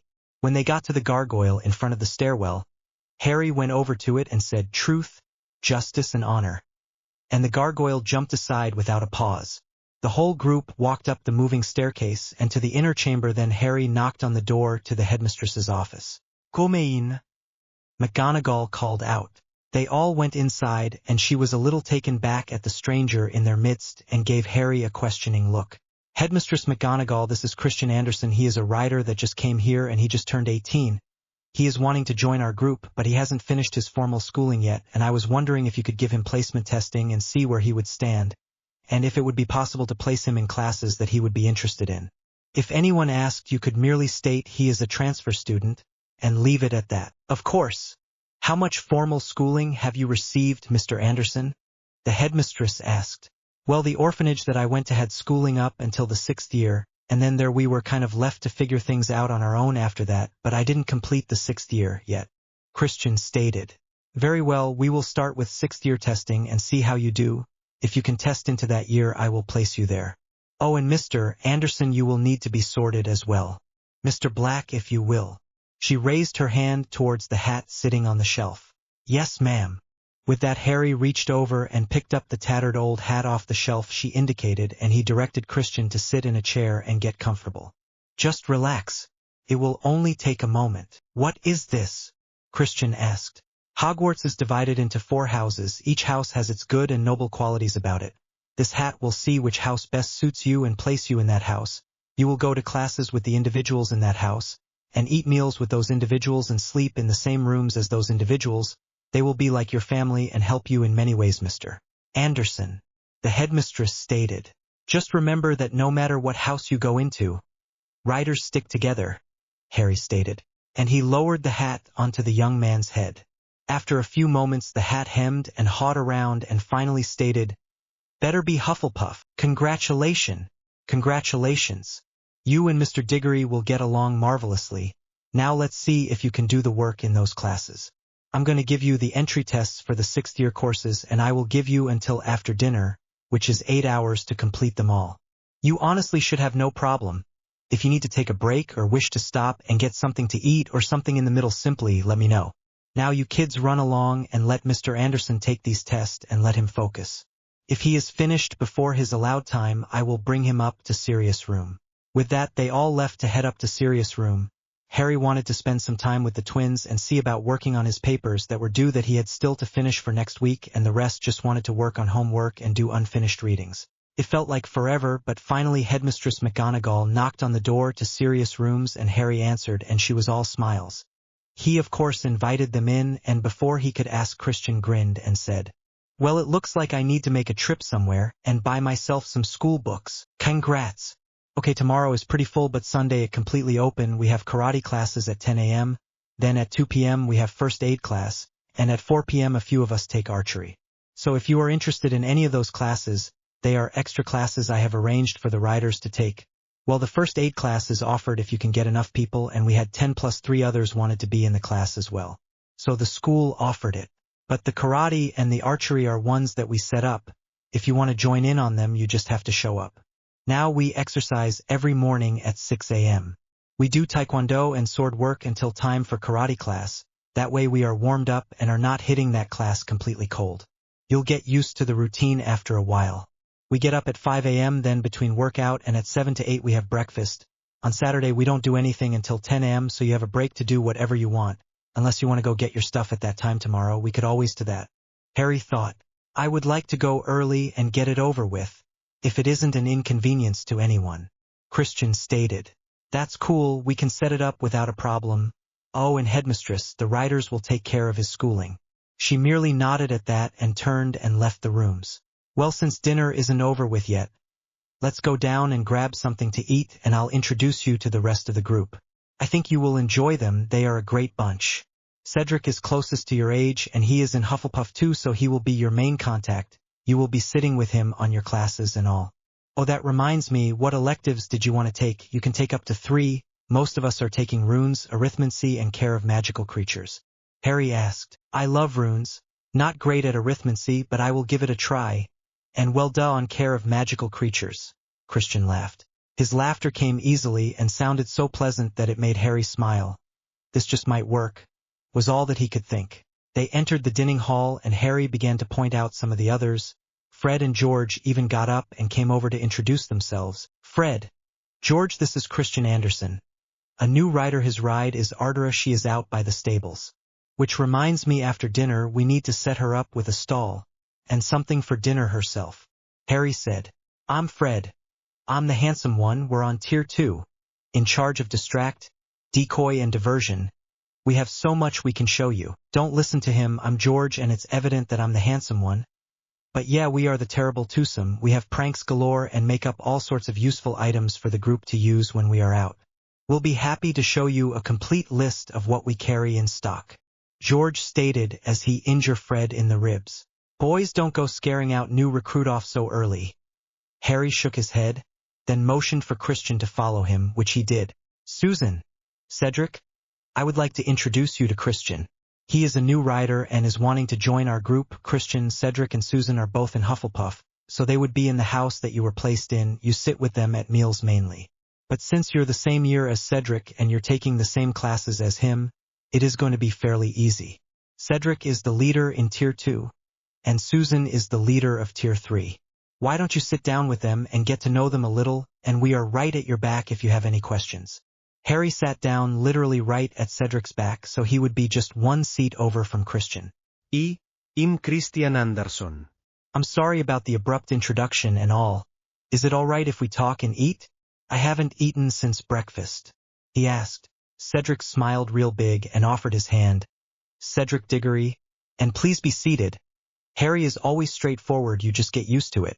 If he has his mind made up on something, you know it is fact. I'm Susan Bones. My aunt is the head of the Department of Magical Law Enforcement. She gives us a lot of backup when we need it. She's great to work with. Wow, that must be very convenient. And he said you were in charge of Tier 3. What are these tiers he is talking about? Christian asked. Tier 1 is the tier that he, Neville Longbottom, Luna Lovegood, and Pavarti Patil belong on. They basically are the plow the road, gun them all down and secure the site group. Tier 2 is Cedric Diggory, Fred and George Weasley, and they are primary distraction, decoy and diversion, but they are the backup if needed. They go in to rescue and recover whenever someone is injured and to guard if we have someone down. Then there is Tier 3, which is myself, Padma Patil, and Hermione Granger. We are the medic and triage team. Hermione is our cover, but Padma and myself are your medical support. I'm lead, so if you ever have a medical problem, come to me first, and if I can't deal with it, I will get you to someone who can. Susan chatted friendly to the young man.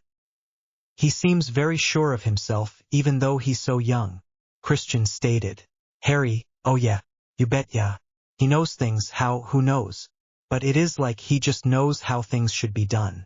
He set up the whole tier program, found a place for everyone, and set up everyone's training and all. I'm taking first aid, karate, and archery, and I'm trying to refresh my swordsmanship skills as well. Although Susan is hard to practice against, she is my dueling partner, and she is teaching me taekwondo as well, so I'm learning that too. Harry makes sure we get all the training we want or need. And if you have an interest, let him know. He will do everything in his power to help you advance in it. Oh, and by the way, we also have a band. We love to sit around and play music and dance to unwind. Cedric stated with a smile. Cool. I used to play guitar, but I had to sell it a while back to have enough money to get up here. Christian said. You do? That is great. So do I. Don't worry about a new guitar. Harry will get you one. If I know him. Once he hears you know how to play, he will love to have you play in the band. So will I. I taught Percy, the twins' older brother, how to play. But he is more focused on studies right now than to play with the band too often, and he's not a writer. Cedric said excitedly. Christian picked at the chicken he had placed on his plate, and looked a little puzzled. What's up? Cedric asked. Well, it is this whole thing about him paying for my schooling and books and all. That is a little much. I didn't expect anything like that from this. It's a little much to take in, I guess. Christian stated. Susan laughed her happy little laugh. Wait till he kits you out. You think him paying for your schooling and books is something. And by the way, don't try and stop him. It makes him grumpy, almost as grumpy as messing with his tea. She giggled a little at that. Cedric rolled his eyes. Rule 10, Susan. I know, and you two are the worst about it, I swear. Rule 10. Christian looked confused. Yeah, we have 10 rules, and that is Rule 10. Cedric stated. Rule 1 is a rider's bag is sacrosanct. Rule 2 is a rider's trunk is sacrosanct. Rule 3 is always trust Luna's visions. Rule 4 is always carry a blade. Rule 5 is listen to your boss. It may save your life some time, or someone else's life. Rule 6 is your darkhorn is your life. Treat it like it. Rule 7 is your body is a weapon to sharpen, strengthen, and hone, and have ready to use at all times. Rule 8 is be aware of your surroundings. Never be caught unaware. Rule 9 is rules are only important if they don't interfere with your job. Rule 10 is don't fuck with an Englishman's tea. Cedric said as he held up his cup of tea. Wow, cool. I met Luna earlier. She has visions? Christian asked. Yeah. She is our seer. If she yells duck, You duck or kiss your ass goodbye, your choice, Cedric stated as he ate his roast beef. She's that good, Christian whispered. Better than. She knew someone was coming. She just wouldn't tell us who or when. She likes to keep the good stuff secret until it happens. That is one of the reasons that everyone is pretty well mellow about you being here. You were sort of expected, Cedric stated in a low whisper. So that's the reason he acts like this is all nothing new to him? He has been expecting it, Christian asked. Pretty much. That, and I don't think Harry knows how else to act. You should see some of the stuff he and Neville pull off, and they act as if it is no big deal. The Hogsmeade trip, they captured 20 Death Eaters, just the 4 of them in Tier 1, while Tier 2 distracted down below. You mean that wasn't a bunch of hype? They really did? Just 4 of them? Tier 1, that is Harry, Neville, Luna, and Pavarti, right? Wow. Tier 3 was in the 3 broomsticks doing triage over probably 3 dozen people by then, and the twins and I had to distract and confuse the hell out of the Death Eaters that were on top of the post office that they were trying to get to, so we started shooting fireworks off at them. Worked like a charm. They couldn't see shit, and they couldn't aim at any of the people down below either, so it was a win-win on our side. Then the next thing you know, all the spell fire stopped and Harry was looking over the edge waving his hand to call it all off. Then he came down and told Tier 2 to go door to door and check for injured while Tier 1 went in and helped with triage. Once you see him in action you will see what we mean. He acts a lot older than he is, and he definitely knows what he is doing. Listen to him and do exactly what he says. No matter what it is, you can't go wrong. Cedric smiled. You've got a lot of confidence in Harry, Christian noted. He's earned it, he and Neville both. Cedric sat up proudly. They're our leaders and they have earned their spot well, Susan said. I think I am going to love this. This sounds so like what I have been dreaming of for so long. As he finished his tea. We hope so. We are a good group to work with. We know what we are doing and we work well together. As long as you listen to Harry and do what he tells you, you can't go wrong, Susan stated. Oh, and by the way, you drink your tea the same way Harry does, 3 sugars, no milk. And don't dare try and give him a lemon wedge unless you want it flung back at you, when you aren't looking. She giggled at the memory of Harry flinging a wedge across the restaurant at the waitress as she turned and left them after handing out their drinks. Lemon? Why would you want lemon? It's tea for Merlin's sake? Christian looked confused. That's what Harry says. Susan giggled and nodded. He has a tendency to fling the wedges at the waitresses that bring them to him in the restaurants. Not a real nice thing to do. Funny, but not nice. Christian almost choked on his own tea at the picture in his head as he thought of Harry doing just that. He could see the leader of this group getting frustrated and doing that. Hell, he could see himself doing it too. He really liked Rule 10, actually. He liked all of the rules. He wasn't sure about the first 2, but he was sure they would explain them to him later. The rest were self-explanatory and easy to follow. He could easily agree to them all, really. Just as they were finishing their dinner, Headmistress McGonagall stood up and rang her fork against her goblet to get everyone's attention. I have a couple of announcements I wish to share with you all. First, we have 5 students that received the With Merit Awards in their scores for last year. First is Percy Weasley in Political Science. Second is Harry Potter Black in History of Magic. Third is Neville Longbottom in Herbology. Fourth is Luna Lovegood in Potions. And fifth is Pavarti Patil in Astrology. Congratulations to each and every one of you. And for those that are not familiar with what With Merit means, it represents the individual that has achieved the highest score in their grade level in that class of any individual taking the class. And that means worldwide. I would like to tell you all this is the highest number of With Merit students that Hogwarts has ever had in its history. I am so proud of each and every one of you. And she led the clapping for all those that had won their merit awards. Once the clapping calmed down, the headmistress continued. There is one other thing I wish to share with you. We have a new student. His name is Christian Anderson. He is a transfer student and will be joining our 6th-year Hufflepuffs this year. Please welcome him to Hogwarts and to Hufflepuff. Hufflepuff clapped loudly and cheered the new person sitting next to Cedric. Christian stood up and bowed, then sat back down, and blushing he tried to look as inconspicuous as possible. Although it was rather hard now that he was the center of attention. Everyone at the Hufflepuff table started introducing themselves and Christian just smiled and shook hands with everyone. They all seemed so friendly, he couldn't help but be glad he was sitting there amongst them. Cedric leaned over and whispered, "You'll get used to it after a while. We're known for our friendly nature, and so we love to meet new people." They will probably flock around you and ask thousands of questions, but just be patient with them, they will calm down eventually. Oh, and riders stick together, we sleep in Sirius quarters. Instead of Hufflepuff. So after dinner just follow me, we will set you up. Oh, okay. I have to put Ardra up for the night first, then I can get ready for bed. I need a shower. I have a couple of days of dust on me that needs to be washed off. He grinned and reached over to grab some of the chocolate cake that had been tempting him for a few minutes now. No problem, we can head down there right after dinner. Then head up to the rooms. Matthew and James should just be about ready to go to bed by the time we get back though. You need to meet those two. They are adorable. They are Harry's 4-year-old little brothers. They're twins and too cute for words. They were raised in an orphanage as well, and Sirius just found out that he was their father a few weeks ago. They adore Harry, and he absolutely dotes on them. By the way, did you know that Harry is an orphan as well? Sirius adopted him when he was like 5, I think, but he is like his godfather and he adopted him and became his dad when Harry was 5 if I am not mistaken. You two have a lot in common, you know, Cedric stated. Other than drinking your tea the same way and all. He snickered. I didn't know that. Thanks for telling me that. Christian stated around his chocolate cake. Oh, and if a reporter ever wants to know anything about the riders or anything about a specific rider, just ignore them. We are the riders, refer them to Harry and he will take care of reporters. We don't want individual names to be listed in the papers or anything. It might lead to someone getting kidnapped or being made a target, so just keep quiet and smile a lot. When they ask you for your name, just say you're a rider and leave it at that. They get pretty insistent sometimes, but Harry handles them beautifully. Susan stated quietly and Cedric nodded. They are that bad? Christian asked. Yeah. Especially after Diagon Alley. They were all over us. And wouldn't leave us alone until Harry put a stop to it. Cedric stated.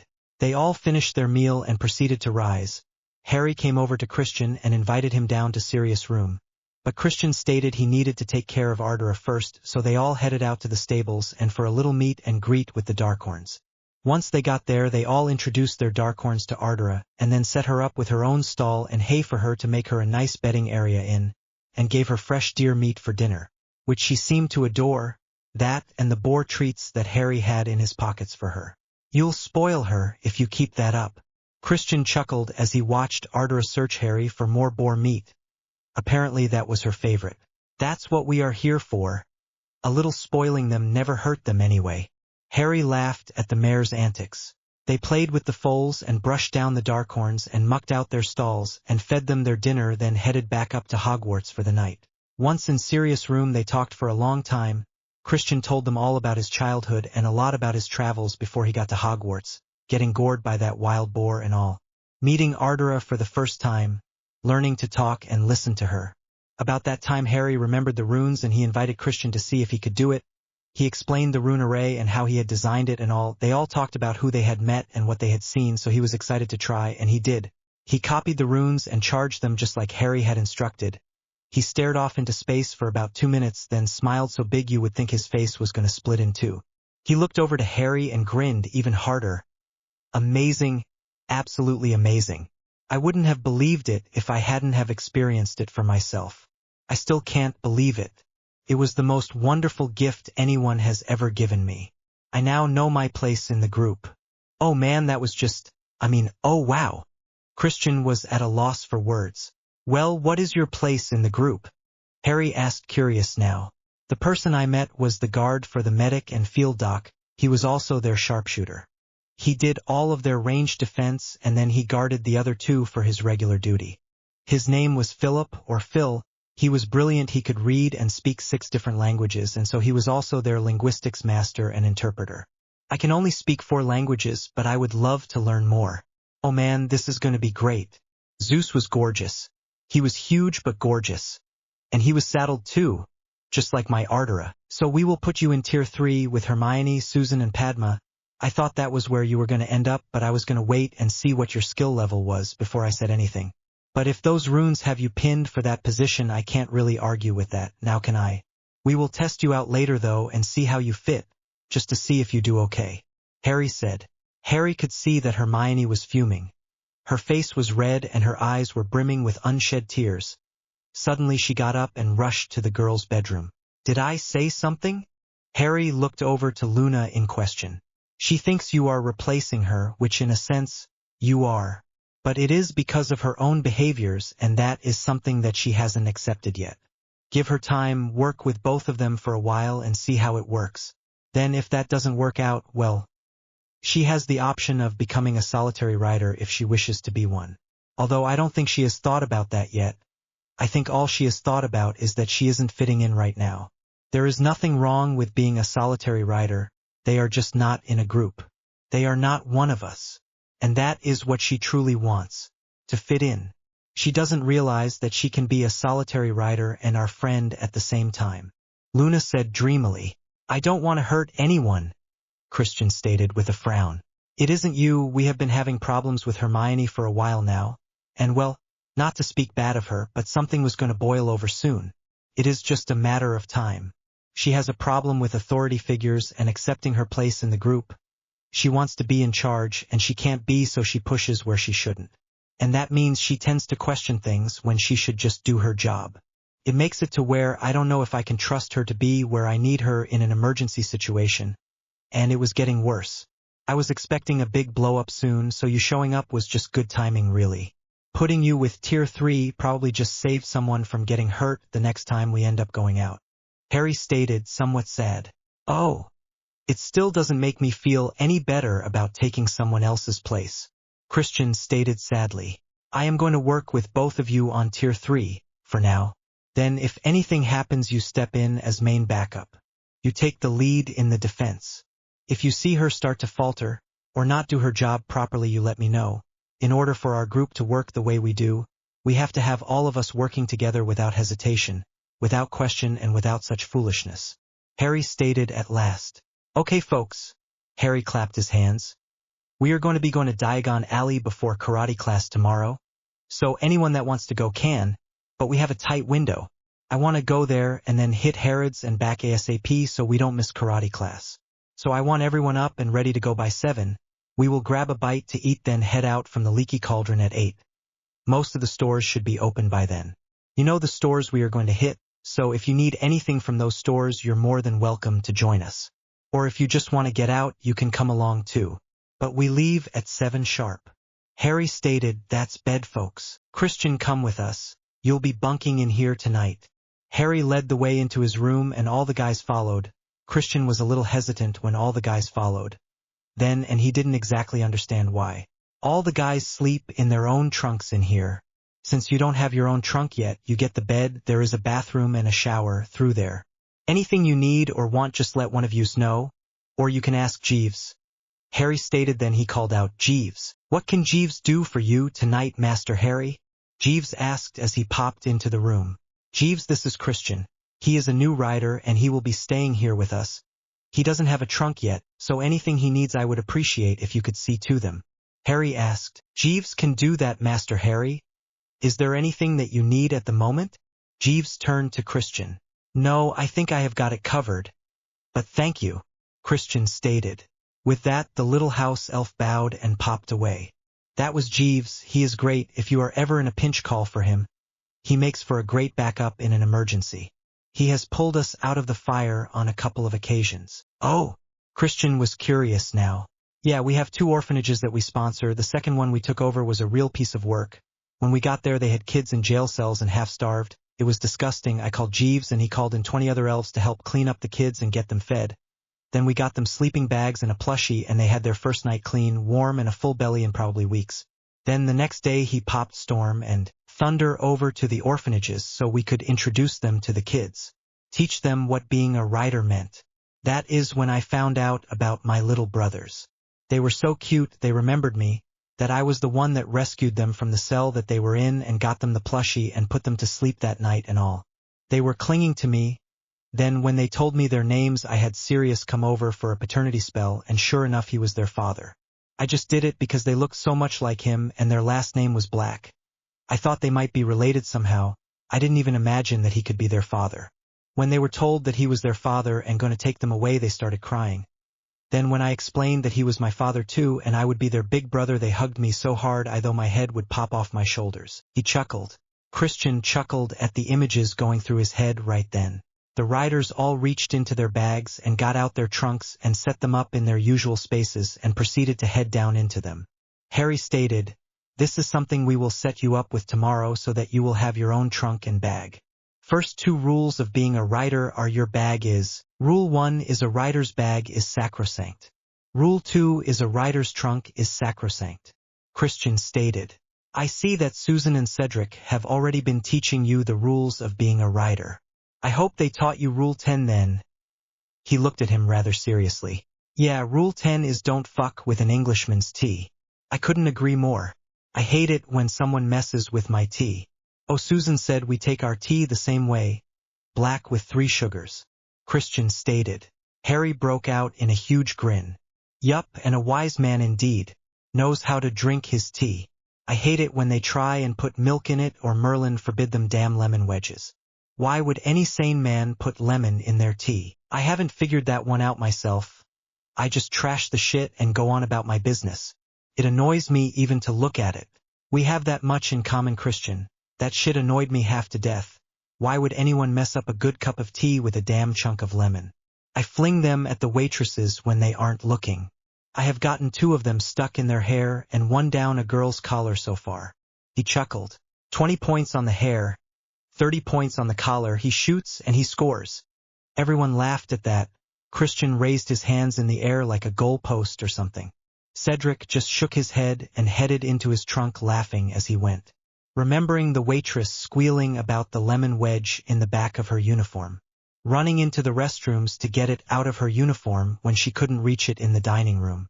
It was hilarious to say the least, although Luna just gave Harry a disapproving look and shook her finger at him, saying naughty, naughty, naughty.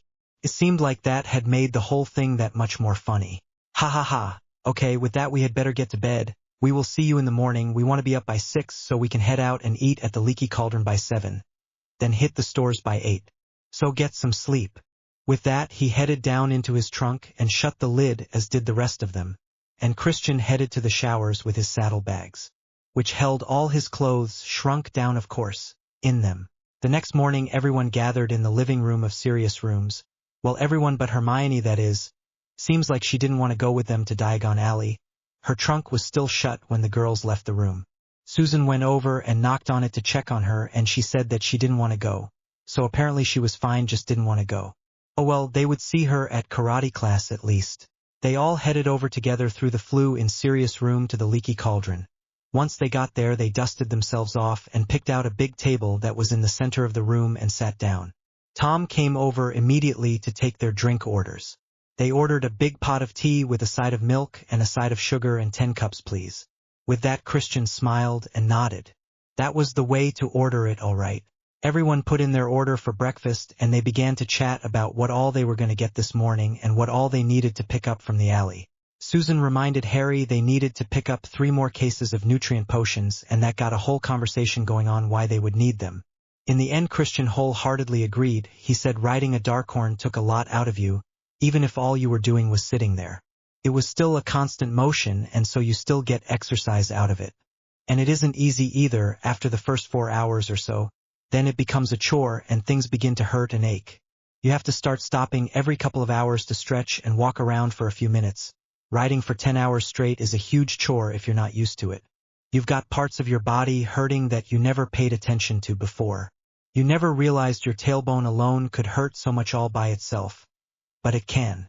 No matter how much padding that saddle has on it. This is when they realized that he had a lot more experience as a riding rider than they did, and they would be looking to him for advice in that area, that is for sure.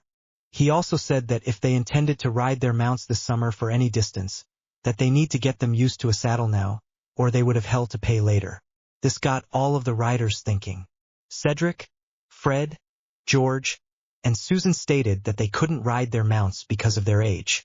Christian suggested for this first summer that they rent or borrow horses and then lead their mounts along. This would allow their mounts to get plenty of exercise, but not be burdened with a rider. And if you explained it to them, he was sure they would understand. Of course you would have to explain it to their mothers as well. Let them know you aren't replacing their young, that you are just making sure they don't get hurt or overtaxed before they are old enough to actually take on a rider. They should be a year old when they were planning on taking that trip, so they should be able to keep up just fine. It would just be a matter of not putting any weight on their backs unnecessarily. As they ate their food, they continued to talk about the trip they wanted to take this next summer and compare ideas. They came up with some great ideas and everyone was excited about it by the time they left the leaky cauldron. Okay, luggage shop first, Harry said, and he headed that way with Christian right beside him. They entered the shop and Harry went up to the clerk and showed him his ring. We have got another rider to set up if you don't mind. Please, sir. The middle-aged man looked like he had just won the lottery. He leapt up and raced around the counter and started leading them to the back of the store where the Majesty trunks were kept. Now it comes with 7 compartments, a bedroom, bathroom, kitchen, study, and library. Standard the other 2 you can make into anything you want to have in there. Do you have a preference? A potions room and a workroom I do woodworking, so I would love a room designated for that, with plenty of shelves in there for my wood supplies and tools. Oh, and can you put up something that I can hang my hand tools on, so that I can just reach up and get them? Not a problem there at all. The clerk just smiled and nodded. Harry had gone over and gotten another bottomless bag and told the clerk to add it to their total as well, and the gentleman did so without pause. Apparently, the riders were becoming some of their best clients or something. Can you have it ready by 9:30? We have somewhere to be by 10? If not, we can come back and pick it up. Harry asked. It will be a little tight, but for the riders, not a problem. We will have it ready. The clerk looked at his watch just to make sure what time it was and nodded. Thank you very much, Harry said as he paid for the whole thing with his rider ring, then handed Christian his bag and told him to put it on. Then they went across the alley to the cobbler's shop to look at boots. While Christian had riding boots, Harry wanted him to have rider boots, and he of course needed some school shoes as well.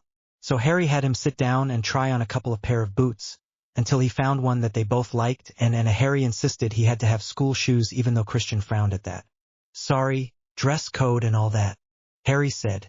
With a sigh, Christian got himself a couple of pairs of shoes for school, although reluctantly, and he put his purchases in his bag and they headed over Madame Malkin's to get him his school wardrobe. The girls wanted to use him as a Barbie doll, but he absolutely refused and even tried to leave the store, until Harry made them quit and go sit down somewhere. Then he, Neville and Cedric picked out what Christian should have in his wardrobe. Cedric was a little more into getting a full wardrobe for Christian, so they did. He kept saying that he would need all these things eventually and he might as well have them now. If everything he had fit into a pair of saddlebags, he definitely didn't have enough clothes to last throughout the year at Hogwarts. So they got him a full set of wizarding wear, which he was a little hesitant about but understood the necessity for, and then they got him formal wear and casual wear for when he wasn't in school, which he was okay with the casual wear, but he didn't know about the formal wear. You're a rider now, you're going to be invited to different balls and festivals. We have already been to 1 ball, 1 barbecue, and 1 party in our honor just this year. So get it now and be happy you have it, Cedric stated. Christian scrunched up his nose, but then sighed and nodded. He didn't like the idea, but if he was having to represent the riders as a group, then he had to, he guessed. They got him a winter cloak and some jumpers and a few heavy slacks as well, which was okay. Then they went over to the sleepwear and he said he preferred non-magical sleepwear and underwear. Harry nodded and said he agreed. So they held off on all that. Once they checked out, they headed over to the jewelry shop, and that confused Christian all to pieces, until everyone held up their rider's ring. Harry went inside and asked the same clerk he had worked with before if he had a moment. We have another new rider, and we are needing a new rider ring, please. A new rider? Well, congratulations. And of course, it will take about 20 minutes to make. If you would like to come back in 20 minutes, that would be acceptable, the clerk stated. That will be fine. We will be back in no time at all. Thank you. Harry smiled and put his signature on the pad for the rider's ring to pay for it. Harry then headed towards Gringotts. That looks like a bank or something? Christian asked. That is exactly what it is. And where else would you think we would keep the basilisk skins that we need to make our rider uniforms with? Harry grinned. Come on. We're going to get you measured for your own set of rider battle gear. Christian was beyond lost now. He had no clue what Harry meant, but he followed along beside him anyway, without further comment. Harry went up to one of the tellers and told him what they needed. The little teller came rushing around and immediately showed them to a large room with a single desk in it. Ragnar was smiling at them, and Harry couldn't help but wonder why, so he asked, We have managed to find the families that each piece of jewelry that you brought in belongs to, and they are beyond thrilled. They wished for me to personally thank you for the return of their family heirlooms and to let you know that you have favor in their houses. I must say that is quite a bit of good standing within the Goblin Nation, considering some of those pieces belong to some of the oldest and most honored of our nations. I would like to honor the riders as friends of the Goblin Nation, and to make sure that in the future we have nothing but joyous business together. It is the riders who are honored by this gesture, and I will state that any time the Goblin Nation calls, the riders will come to your aid. And with that, Harry reached into his bag and pulled out one of the necklaces like he had given the 2 orphanages, and he explained how it worked to Ragnarok. The wise old goblin was without words, but he put the necklace on and wore it proudly. When Harry told Ragnarok that they had a new rider and they needed to get a new suit of basilisk battle gear made for him, the old goblin pushed a button on his desk and called out something in Goblin. Then 3 young goblins came rushing into the room, all with tape measures in their hands. One was carrying a stool.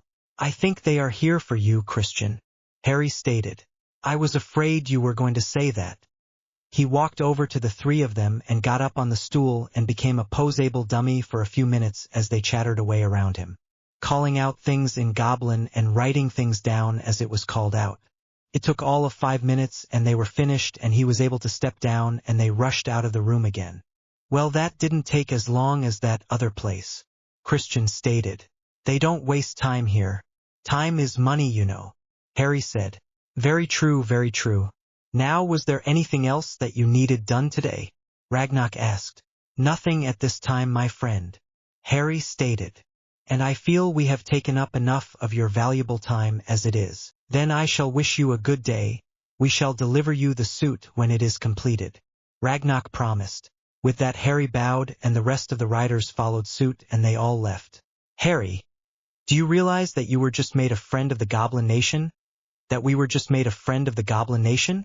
Susan asked quietly as they were leaving the bank. "SSHH, not so loud. Wait till we are further away from here. People might hear, and I would like to keep that on the down low for now," Harry whispered back. She nodded and quickened her step so she could stay right beside him until they got back over to the jewelry shop. Once inside, the clerk was thrilled they were back. "Right on time. I just finished it. Here you are, young man. As always, it's an honor." Harry took the little box and thanked the man, then headed back outside. Once outside, he stopped. "Christian, I am not sure what all you know about riders, but our motto is truth, justice, and honor. This ring that I just had made for you represents those 3 things. The infinity symbol shows that truth is eternal. The 2 swords stands for justice and the 2 wands stands for honor. Do you agree with those concepts and want to uphold the ideals of being a rider?" Harry asked as he showed Christian the ring. "Absolutely, with all my soul. This is what I have been searching for 2 years now. It's like a dream come true to me.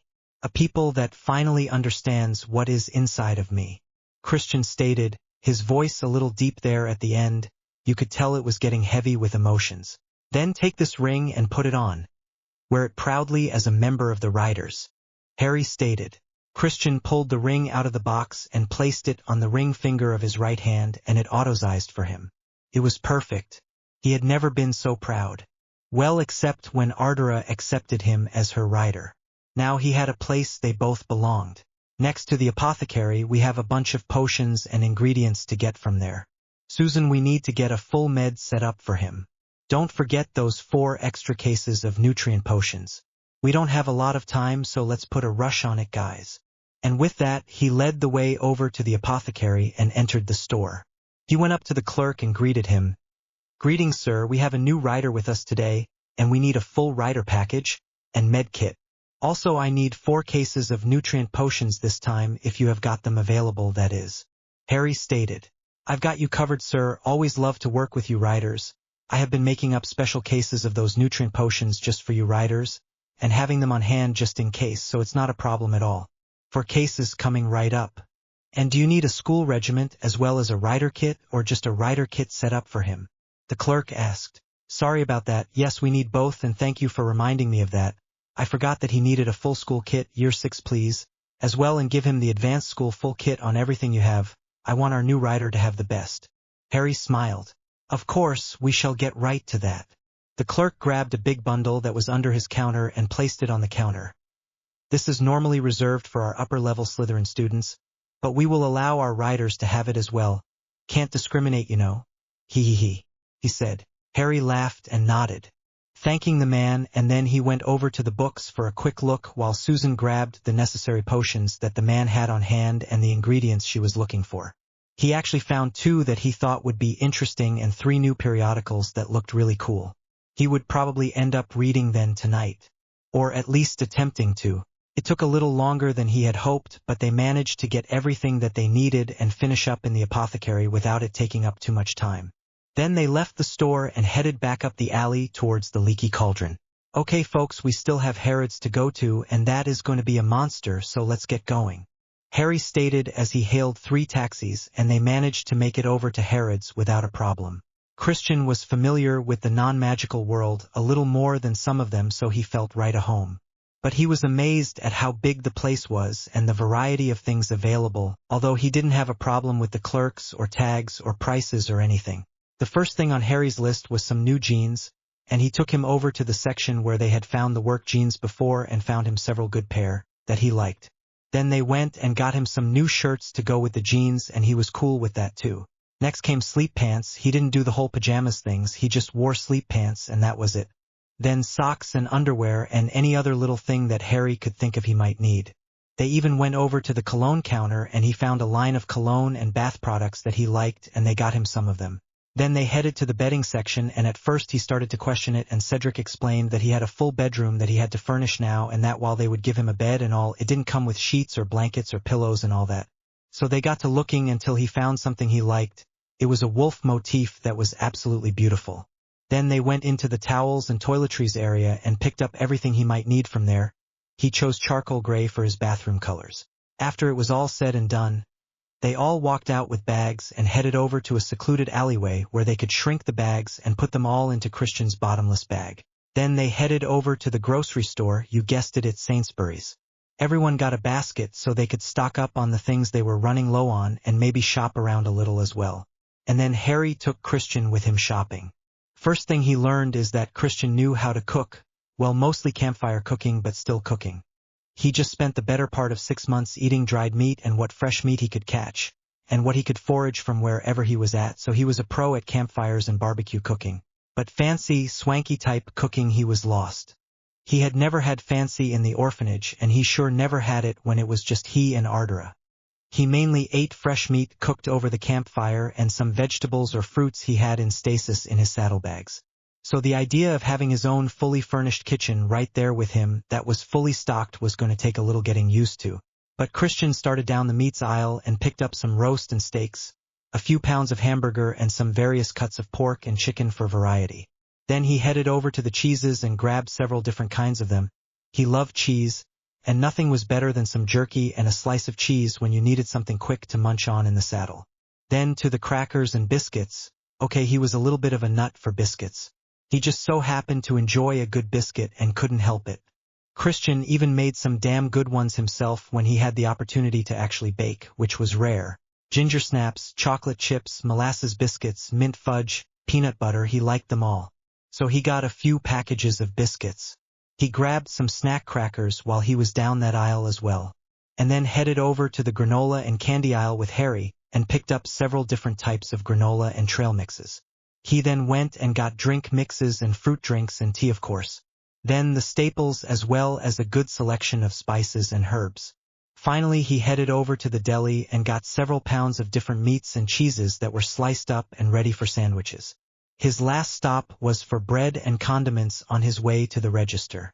Harry headed to the register and handed Christian a visa for him to use, and then went through the register himself with a full cartload. Christian looked behind him and found almost everyone else had a cartload as well and were lined up behind him just smiling and waving. As if this was just a normal, everyday experience for them. And he guessed that this kinda was. After they checked out, they went to that same alleyway they had gone to before and put up a non-magical notice me not ward and began to take out their trunks and put their groceries into their trunks as quickly as possible. Christian just shrunk his and placed his in his main bag, since his trunk wouldn't be ready for another 30 minutes.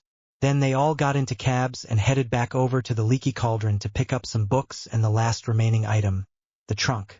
Harry apologized for the time crunch for the day, and they ended up just gathering what school books and a few reference books they thought would help Christian with his work for the year until Yule. We normally have a lot more time to spend in here, but we kind of spend a lot of time in Harrods and Sainsbury's, so we are having to shave off a few minutes in here to make it to karate class on time. Little did Christian know it, but Harry picked him up a GI too so that he could take the karate classes as well, if he wanted to, that is. So everyone had a quick look around and picked up anything that popped out to them while Harry and Christian picked up his school books and reference books. Then they all rushed over to the luggage shop and to pick up his trunk, which he shrunk and he placed in his bag. Then they all headed over to the leaky cauldron to use Tom's flu connection to head back over to Sirius' room. Everyone rushed around and got ready for karate class, and Harry gave Christian his new GI as well, and helped him put it on. Then they all headed over to where the class was being held. 2 hours and a lot of sweat and bruises later, Christian was all smiles. He had loved the class. He couldn't wait till next week. Everyone rushed back to the rooms for a quick shower and in change for lunch, followed by first aid class, which Christian also wanted to join in on if possible.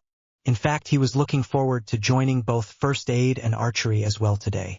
They all managed to take a quick shower and went down to eat, and when Harry began to go over some of the basics of what he thought about their summer trip should include. I know we want to start here and end up at the field where they are going to be having the Quidditch World Cup. We can camp there for the full 2 weeks they have the campground open there. They didn't know who would be playing, although they had high hopes for either the Irish or Wales team to make it to the finals. Neville suggested that they start working with the Darkhorns on saddles. That way they might be ready for them to actually ride using them for the summer. Harry agreed and made a note to get everything they would need for the Darkhorns to be saddled and to start training them to the use of a saddle. It would definitely take some time, but hopefully they would have enough time to get it done by summer. After lunch, they all headed over to the Medi ward and into the makeshift classroom. Today they were supposed to start studying on the internal vitals. So that should be interesting. Welcome everyone. And we have a lot to cover today, so take your seats. The chart that Madame Pomfrey had up today was a rather colorful chart that showed all the different vitals in the human body. There are 79 vitals in the human body, and we are going to focus on the 12 vitals first. Can anyone tell me what they would think and any one of the viral vitals would be? Madame Pomfrey asked. Pavarti raised her hand. The lungs. That's right, the lungs are vitals. Their primary function is to take in oxygen and to spread that through the injury stream and to exhale carbon dioxide. Luna raised her hand. The heart. That's right as well. The heart is a hollow, muscular vitals that has 4 chambers. It circulates injury throughout the human's body. Next, Dean Thomas raised his hand. The brain. Ah yes, the mastermind of it all, the brain. It is the control center of the nervous system, and it is located in the head, and it includes muscle control, coordination, sensory reception and interpretation, speech production, memory storage, and the elaboration of thought and emotion. The brain is what allows us to control all our higher functions, and what is so amusing is that it is a commonly held belief that most humans use only 10% of their brain's capacity to function. Now I think magicals use about 30% of their brain to function, but still. What would your skill level be if you used 100% of your brain's capacity to function? What could you do, what feats of magic, and what would the possibilities be? Next, Christian raised his hand. The kidneys. Yes, the kidneys. They are 2 bean-shaped vitals located in the lower portion of your back, one on each side of the spinal column. Their function is to maintain the body's chemical balance by excreting waste products and excess fluid in the form of urine. Cedric raised his hand. The stomach. Absolutely. The stomach is actually a muscular, elastic pear-shaped bag, lying crosswise in the abdominal cavity beneath the diaphragm. Its main purpose is digesting food through production of gastric juices which break down, mix and churn the food into a thin liquid. Next, Harry raised his hand. Is the bladder one of the vitals? It most certainly is. Now it is a muscular vitals located in the pelvic cavity. It stretches to store urine and contracts to release the urine. People frequently get urinary tract infections and find it most unpleasant, to say the least. You will find you treat quite a few of them. The most effective cure of a urinary tract infection is the simple consumption of cranberry juice. With non-magicals they give out what they call antibiotics, and it can take days for the infection to dissipate, But for a magical it is so much more simple and to the point, cranberry juice, and the infection is gone within 2 days. Madame Pomfrey stated. Now there are 2 left, can anyone tell me what they are? When no one else raised their hand she stated, the insides is the next one on the list.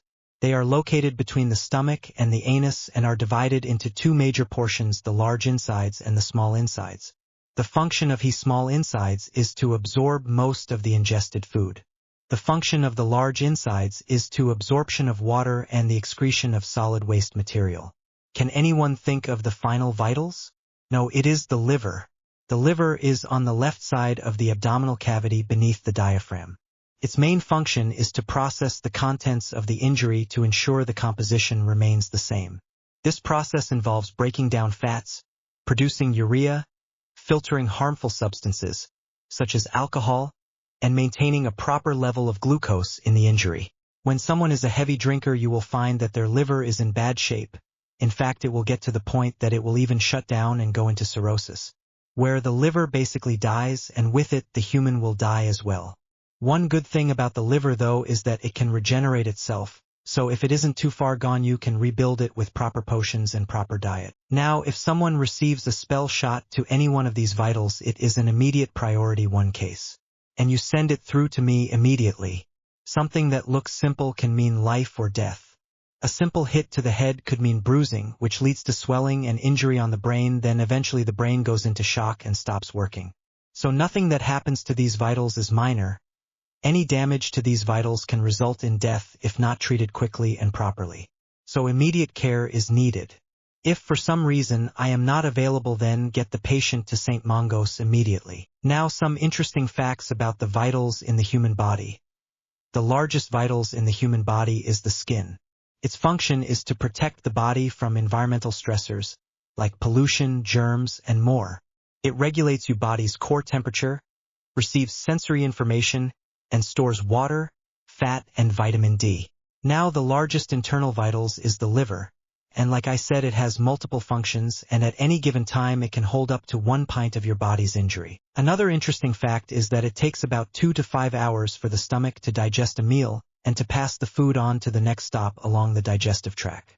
And it takes about 44 hours for your food to make the entire trip through your digestive tract. One thing about the insides is that the insides are about 5 feet in length if stretched completely out. Many major vitals on the body are on the left side of the body, like the stomach, the liver, and the heart. About 1 in 10,000 people have their vitals on the opposite side of the body though. It is known as situs inversus totalis. It affects more males than females.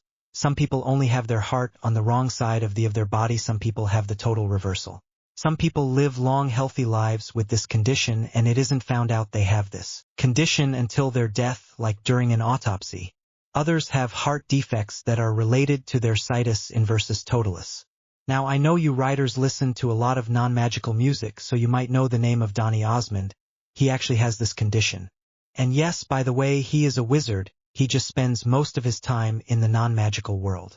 Madame Pomfrey noted that several of the students were writing like crazy in their notes right now, so she paused for a moment. Now the major issues that you will experience in the role that you have taken on will be basic spell damage, like cuts and bruises. Now the bruises we will talk about later, but the cuts will come in minor that you can heal with a simple episki, or sometimes you need to heal deep gashes like those that were created with a Sectum Semper charm, which would be Vulnera Sinenter. Now that charm will heal those deep gashes, but it heals slowly. So if you have a major bleed, you may have to put a tourniquet in place or hold pressure on the site while you are trying to fix it. I would like to tell you folks that as slow as our world is about mending these types of cuts, it isn't as bad as the non-magicals who use needles and special-made thread to actually sew together the 2 sides of the cut together. Madame Pomfrey frowned, and several of the students in the class groaned at the idea of being sewn up as a means of closing a wound. For episki there is only a point and shot method of wand movement. The same is true for Vulnera Sinenter, although you will find you must go much slower and be more methodical with that one, due to the fact that the cut will be much deeper. I usually suggest you have some clean cloths or surgical sponges nearby so that you can mop up the injury so that you can have a good field of sight with both spells.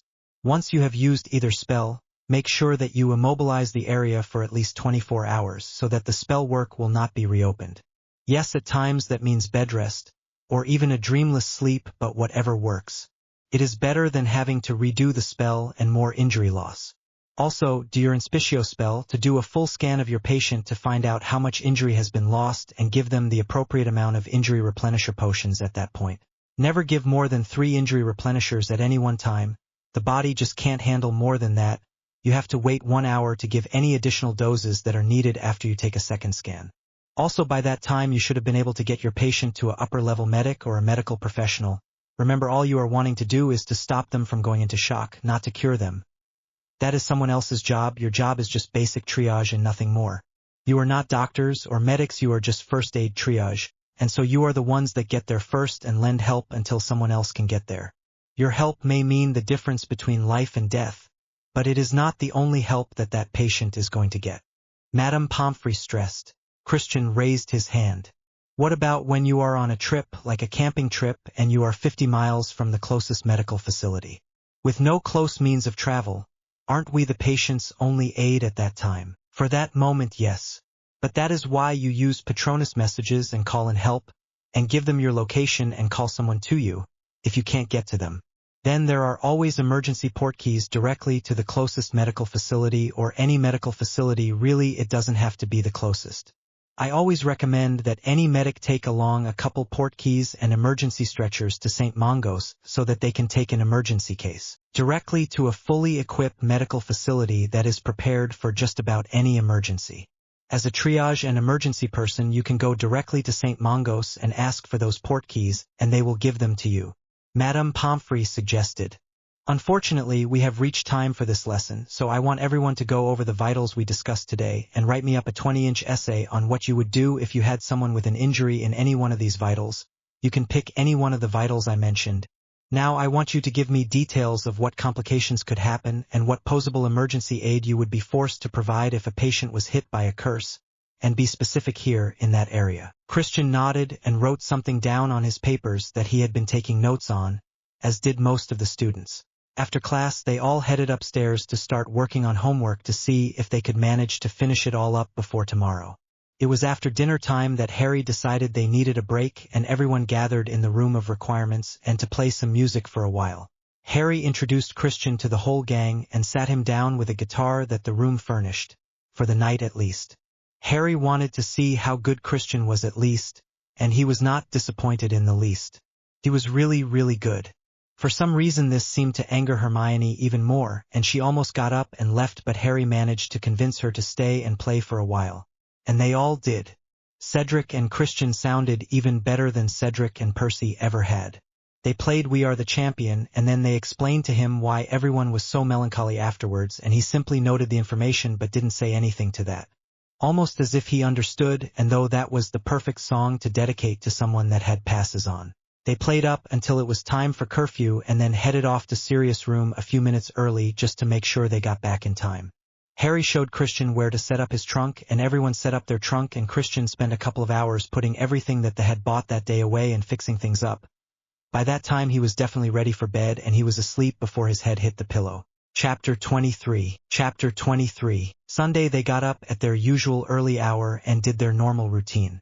Harry noticed Christian standing off to the side trying to figure out what to do as he watched everyone picking their partners to spar with and getting ready to fight. Christian was left out in left field here, and had no one to spar with, so Harry took him over to Susan and Cedric and asked if they would mind a third. They had no problem with it, and they took turns back and forth between the three of them sparring. They seemed to do pretty good. From what Harry could tell, Christian wasn't that bad. Although he had a ways to go before he reached either of their skill level, he could still hold his own against them, but they knew better than to hold back anything either. That would only irritate him and Harry both.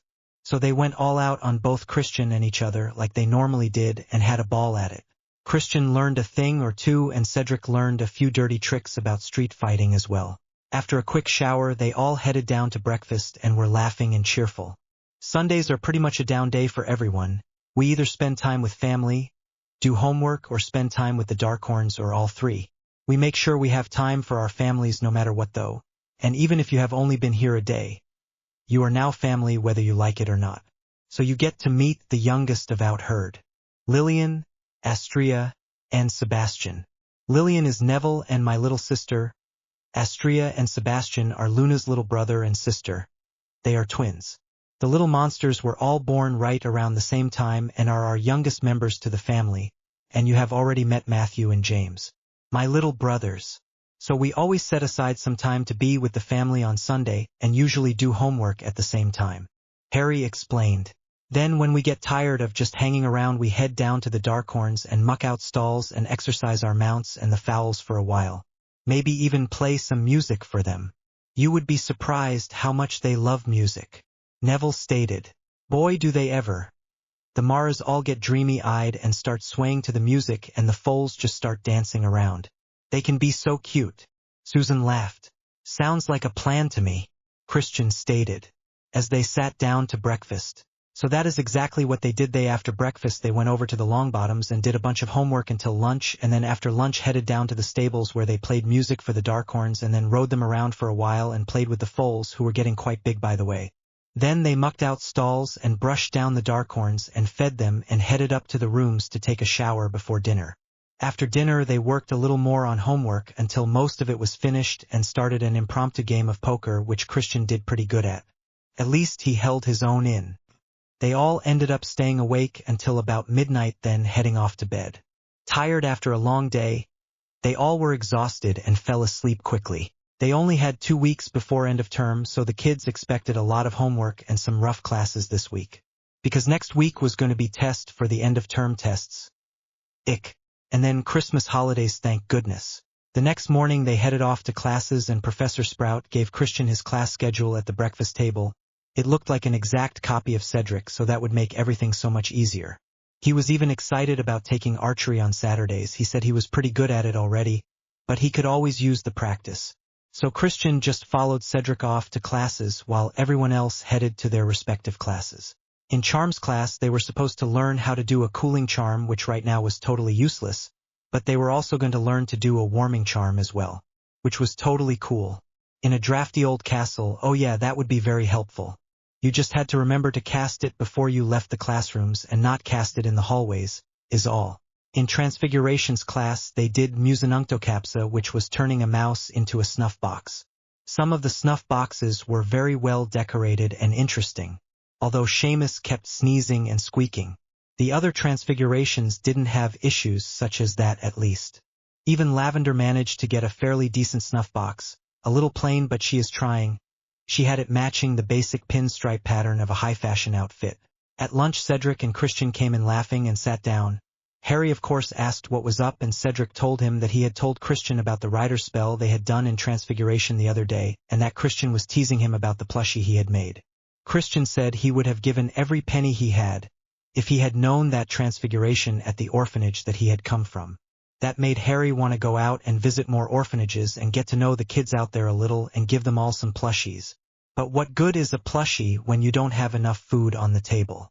It was a hard choice to make. One was hopes and dreams and the other was a necessity. And necessities came first, but maybe they could just go to the orphanage that Christian came from. Maybe that one wouldn't be too much of a burden on their budget.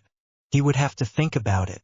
In defense against the dark arts they worked on the Confrigo curse, which is a powerful blow-apart curse. It works anywhere from a small firecracker to a grenade, depending on how much power the caster has put behind it. Most of the class was spent on trying to get people to either put more magic into their spell or trying to get them not to put so much power into the spell. The spell works just like Harry and Neville's black sphere they make, so they had that one down pat. They knew about how big to make the sphere to blow apart the target and how much magic that would take, and just switched that over in their heads to how much magic they should be using behind the spell, and Viola the right strength for the right size target, without demolishing the wall behind it like Seamus had done. That boy definitely needs to learn to tone it back on his spells some. Puberty sucks, that's a fact, and Seamus keeps going between barely enough magic to light a Lumos, to denting the wall behind a Confringo target. That is not going to make the house elves very happy that they have to repair that. Oh well. In numerology they were working on angel numbers, she called them. Professor Vector stated that seeing the same number multiple times in any arrangement, such random places like a receipt for something you purchased or on a sign you saw, if it stirs a sense of wonder or curiosity, it can be considered an angel number. It is something that is the universe's way of giving you a gentle reminder or offering an intentional push in a certain direction. Like 3 zeros in a row is supposed to be a sign that opportunity is coming. and 3 ones in a row is a sign of new beginnings. If you see 3 twos in things, then that is supposed to signify the desire for unity, a need to be near someone or with someone. If you see 3s, it is all about the desire for growth. You feel as if you are stuck in a rut and you feel the need for change and growth. If you see 3 4s, well, that is a sign of transformation. Big change is coming. It is a sign that some of your hopes and dreams may be about to be coming to fruition. Professor Vector went through all the possible number sequences that were major ones, and had anyone that had a major one in any sequence raise their hand, then they talked about it and discussed if they thought it matched with the rendition of these interpretation of angel numbers. She stated that it was an early Greek philosopher by the name of Pythagoras was a brilliant mathematician who came up with the original theories about angel numbers, and an individual by the name of Doreen Virtue who expanded on the theory in the 2000s and made the idea popular in the metaphysical community and as such within the wizarding community. Angel signs, unlike the zodiac signs, astrological birth charts, or even calculating your life path numbers in numerology, angel numbers are not determined by your date, time, or location of your birth. They are like a mystical signature the universe leaves you when it wants to give you a hint or a little advice.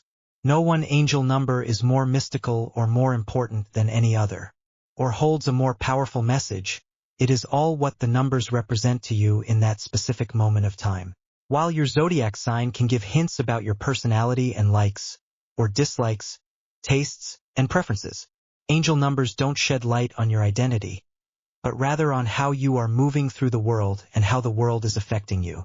They can appear anywhere: addresses, price tags, clocks, receipts, even on pages in a book. The whole idea with angel numbers is that they are merely a guide, a gentle push, and should be viewed as such, not as the voice of the gods or anything else. Unlike one star charts, which are quite literally written in stone, an individual's angel numbers are very fluid and ever-changing. Explained Professor Vector. The day had been really interesting, and Harry and the others headed back to Sirius' room to do their homework and to work on a few things. Tomorrow they had a report on gillyweed dew in herbology that Harry still needed to finish, and he was working on a drawing he was doing for the class. He was hoping it would get him some extra credit in the class, maybe. He, Neville, Pavarti, and Luna were working on templates of the different plants they were covering in class, and they were going to put them together at the end of the year into book forms and hope to get a few points if possible from Professor Sprout from it. So far he had shrivelfig, devil's snare, bubituber, gillyweed, aconite, dittany, aloe vera, wiggentree, and alahatsi. He hoped to have all they were going to have studied drawn up and finished by the end of the year. He was almost finished with the gillyweed, he just needed to do the shading on it, and it was done. Neville, of course, was way far ahead of him. He had already finished those and had worked on the Mimbulus Mimbletonia, Moly, Whispering Willows, and Perspiring Plums. He was working on his last template now, and that was the Wandering Water Lily Pads. As far as he knew, that should be a complete list of all the plants we are supposed to study this year. At least that is what the syllabus stated anyway. Neville loved doing this project. He loved doing any project relating to herbology, really. But this kind of a project brought out the artist in him as well, and he did very good at it. He practically had a style of his own. He could make the plants seem almost lifelike, like they could nearly jump off the pages at you and hop right into the flower pots, if you had them ready. He had always had an eye for nature, and it showed in his drawings. Christian showed Harry and the gang some of his pictures he had drawn of Darkhorns, and they were surprised at how talented he was. They looked like photographs, and they told him so, which made him blush deeply. He said he loved to draw. He wanted to stop somewhere and get one of those fancy pencil sets that had all the colors and charcoals and all, but he hadn't had a chance yet. Harry made note of what to get Christian for Yule and thought they should all go in together and get him really set up. Cedric's talent lay more in music. He could hear a song played and he could repeat it back to you note for note. He had always had the ability to do so. He had a marvelous ear for music and was a brilliant guitarist. He could paint some, but he couldn't draw at all. He used to tease some that he couldn't even color within the lines, but he could paint right over them if you give him the opportunity. Now the painter in the group, that was Luna. She could look at something and practical paint a photograph of it, from what she saw in her mind. She would either make it look exact like it was alive and leaping of the canvas she was painting on, or wild and imaginative, but you could definitely still tell what it was, if it just had wild and crazy colors that came from somewhere in Luna's mind at that moment that even Harry had no clue about. Hairy though it might be, a form of mage sight with the bright neon colors and sharp crisp lines and all. Who knew? They all pretty much finished up what they were working on and headed to bed. It had been a long day after all. In herbology they started with the study of Beaumont Marjoribanks, who was born in 1742 and a pioneer in the field of herbology, having collected many rare magical plants and flowers. He was the first individual to discover gillyweed. Although he is the one given the credit for discovering gillyweed, it was actually Elidora Ketteridge that is said to have discovered its effects about a century earlier, and would have been given credit if she had been alive at the same time as Marjoribanks. As it is, he is given credit for its discovery while Ketteridge discovered its magical effects. Now gillyweed is a magical plant that when eaten can allow the human to grow gills that allow them to breathe underwater, and webbed feet and hands that allow for better swimming. It also allows for a certain resistance to the cold temperatures of the water that would be natural in fish or merfolk. Its natural environment is the Mediterranean Sea, and lives best in a saltwater environment. It has rat tail-like leaves that are quite slimy and making it rather unappealing to consume. It is debatable the difference of time that the affects the altered state of being is present in salt water compared to fresh water, but it is said to be nominal difference lasting only a few minutes if that. Gillyweed is used in several potions and in many consumables such as gillywater and gillyweed tonic. History of Magic was about Minister Artemisia Lufkin, who was born in 1754 somewhere in the British Isles. It is not known if she was a half-injury or a pure injury, but to be honest that is irrelevant. She attended Hogwarts School of Witchcraft and Wizardry from 1765 to 1772, and was a proud Hufflepuff to boot. She became Minister for Magic, becoming the first woman to ever hold that position in 1798, at the age of 44, and held the office until 1811. She died when she was 70 to 71 years old in 1825. During her distinguished time as minister, she established the Department of International Magical Cooperation and lobbied hard to have the Quidditch World Cup to be brought to Britain during her term. Luna raised her hand. Was Ms. Lufkin ever married? Everywhere that I researched it has the prefix of Ms., but it never mentioned a maiden name, or a husband's name anywhere that I could find? No, she wasn't. The MS was honorary due to her advanced years. Instead of calling her Miss Lufkin, they chose to call her Ms. Professor Lupin stated. Seamus raised his hand. Did she ever get the World Cup to Britain while she was alive? Professor Lupin nodded his head. Yes, she did. As an avid fan of the sport, she managed to successfully lobby the World Cup to Britain in 1805. Although Britain didn't get to host the World Cup again until 1964. And before you ask, yes, it is set to host the World Cup next year. Pavarti raised her hand. Is she the only female minister for magic Britain had? No, she was just the first. There was Josephina Flint in 1819 to 1827, then Hortensia Millifut between 1841 and 1849, Evangeline Orpington between 1849 and 1855, Priscilla DuPont between 1855 and 1858, Venusia Crickerley in 1903 until 1912, Wilhelmina Tuft from 1948 until 1959, Eugenia Jenkins from 1968 until 1975, and Millicent Bagnold from 1980 through 1990. So you see, they have had multiple female ministers over the years, and each has had a wonderful history behind them, some more than others, but each are fascinating if you would like to look them up in the library. 9 female ministers for magic out of 32 is not a bad at all. Professor Lupin recited all of the names and dates from memory without a problem, leaving some students scratching their heads and the rest feverishly writing down every word he said. Michael Corner raised his hand. Who held the office the longest? Ms. Lufkin? Yes. She held it for 13 years, which is 2 years longer than anyone else. The next in line is Wilhelmina Tuft with 11 years, and most recently Millicent Bagnold with 10 years. Professor Lupin stated as if he expected that to be the next question. Harry raised his hand.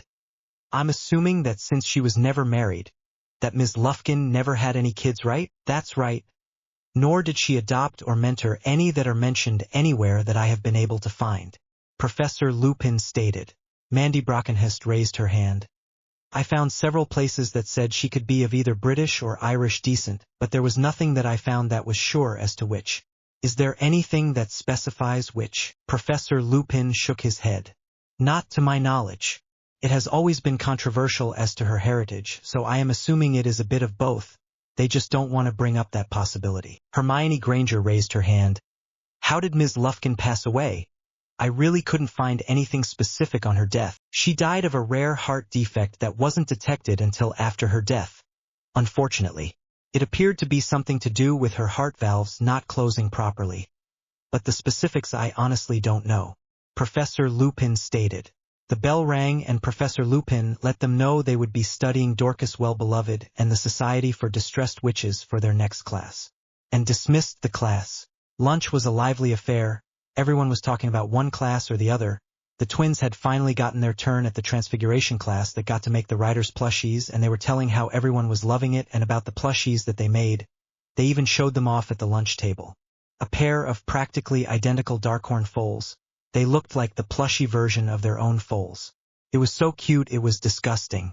Potions class was all about the Wide-Eye Potion, also known as the Awakening Potion. This potion is what you give to someone that has a head injury or who has been drugged. It has also acted as an antidote for the draft of living death, although later the Wiggenweld potion became more popular due to its healing nature as well as awakening abilities. On the board it wrote, it requires, Part 1, 6 snake fangs, 4 measures of standard ingredient, 1 6 dried billywig stingers, 2 sprigs of wolfsbane. First you start with your standard base and set it to a medium temperature. You place the snake fangs and standard ingredient into the mortar and begin to broke them. While you are doing that, place the billywig stingers into the base in your cauldron. Broke the ingredients in your mortar into a fine powder and add to your cauldron. Stir 3 times clockwise. Then place in low heat. Leave to brew and return in 8 hours if you are using a copper cauldron, 14 hours if you are using a brass cauldron, and 23 hours if you are using a pewter cauldron. Part 2. Add 2 sprigs of wolfsbane to the cauldron. Stir 3 times counterclockwise. Release potion from heat. Harry read the instructions through a couple more times and raised his hand. Professor Lovegood nodded towards him and he asked, how are we going to make this potion? It has to have the second part put in within 23 hours after the first part is done. Professor Lovegood smiled. Good catch. I am going to come in here and put everyone's potion in stasis at that point, and then you will be able to come back to it and pick it up right at the opportune moment. I have used this method on this potion several times, and it works out just fine. It doesn't dilute the strength at all, nor does it affect its ability to work properly. So let's get started, shall we? And watch those stingers. Wear your gloves with those at all times. With that, everyone nodded and began to get up and gather their ingredients, calibrate their scales, wipe their equipment down and set their base to heat. It was a quiet and focused class with everyone concentrating on what they were brewing this time. Even Finnegan. Professor Lovegood was standing right over him, helping him through each step, and making sure that he didn't mess up anywhere, which was lucky considering he almost did a couple of times. Harry had just placed his cauldron to brew on a low heat as the bell for the class rang. Thankfully he was the last of the 4 to get to that stage. It looked like some of the Slytherins managed to get to that stage, but there were a couple that were not at that stage yet, and Professor Lovegood stated she would monitor their potion until it was time to put them into stasis, then do so, which was a relief for those students that were running a little behind. 1. According to https://harrypotter.fandom.com, wiki YDE_potion. Ancient runes was going to be about Wonjo W today. The last rune in Freya or Freyr's Et. Professor Babbling was all smiles as usual and started. Wonjo is all about joy and success. It is focused on the attainment of personal goals and achieving that which you desire. In Old Norse, it's roughly translated into joy or bliss. Now it is representative of the letter W in the alphabet and is the 8th rune in the Elder Futhark alphabet. We can find it all the way back on ancient artifacts dating as old as 2,000 years old. It has been associated with the fulfillment of a dream, the reward at the end of a journey, or the realization of a wish. This rune is also linked to harmony and well-being, reflecting a state of contentment and peace. It is a reminder of the happiness in life and joys in life and the roles they play in a fulfilling existence. It is said that Wonjo is there to remind us that life isn't all about struggle and strife, but about obtaining your goals, finding joy and satisfaction in your life. Harry raised his hand. So if I was looking for a rune to represent fulfilling a journey, I would use this one. Right? That's right, you would use this one on any trip that you had a goal or objective in mind. This would be the one to use. Professor Babbling stated. Pavarti raised her hand. Would you put the wonjo at the beginning of the array, or at the end? I would put it at the end of the array. I would put a rune of protection or what you are looking to achieve, like knowledge, riches, or fame at the first of the array, and then your power rune, then finally the wonjo rune as what you wanted the end result to be. Professor Babbling stated. Then she put up a 3-rune array on the board with Fehu, Iwaz, and finally wonjo. Something along these lines would be appropriate. Zabini raised his hand. Would this rune be used in divination, and if so, how? My goodness, yes. A lot of the people use it to represent the oncoming of wealth and a period of happiness. Alright folks, what I want you to do is spend the rest of the class creating a 3-rune array, using wonjo in some manner. I don't care what position the rune is set in as long as it is logical and could work. So go ahead and get started. Harry thought about it for quite some time and began looking through his book, and finally he put down Thurisaz, Iwaz, and wonjo. Professor Babbling was walking around asking each student questions about why they chose the runes they did and what the meaning they were trying to get across was, then assisting them in finding a better rune, if there was one, to achieve their goals. When she finally got to Harry, she asked him what he was trying to achieve with his rune array. Well, the Thurisaz is to represent the Darkhorns and Riders, the Iwazit to represent transition or a major change, and wonjo is to come through it successfully and to complete our goals. Do you think this will work? The rune work is sound and you chose them wisely. Yes, if you were doing a ritual rune array, then these would work indeed. Very good work, Mr. Black. She congratulated him, she gave him a smile, then moved on to the next person, who happened to be Daphne Greengrass. About half the class had created rune arrays that would work, while the other half still had work to do on theirs before they could find the right runes before theirs would work. The bell rang and everyone headed out, but not before last-minute instructions to have the 3-rune array finished before next class if you didn't manage to get a working array this class. Thankfully, Harry, Neville, Luna, and Pavarti had all managed to come up with a working array. Unfortunately, none of the Slytherins had. After dinner, Harry arranged another trip to the room of lost things in the room of requirements. He thought that Christian could use another wand and maybe find some daggers or a sword in there as well, or something like that. So everyone gathered up together and headed up there to go to the room, and they all headed there together. Christian couldn't believe the room when he saw it, all that stuff. He immediately found a couple of daggers he liked and a sword that would work quite well, he thought. Then, after much searching, he found a wand that was perfect. Harry made a note to get a new wand holster for him as well for Yule. Christian kept looking around and even found a saddle and all the extras that came with it in a trunk off to one side. It looked brand spanking new. He took it and hoped that it would fit Ardra. You know, we could take all these trunks, empty them and give them to the orphanage, say Eastern Wales, for the boys there for Christmas. Luna suggested. That's a great idea. We would just have to go through all the trunks and say spend a day emptying the trunks, shrinking them down, and then getting them ready to take over there. I bet they would love to have a special place to put their things. And there certainly is enough trunks in here to do that with. Okay, let's do that this weekend, Harry stated. Harry thought they had to have dozens of trunks at Ryder Hall.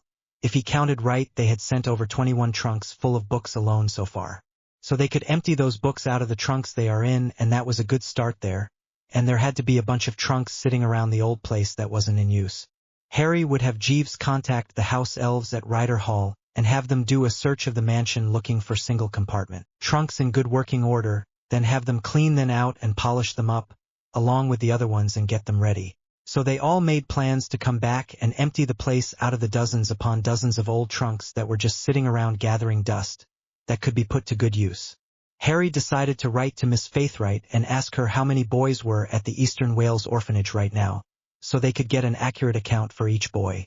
If they had to, they could always purchase a few new trunks, but honestly Harry didn't think they would need to. There were so many in the old room as it was.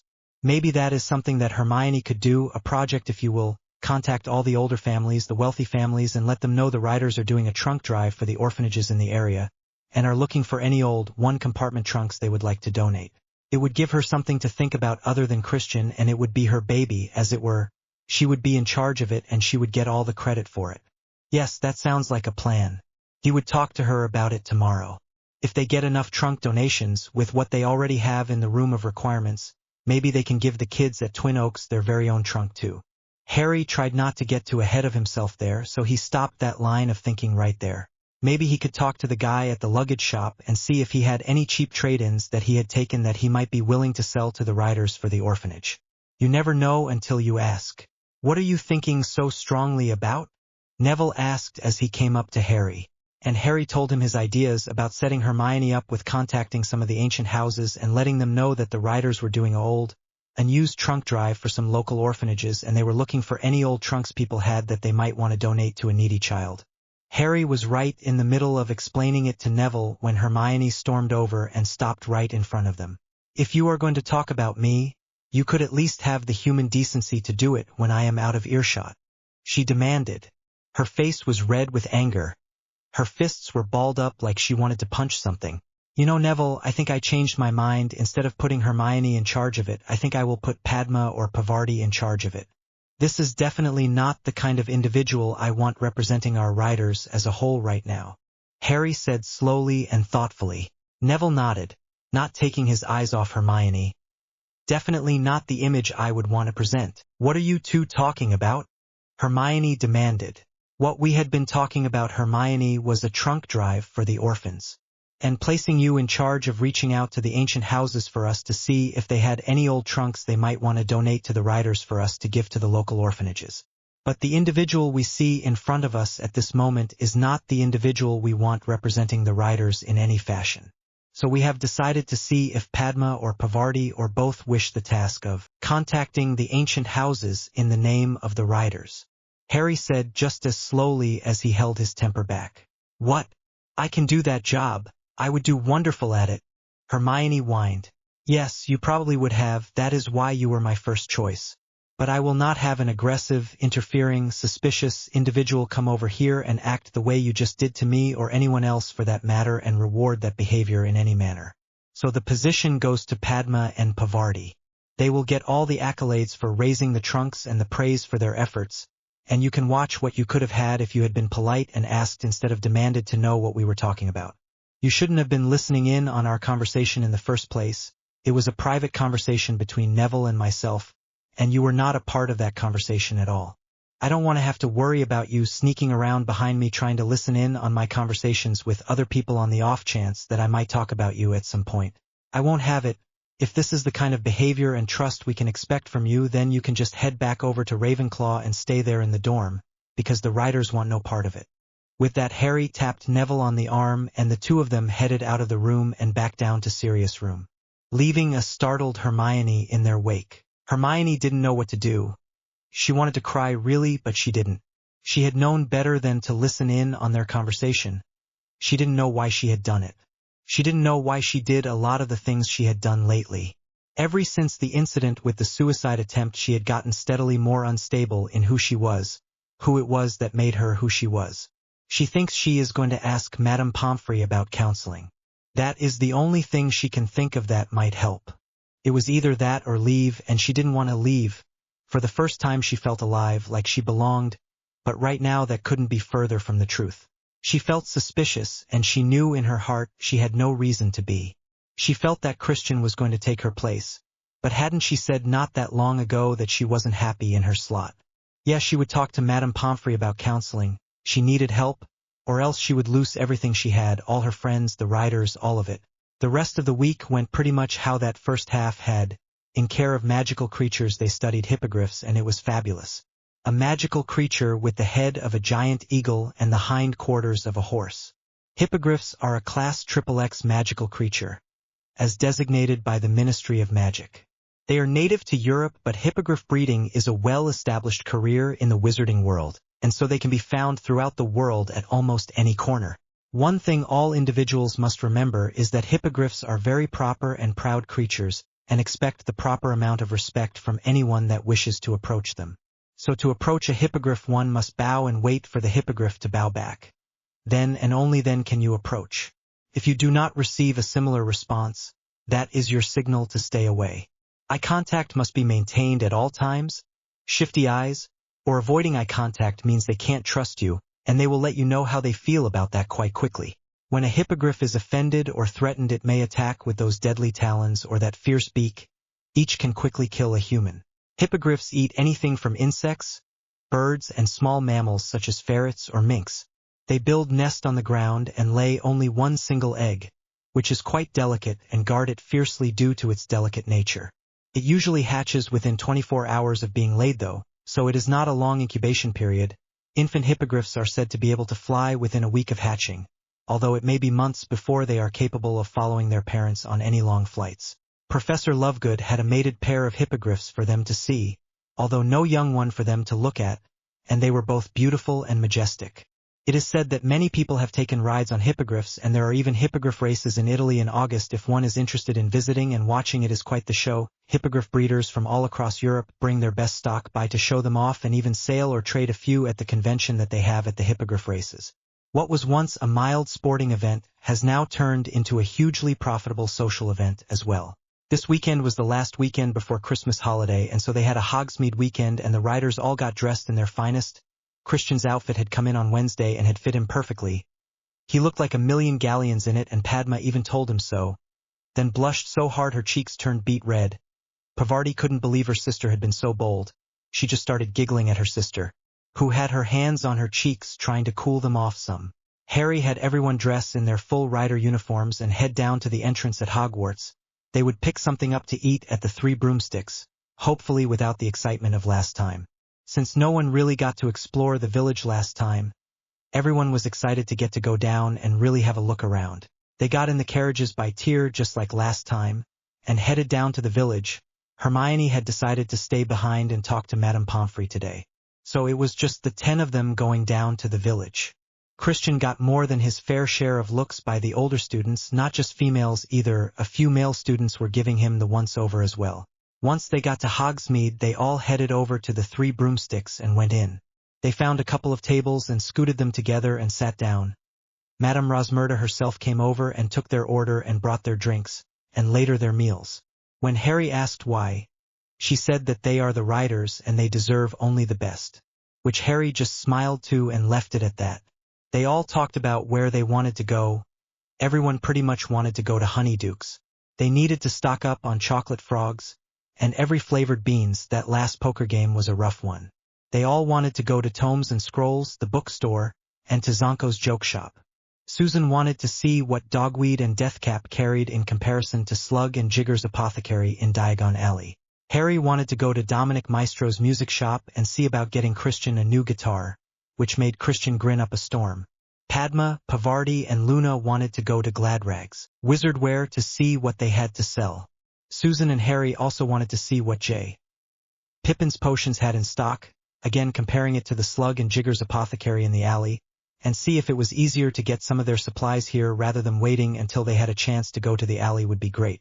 Neville needed to go to the Scrivenshaft's quill shop. He was running low on ever-ready quills, and needed more ink. But then again so did Harry. They both wanted to look into Stitches and Drafts to see what they had. Although Harry didn't think they would have very much, it was rather a small shop after all. They all wanted to the Magic Neep, a grocery store there in Hogsmeade, to see what all they carried and to see about restocking a few things. They knew it was no fancy place like they were used to, but maybe they carried some of the necessities. So they had a huge day ahead of them, so they all ate quickly and decided to head out. They started with Honeydukes since it was the closest, and unfortunately the most crowded. Rats. Once inside, Harry thought Christian's eyes were going to pop out of his head. Harry went over to Christian and gave him a 20 galleon gold coin and told him to go to town on it. He did the same Fred and George, who started to protest, but one look on his face and they swallowed real hard and grabbed a basket and said yes sir and went out into the mob of students to find what they wanted. Chocolate frogs included. Next was across the street at Zonko's joke shop. This was all on them as far as Harry was concerned. He got a couple of things here and there, nothing much really, a bunch of dung bombs and some dizziness powder, supposed to make the victim dizzy and disoriented for 5 minutes. Could be useful. Harry put that in his basket as well. Other than that, he knew his twosome could make anything they had better and probably more colorful. Then came Tomes and Scrolls. Harry found several books that looked really good, a few on potions, a few on history, a couple on first aid/healing, and several on defense. By the time he finished, he probably had 20 books. Harry gave Christian a 10 galleon gold piece and Fred and George one as well and said they had a library to furnish. Now get to it. They didn't argue at all. They hit the stacks with a grin on their faces and went wandering through the aisles looking for books. Susan was waiting impatiently to go to Dogweed and Deathcap, but she waited all the same. And while she waited, she rummaged through the medical books and found a few that she felt would help her out in first aid class and perhaps more. Then she looked into the fiction area and found some books that were romance novels that featured writers, and she just had to have them. She was laughing and giggling about those, but she got every single one they had of them anyway. So in the end she didn't mind waiting. She managed to make it worth her while to do so. Next stop, Dogweed and Deathcap.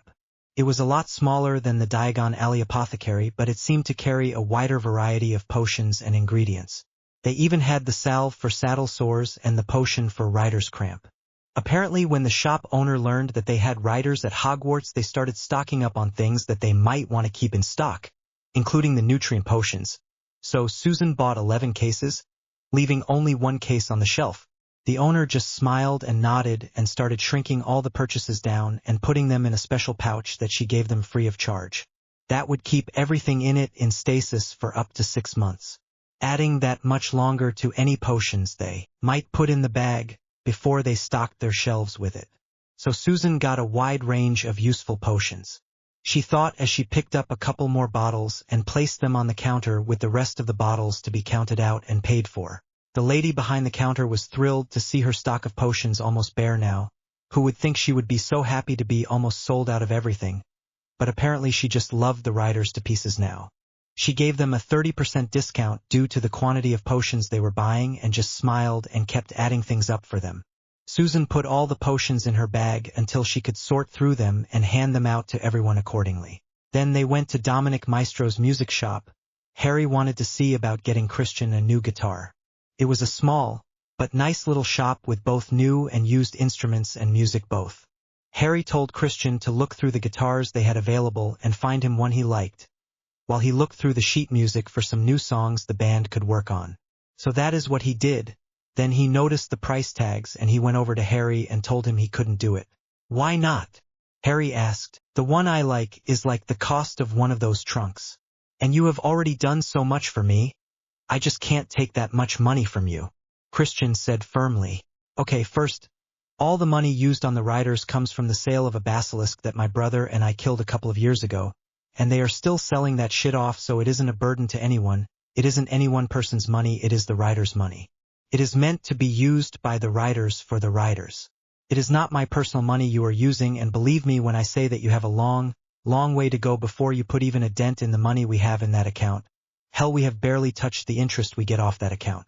And they still have 30% of that damn thing to sell off yet. As long as you are not talking in the thousands of gold, then get it. Harry clarified. Christian might understand what Harry was talking about, but he still didn't like it. But he went ahead and got the Gibson anyway. It was a beauty, far nicer than the old one that he had gotten from the Goodwill store for £40 that he had worked hard and saved up for. He had gotten a job at a fast food place for a while and slept in a makeshift tent, so he had no real bills to speak of. They let him eat there for a discount rate, and so he kept it to 1 meal a day and what he could catch for he and Ardora, usually rabbit and squirrel, but hey, it was something. So with an armload of music and one guitar, complete with strap, carrying case and 5 picks, Harry headed up to the counter. When he explained that they were the riders and that they had a band, and that they had a new rider that played guitar but didn't have one, the store owner immediately took 40% off the total of everything and told them that any time they came in the store to just show them their ring and they would get the same discount. Harry was thrilled, although he felt a little bad about it as well, but not bad enough not to take the discount and smile his best smile at the man with his thanks. Turns out the man was one of the guys that they had rescued during the attack on Hogsmeade. He had gotten trapped under some rubble during the attack in Cedric. Fred and George dug him out and carried him over to the 3 broomsticks for medical help. He would have lost his leg if it hadn't have been for Susan and Padma's excellent care and getting him to Madame Pomfrey so quickly too. So the man was thrilled to be able to help out the riders any way that he could. Christian listened to what the man was saying in awe. The more he was around his team, the more he looked up to them and wanted to be just like them. People treated them with respect and honor, as if being in their presence was an honor in itself. It was so bizarre for Christian, when half his life he was considered a burden and a heartache to people, and now he was this person to be revered. It was something he never expected he would ever feel during his lifetime, yet here it was directed at him and his companions. Gladrag's Wizarding, where was the next place on the list? Harry didn't really want to go in there, especially with a bunch of giggling girls or women or whatever they decided they were at that moment. But he followed dutifully and didn't complain. Both he and Neville hung back near the exit, or as close to the exit as they could get without actually being outside. When Luna noticed the boys were so far away, she went over and asked them why they were so far away. "You are not catching me in any of those girl questions." "Not happening," Harry said firmly. "Yeah, not gonna happen." Neville inched a little closer to the door. "Girl questions?" she asked. "You know, like, what does this blouse do for my complexion?" Harry said in a high-pitched voice. Or, "Does this dress make my butt look too big?" "Oh no, not happening," Neville said in the same high-pitched girly voice, then switched back to his normal voice. "Neville, could you come here for a moment?" came Pavarti's voice back by the dressing rooms. "Run!" Harry shouted, and Neville took off through the doors. "I'm right behind you." Harry raced right behind his brother out the doors to the shop. "Cowards!" Luna shouted after them and stormed back over to where the rest of the girls were trying on clothes and told them what the boys had done. They all laughed about it but decided to get the boys later if they could. Harry and Neville stood outside the shop for a while, then Harry noticed a little shop over to the side and went to look in the window. It was a jewelry shop. So they went in. Harry and Neville looked around for a while. Harry found some adorable flower hair barrettes that he thought that Luna would just love. And Neville found some that had long strings of stars and pearls that flowed down from them that he thought that Pavarti would enjoy, so they got their new finds and headed back outside to find the girls standing there looking around to see where they were. When they showed them what they had gotten them, they forgave them for their behavior in glad rags and even gave them a peck on the cheek. Each girl loved the hair barrettes. In fact, all the girls wanted to go into the jewelry store and see what else they had. So they did. After about 10 minutes and a huge amount of giggling and laughter later, they managed to make it out of the store with all the girls finding some new hair decorations and a new jewelry store to enjoy. It was getting late, so everyone decided to go over to the Three Broomsticks and grab a butterbeer and then head back to Hogwarts. So they headed back over to the restaurant and sat down and ordered. Again, Madame Rosmerta was the only one that served them, and Harry had to smile at that and tease her a little bit. She swatted him on the arm and blushed but laughed, then headed back over to the bar to get their drinks. "I think I want to eat here instead of back up at Hogwarts. I have been craving fish and chips so bad lately, and we haven't had any in a long time up there. So I want an order of fish and chips," Luna stated. "Oh, that sounds so good, me too," Pavarti agreed. "Me three," Padma stated, smiling real big. "Looks like we are going to need menus after all, ma'am," Harry told Rosmerta when she came back to the table with their butterbeers. She just nodded and went and got them their menus and handed them out. Almost everyone went for the fish and chips now that Luna had mentioned it. It did sound pretty good. A couple of people went for the shepherd's pie, and Harry got the beef pot pie and some chips on the side. Everyone enjoyed their meal, and then they got up and left, leaving a hefty tip behind for the excellent service. The carriages were already taking kids back up to Hogwarts, so the riders just grabbed some carriages as normal, 1 tier per carriage, and headed up to Hogwarts as well. The next couple of hours was spent going through purchases and putting them up, counting up, marking down and handing out potions, and sorting through everything and making sure it got to the right person, which took a while. After it was all done, Christian wanted to try out his new guitar, and so everyone got together and brought out their instruments. James and Matthew, who Jeeves was watching, were real excited. They wanted to hear the music and watch everyone play their instruments. As soon as the music started up, the twins began dancing to the music in the middle of the room. It was so funny. It was hard to focus on what you were playing if you kept watching them. But they were adorable. They found that their music sounded better than it ever had before. They didn't know if it was the guitar or Christian himself, but something was making the music sound sweet and more soulful and full of pure heart that just couldn't be denied. Then they got in on a couple of country songs, and Harry, Christian, and Cedric began to sing together, and it was like they were some musical group that had sung together for years. The harmony was beautiful. It was undeniable, the most amazing experience that most of them had ever had. Then the girls tried it on some songs by Queen and ABBA. They were great. The guys joined in at just the right moments as backup, and the harmony was like they has it all choreographed and all. Then they tried Lean on Me. They liked the way Michael Bolton did it best, so they tried to mimic him somewhat. It was amazing. That was when Alice and Frank, Sirius and Remus, Xenophilius and Persephone all walked into the room to see how they were doing. Of course they had Lillian, Sebastian and Astria with them, and they all ran over to Matthew and James and began to dance as well. Christian took the lead on Lean on Me, and man did he have a voice, low and smooth. What a ladies' man he must be, they all thought. He could hit the high notes with ease, but his voice stayed in that low soprano most of the time. Just gorgeous. The adults all stayed to the side out of sight and just listened to the beautiful music, not budging an inch, even though the little ones joined right in. After they finished the song, there was applause all around, from those playing the music, those singing, and those listening to the songs. Hell, the little ones were even applauding right along with everyone else. We just come to see if you all were ready to head down to dinner, and we get a show with dinner, how wonderful, Alice stated. But really it is getting late. Dinner started about 10 minutes ago, so hurry up and wash up. Dinner is waiting everyone. Since they had all changed out of their rider uniforms and into something casual when they got back to the rooms, all they had to do was wash their hands, and then they followed the adults down the hallway.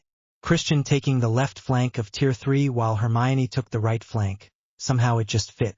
Christian didn't know why, but it seemed to work that way, so that is the way he left things. And he stepped in time with all the others, down to the dining hall. The adults all herded the little ones into the bathroom to get cleaned up and then took a hand each and headed down to dinner as well. They all headed back up to the rooms after dinner and began to finish last-minute assignments, and then to start studying for the test they would have to begin the following day. The riders were sure they were well ahead in all their subjects, so they weren't worried about it really.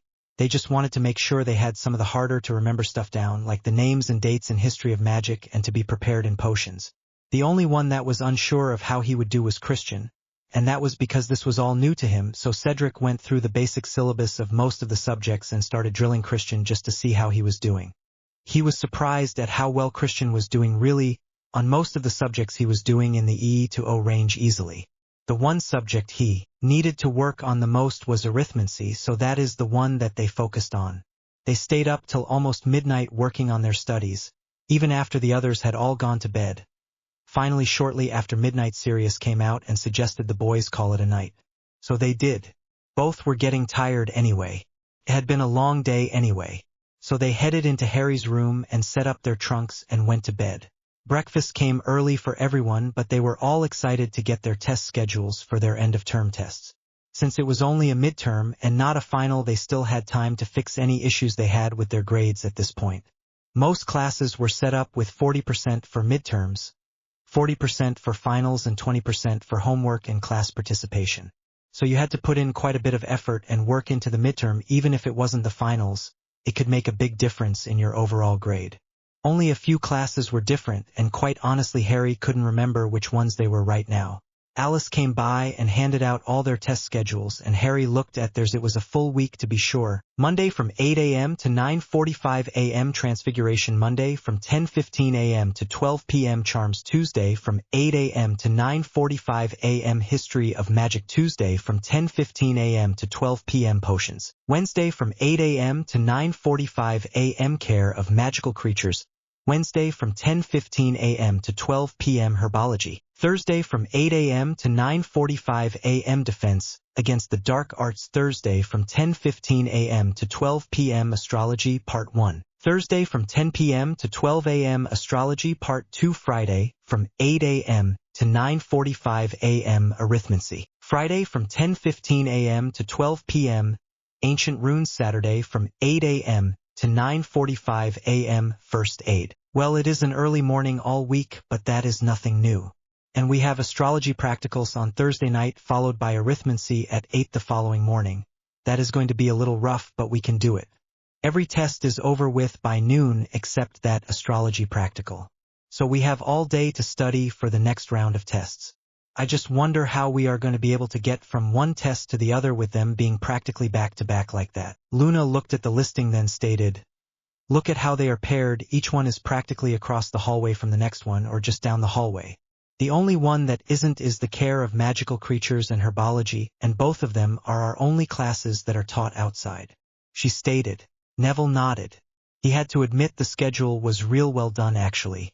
Everything was early in the morning, when the brain is the most active, according to first aid class at least. And it was all over by noon, well except on Thursday, and that really couldn't be helped. Had to have the practical for astrology at night, some night.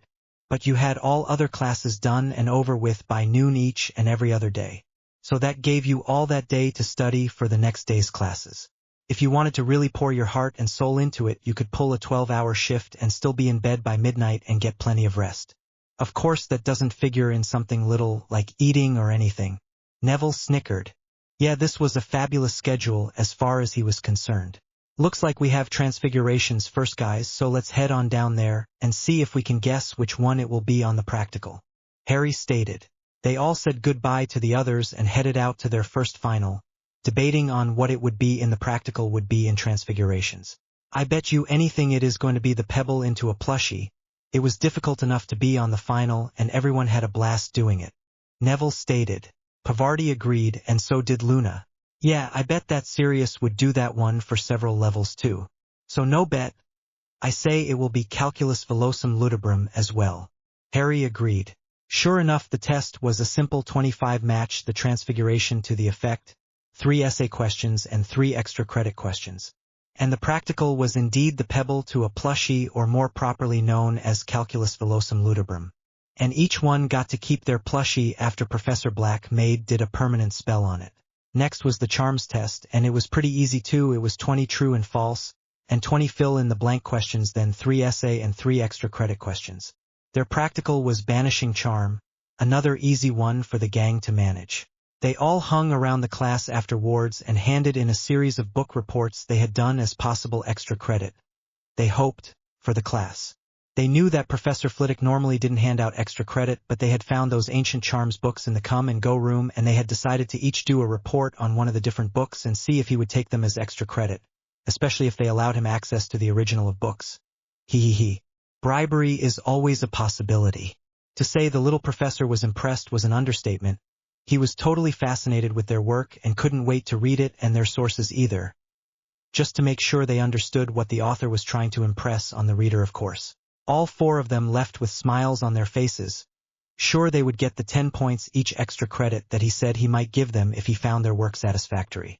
It may not be much, but it could make the difference between an O and an O, so that is all that mattered to them. Then they all headed down to lunch. Christian had had his first charms, then defense against the dark arts. And instead of a worried or glum face, he was all smiles and laughing with Cedric. He had really enjoyed the challenge of both tests and thought he had done pretty good on each. He had even tried for the extra credit questions on each test. And he was sure he got them right on the defense against the dark arts. And pretty sure he was right on the charms class too. He said for the final on charms it was a nonverbal cleaning spell was all, and for defense against the dark arts it was a nonverbal shield charm, both of which he could do. And the extra credit in the class was expecto patronum, and he could do a corporeal patronus, so he was positive he got those points as well. Cedric just nodded along. He had finally been able to perform a corporeal patronus as well and got the extra credit points for it too. He was so proud of himself. His Darkhorn was looking more and more like Justice every time he created it. Growing just as Justice did, getting bigger and more filled out. Professor Longbottom was proud of both of them and told them so. Cedric thought that Charm's final was a little too easy. To tell you the truth, I mean, a nonverbal cleaning charm, get real, a cleaning charm. That is a 3rd-year spell. Okay, it was done nonverbal, but still. They were all debating on what they would have for defense against the dark arts as far as Harry's class went. It wasn't until Thursday, but still. Harry bet it was going to be Stupefy, Neville bet on Defindo, Pavarti stated she thought it would be Expelliarmus Maximus, and then Luna smiled and said she thought it would be Petrificus Totalis, and everyone just kind of hung their heads and nodded. Okay, one less thing to worry about, it is going to be Petrificus Totalis. Harry was more concerned with History of Magic that was going to be the next day anyway. That had had a lot of people and dates to remember. He knew how Professor Lupin liked to do his tests, with matching dates and events for part of it, and then the other part he liked to do essay questions. He liked to know what a student thought about an event or how it compared to another event. He wanted to know your opinion, and it was all basic supposition. Harry always did good on those questions. He really liked those kind of questions and tests, where he could really delve into his imagination and just let himself go with the flow of words and thoughts coming to the surface. After lunch, everyone who didn't have another test to do headed back to Sirius' room to study. Soon they were all either elbow deep in books or in their trunk working on potions, which test was also the next day. They were so wrapped up in what they were doing, they didn't even realize it was time for dinner until Jeeves popped in and reminded them. So they all got cleaned up and headed down to the dining hall to dinner, and to meet up with everyone again. Fred and George had just finished their transfiguration test, and you guessed it, the pebble to plushy transfiguration for the practical for them as well. But they didn't care. They made an adorable pair of clowns. Fred's was purple with bright orange hair, and orange patches on his purple costume. George's was neon green with banana yellow hair and bright red patches on its costume. They both had the same big huge smiles and bright blue eyes, with big pink cheeks and brightly colored shoes that had seen their better days. Nobody had ever thought of making anything other than plushy animals before. The sight of the twins clowns brought a whole new level of plushies that could be made with this spell. As long as it was a soft doll it should work. Harry was going to try it, after finals that is. Everyone headed back to the rooms to study until late in the night, but then finally went to bed as it neared midnight. All because of those stupid names and dates. Knowing what someone did wasn't the problem, but knowing when they did it or when they were born, were elected to office and died was the problem. All those dates began to run into each other and got confusing, unfortunately. The next morning they went down to breakfast talking about what they thought the essay questions would be in history of magic. It seemed like no one could agree, and this time Luna wasn't giving any clues. When they finally got into the class, Harry was actually kind of relieved. There was indeed 25 mix and match dates and events and 3 essay questions. The essay questions were based on Jack Vance and his form follows function theory and the idea of magical intent, Adalbert Wafflink's laws of magic, and a comparison/contrast between the two. Then he had 3 extra credit questions on abstract individuals that they spoke about very minutely during the year, just to see if you had gone ahead and done the research to see if you could find out any more about the individuals on your own. And thankfully, Harry had looked up all 3 individuals that he had wanted information on. 2 were former female ministers for magic, and the final one was Isabel Gaudi, who invented the Animagus spell. So as far as Harry could tell, he did real good on this year's history of magic as well. Potions was up next, and the written test was difficult. Matching lists of ingredients to the proper name of the potion. Fill in the blank, and true and false questions made up the vast majority of the test. The final 3 questions were essay style, and thankfully they were about the history of the confusing concoction, the history of the wide-eye potion, and the dangers of making an anti-nausea potion. The practical was the antidote to uncommon poisons potion. In other words, it was a breeze for him. The next morning the first test was in care of magical creatures, and that test was an easy one for them all. It had 20 matching questions, 20 fill in the blanks, and 3 extra credit questions. Then their practical was believe it or not hippogriffs, so it was an easy one as well. Harry was sure he aced that test as well. After the class he, Neville, Luna and Pavarti handed in their books they had been preparing all semester on the animals they had seen. They even had Luna do photo shoots of the animals again, just like last year, and they came out amazing. Fit for a Magizoology magazine spread, each and every one of them. To say that Professor Lovegood was impressed would be an understatement. Just the look on his face suggested they would get full marks for their extra credit work. Then came herbology. It was 20 fill in the blank and 20 true and false questions, then 3 essay questions and 1 extra credit question. For the most part it was a breeze. There were a couple of questions you really had to read closely to make sure you caught the wording just right, or else you would have gotten the question wrong. But other than those tricky ones, the test was easy. The essay question was on gillyweed, so it was an easy one for them. And the extra credit question was on aconite, again an easy one if you just read your book and did a little extra studying on the herbs on your own time. The first basic thing Harry pointed out was that aconite was also known as monkshood or wolfsbane, depending on what part of the plant you were talking about, or if you were talking about the plant in its entirety. Then Harry pointed out that each part of the plant could be used in a different potions in different manners. He also stressed the fact that wolfsbane was one of the primary ingredients in the wolfsbane potion and the wide-eye potion. He also mentioned that it was highly poisonous and had to be handled with care at all times and measured exactly when used in potions. Harry thought with all he had written on the subject, he had gotten full credit on the extra credit question. Then he and the others handed in the templates they had been working on, and to say that Professor Sprout was thrilled was like saying that Hungarian blacks were only big lizards. She loved them. So the extra credit points possible for them was a real possibility too. Thursday morning started off with defense against the dark arts, and it was great. 25 matching questions and 25 true and false questions. 3 essay questions and 3 extra credit questions too.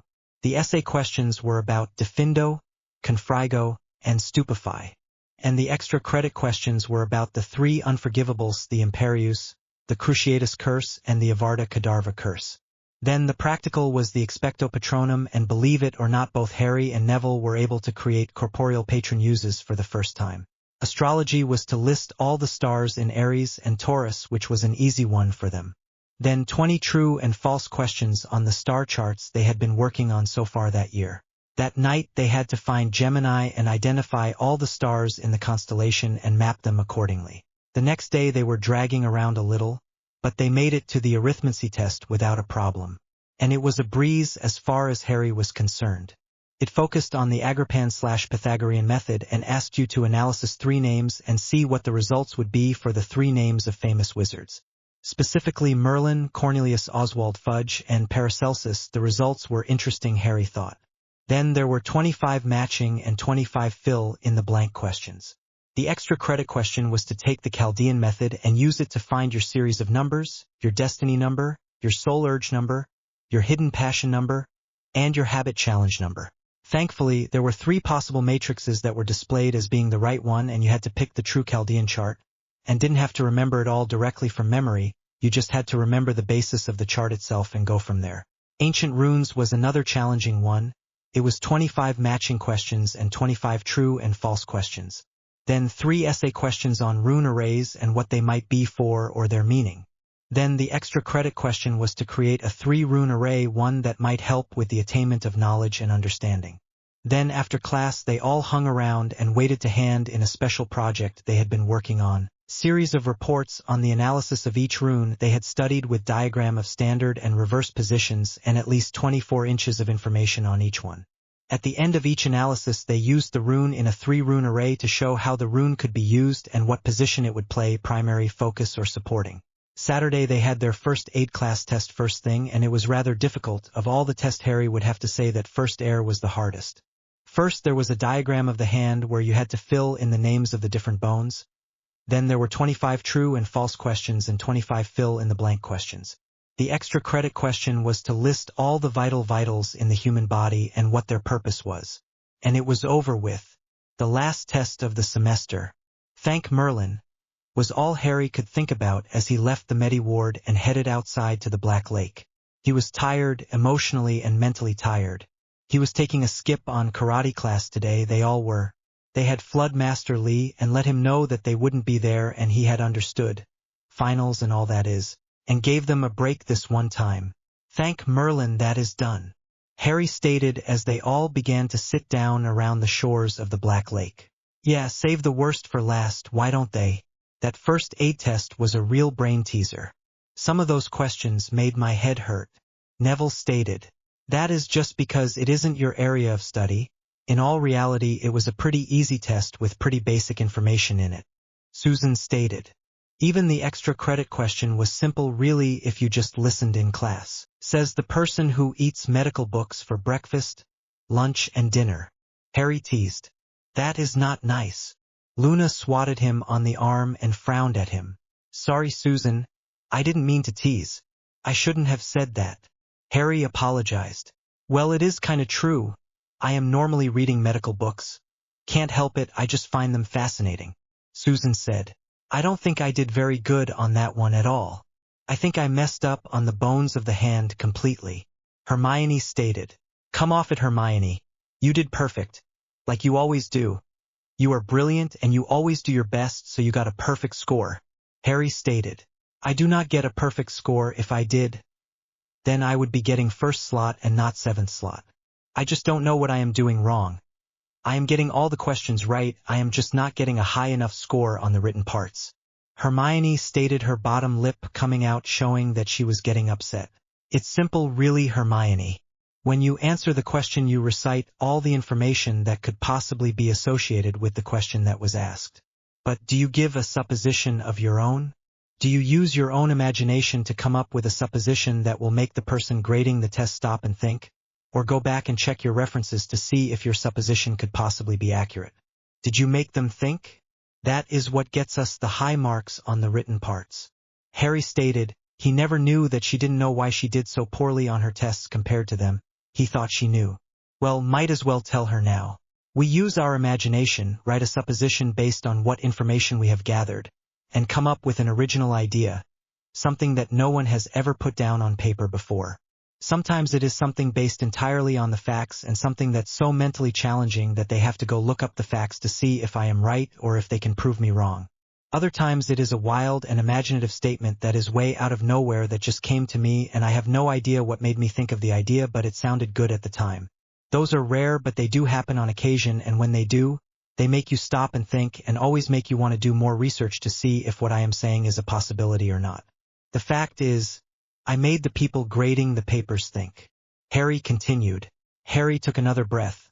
When you recite facts and nothing more, they will just grade you on how your use of the facts are, or how many facts you remember, or your grammar, or even the spelling and style of writing. But they can't grade you on your imagination or the inventive use of the facts you found, since you didn't show that. So you're missing a whole chunk of the grade right off the bat. Then, if it is something really interesting and makes them think or elicits an emotion, then you have just won the best test score award.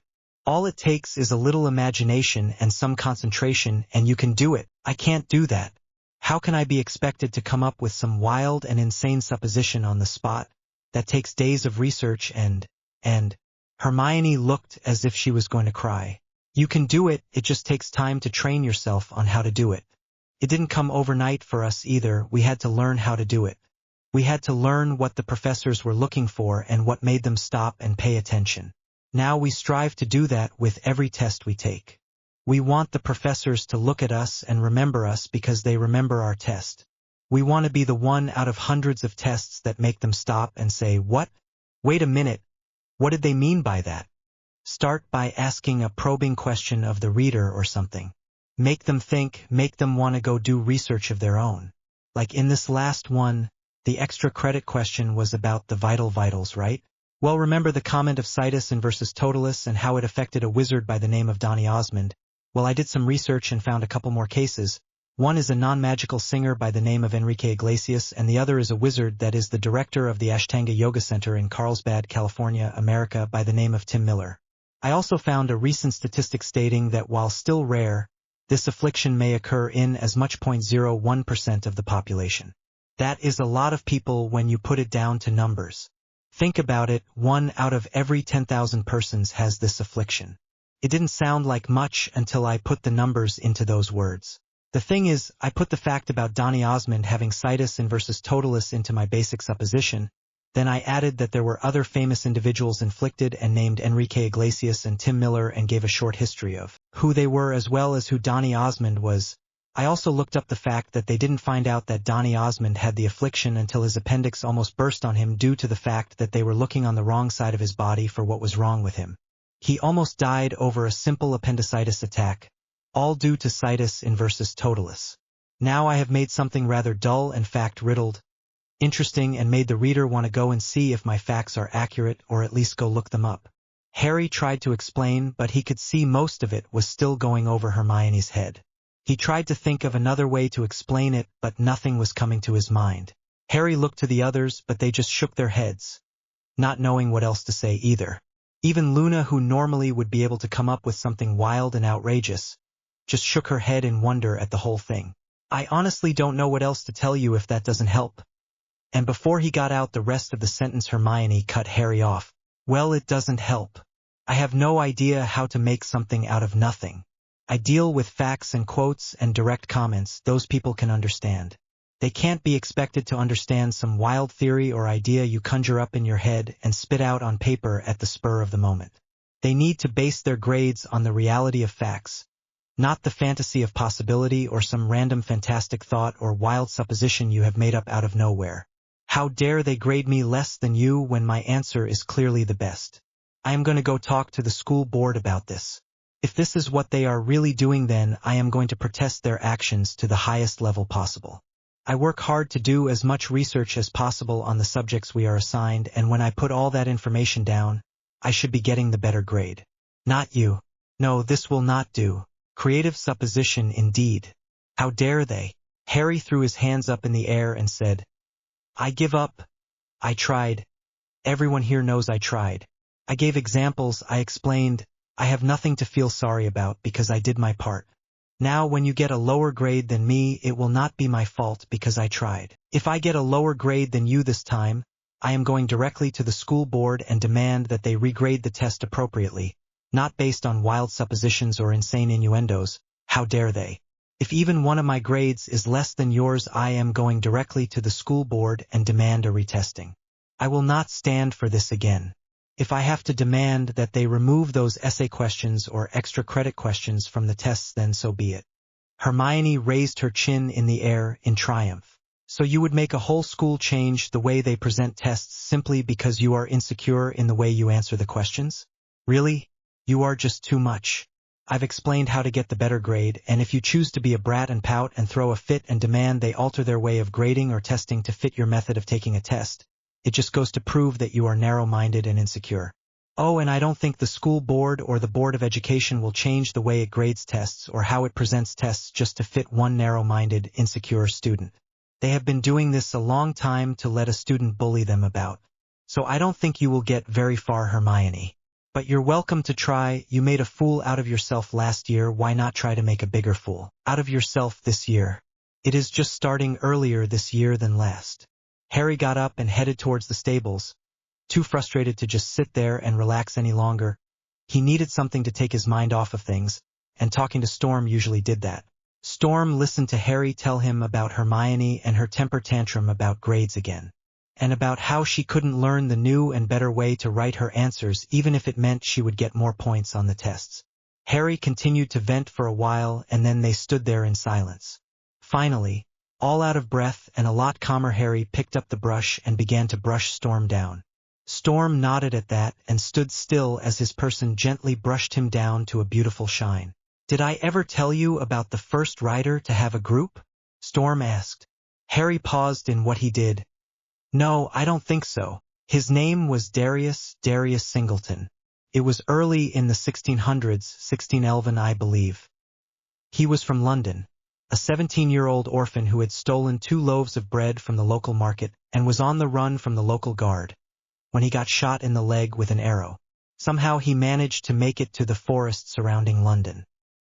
He collapsed near a small stream and managed to crawl his way to the edge of a stream and get himself something to drink." Storm started. He laid there resting by the stream for what he thought was a short nap. It turned out that he had gone into shock from the pain and high fever, and it had been nearly 3 days before he opened his eyes again. This time he was laying there with a beautiful dark-horned stallion watching over him. He was so disoriented from his delirium that he assumed the Darkhorn was a hallucination, and he began to talk to it, just like any sane and lucid person would do to a hallucination, right? After a few minutes, he heard a voice in his head that was answering him back. At first he didn't think anything about it. After all, if it is your hallucination, why can't they speak to you? Then he realized that the hallucination was a little more real than a hallucination, and he practically jumped out of his skin. He had never seen a black unicorn before. It took him a few minutes to realize that the voice in his head was still talking to him, trying to help him calm down, and a few more to realize that the beautiful beast wasn't there to hurt him, but was trying to protect him. "Well, Pulcher," he called the gorgeous beast. It meant handsome in Latin. "We have to figure out how to get this injured arrow out of my leg before anything else." The leg had gotten red and swollen with infection and looked horrible. In fact, if he was in the city, they probably would have taken the leg and left him with a stump. The voice in his head stated, "You have to push the arrow through your leg so that the point is sticking out and can be broken off. Then once the point is broken off, you can pull the shaft back out of your leg without a problem." "Okay, but that is going to hurt, and the leg is already hurting a little more than I can handle right now. Pushing it through is going to be more than I can tolerate," Darius said. He could see the logic in what the Darkhorn was stating, but the mere though of doing so brought fresh waves of pain through his leg, even without him touching it. Pulcher placed his horn on Darius' leg, and a gold glimmer surrounded the leg and the ripped cloth that used to be his pants. Before Darius realized it, all the pain in his leg was gone. Hesitantly he reached down, ripped his pants so he would have clear sight of the arrow, then grabbed the shaft that was sticking out of the back of his leg and pushed.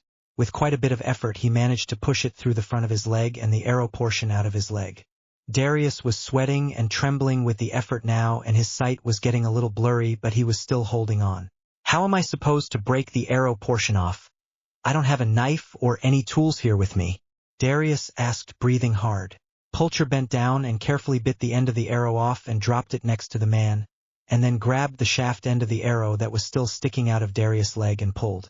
Swiftly pulling it free of Darius' leg in one swift movement, then spit out that portion of the arrow.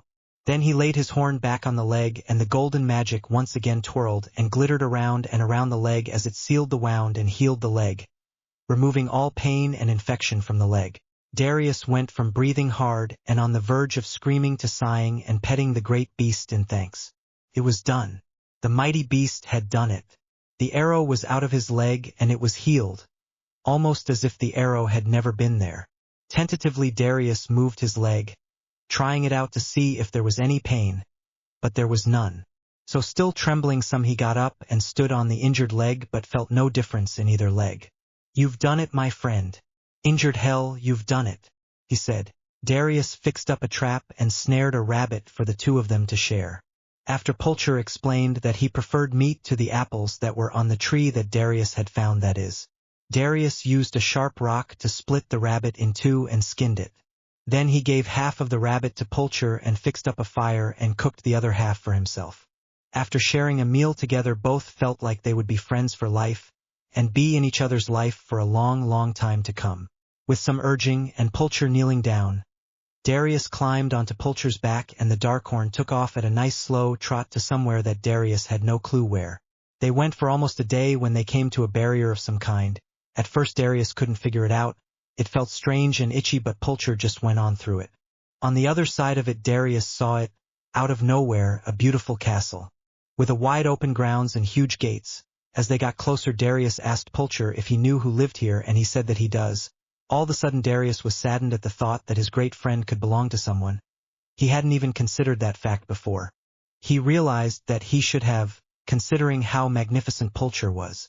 He was healthy and strong, not thin or emaciated like a Darkhorn from the wild might be. This made Darius sad and incredibly lonely all of the sudden, even if he didn't understand why exactly. Pulcher walked up to the center of the grand courtyard in front of the castle and knelt down for Darius to get off. Which he did, of course. Darius dreaded the answer, but he asked the question anyway. "Whose place is this?" "Ours, the Darkhorns and their riders. We have lived here since 1127, when the final stone to this great castle was put in place. It was designed for the Darkhorns and the riders and was built according to their specifications. It was designed to house up to 30 riders and their mounts at any given time, although it does have extensive guest quarters as well." "Why have I never heard about Darkhorns or riders or anything about any of this before?" Darius asked. "They are a very secretive group. Wizards hunt Darkhorns for their horns to use them in potions, so we must stay hidden most of the time. It is only when we have a rider that we even feel safe enough to go out of these gates. Or when we feel our rider near us, like I did with you. I could feel you near, and in great pain I had to help, so I left the protection of the gates and sought you out," Pulcher stated. "Where are all the rest of the riders?" Darius asked, looking around at the grand gardens in front of him but seeing no one around. "Gone, long gone. You are the first rider to be found in almost 200 years, Pulcher stated sadly. "What?" Darius practically shouted. "That can't be right. Look at this place. It is magnificent. Not a blade of grass out of place. Perfect in every way. House elves take care of the castle, the grounds, and the Darkhorns that are here. It gives them something to do, although they would much rather have the castle full of people to tend to as well." So Darius decided that he would go inside and have a look around and see what all there was or wasn't in there. When he got inside he was shocked. It was beautiful marble floors and gorgeous mahogany walls. Everything was polished within an inch of its life and sparkling clean. There were fresh flowers and greenery decorating every nook and cranny, making the old castle seem as if it were just bursting with life. He walked through the entryway into the what he assumed was a receiving room, and then turned to his left and walked for a ways and found a gentleman's study complete with a master desk made out of the same mahogany that the walls were made out of. It had several overstuffed chairs sitting about and one large chair sitting behind the desk. Behind the desk was a huge bookshelf filled with books and scrolls that just about set his mouth watering. Just because he was an orphan doesn't mean he was ignorant, quite to the contrary really. He used to spend every waking moment he could in various libraries just to stay off of the streets. Darius continued down the corridor and found the library. Now talk about mouth-watering. It was larger than any library he had ever been in before. It was huge and even bigger than that really. Books of every shape and size were in there, and hundreds of scrolls were in a section of cubby holes especially made for them. You could tell that whoever created this library wanted knowledge to be the key point in the writer's life. Darius went over to the scrolls section and pulled out a scroll. It took him a minute to figure out what it was, but after while he realized it was a map of all the waterways and tunnels beneath London. That could become really handy if one needed to get through London without being seen. He pulled out another scroll. It was the blueprints to one of the local mansions nearby. How did whoever lived here manage to get their hands on that? Darius couldn't help but wonder. He looked through a few more, and that is what several of them were, maps of several local mansions. Some hundreds of miles away, but still they were within Britain and well-known nobility or aristocracy. Then further down the wall he found several contracts that were for the protection of the said mansions. That makes sense now. Whoever lived here before were a sort of hired guard and worked for the nobles and aristocrats to protect their mansions and themselves. These contracts were hundreds of years old and expired ages ago. Finally he left the glorious library and went further down and found the lady's study. He could tell it was the lady's study just because instead of the darker, more serious nature of the gentleman's study, it had a more light and breezy feeling about it. It had more crystal and flowers about, and it even had a grand music box that was huge in one corner.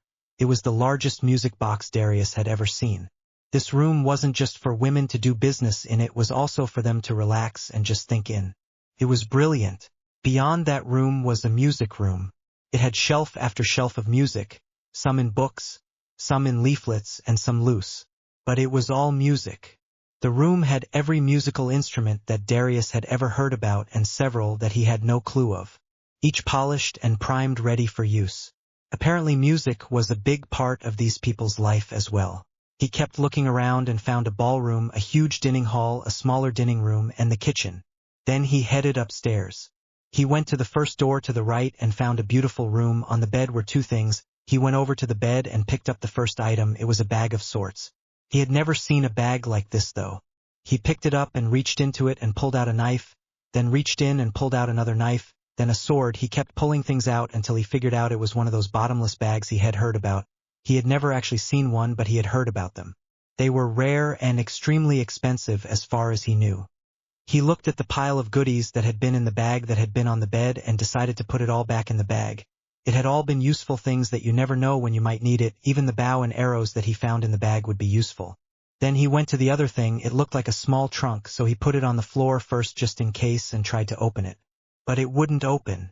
Darius sat down on the bed and tried to figure out how to get the little trunk to open up, but he couldn't see a lock or key anywhere, so it didn't make sense to him. Finally a house elf popped into the room and almost scared Darius half out of his wits. But the elf introduced himself as Fritz, the head elf there, and that in order to get the trunk to open, he must tap it with his wand. Darius looked confused. He didn't have a wand. Fritz merely popped away and popped back with a huge tray of wands, dozens of them, and laid them down on the bed. Darius had no clue what to do, so the elf told him to pick up each wand and hold it, give it a little wave. If it was to be his wand, he would know. So he did. The first few wands he got no response at all. Then he blew up a chair. Definitely not his wand, and he put that one back. Two more wands, nothing. And then he picked up one that sprayed blue and silver sparkles everywhere. He could feel its power all the way up his arm. Felt like a piece of him. It felt wonderful. Fritz cheered and told Darius to tap the trunk with his new wand now, and so he did.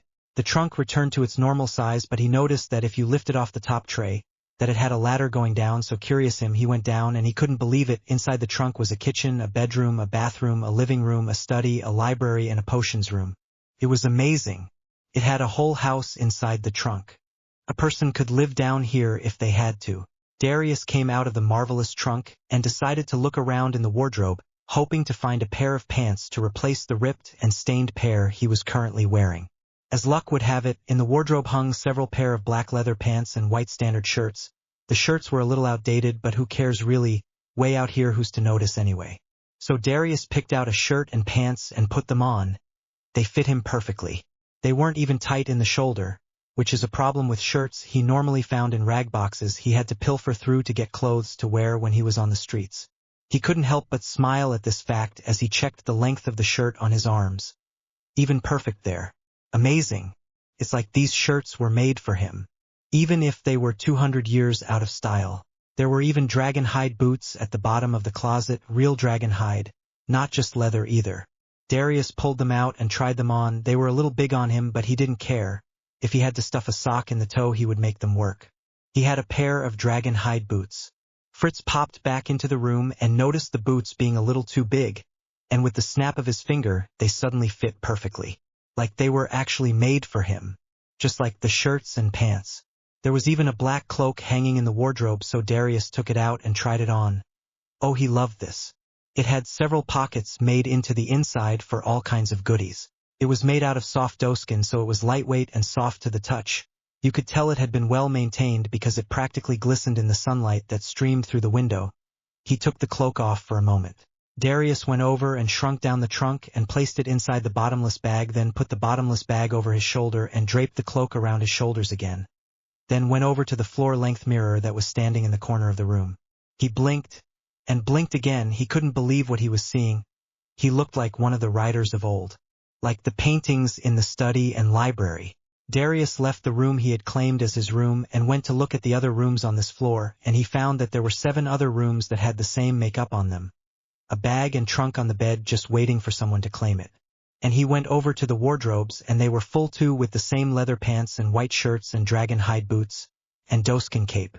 Each room was exact as far as he could tell, with the only variance being the size of the clothes inside the wardrobes, and to tell you the truth, there wasn't that much of a difference.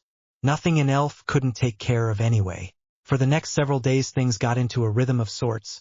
For the morning hours Darius would spend exploring the castle. The afternoon were spent with Pulcher and the other Darkhorns, getting to know them as well.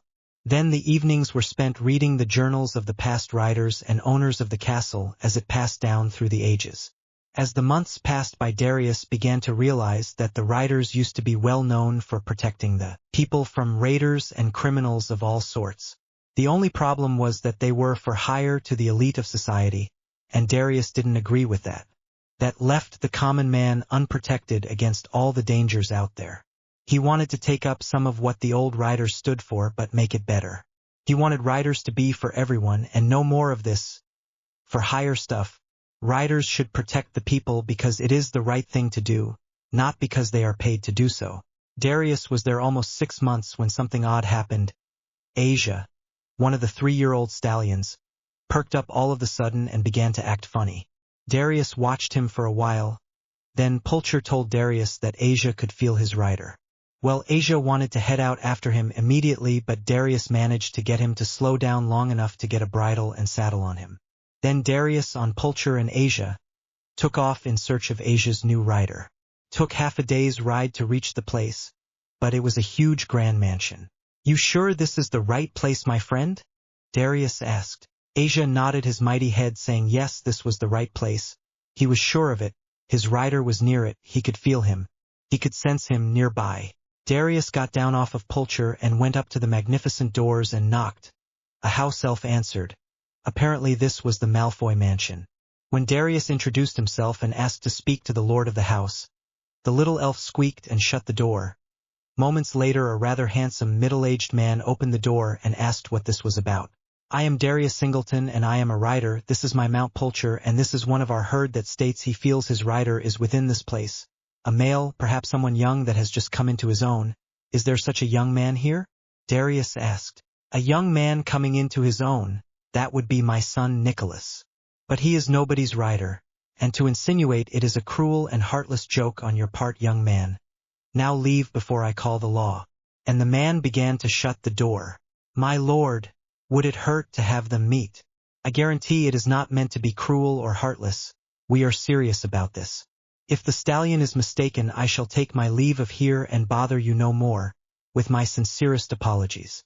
But please, allow him to at least meet your son. He has recently turned 17, has he not?" Darius asked. "Today is his 17th birthday, in fact. We are having a celebration for him today, very shortly, and I will not let you ruin it with this nonsense," Lord Malfoy stated. It will only take a moment and then we shall leave you in peace. I swear on my magic. Darius stated. At that Lord Malfoy stopped short and reopened the door. On your magic. He stated. Then he looked down to the elf who had originally opened the door and ordered him to go get Master Nicholas. A moment later a young man who looked like a carbon copy of the elder Malfoy came into the room being led by a house elf. There was something off about his eyes. They looked into nowhere and everywhere all at once. Darius couldn't explain it. As you can see, my son is blind. He has been since he was 5. He was blinded in a broom accident. Now you see why my son cannot be your Darkhorn's rider. Lord Malfoy stated rather shortly. It's him, that's him, Asia stated firmly, pawing the earth. Poulcher told Darius what Asia said, and Darius informed Lord Malfoy. Wait a minute, I am what? What are you two talking about, and who is that I can hear in my head? Nicholas asked. You can hear him already? Amazing.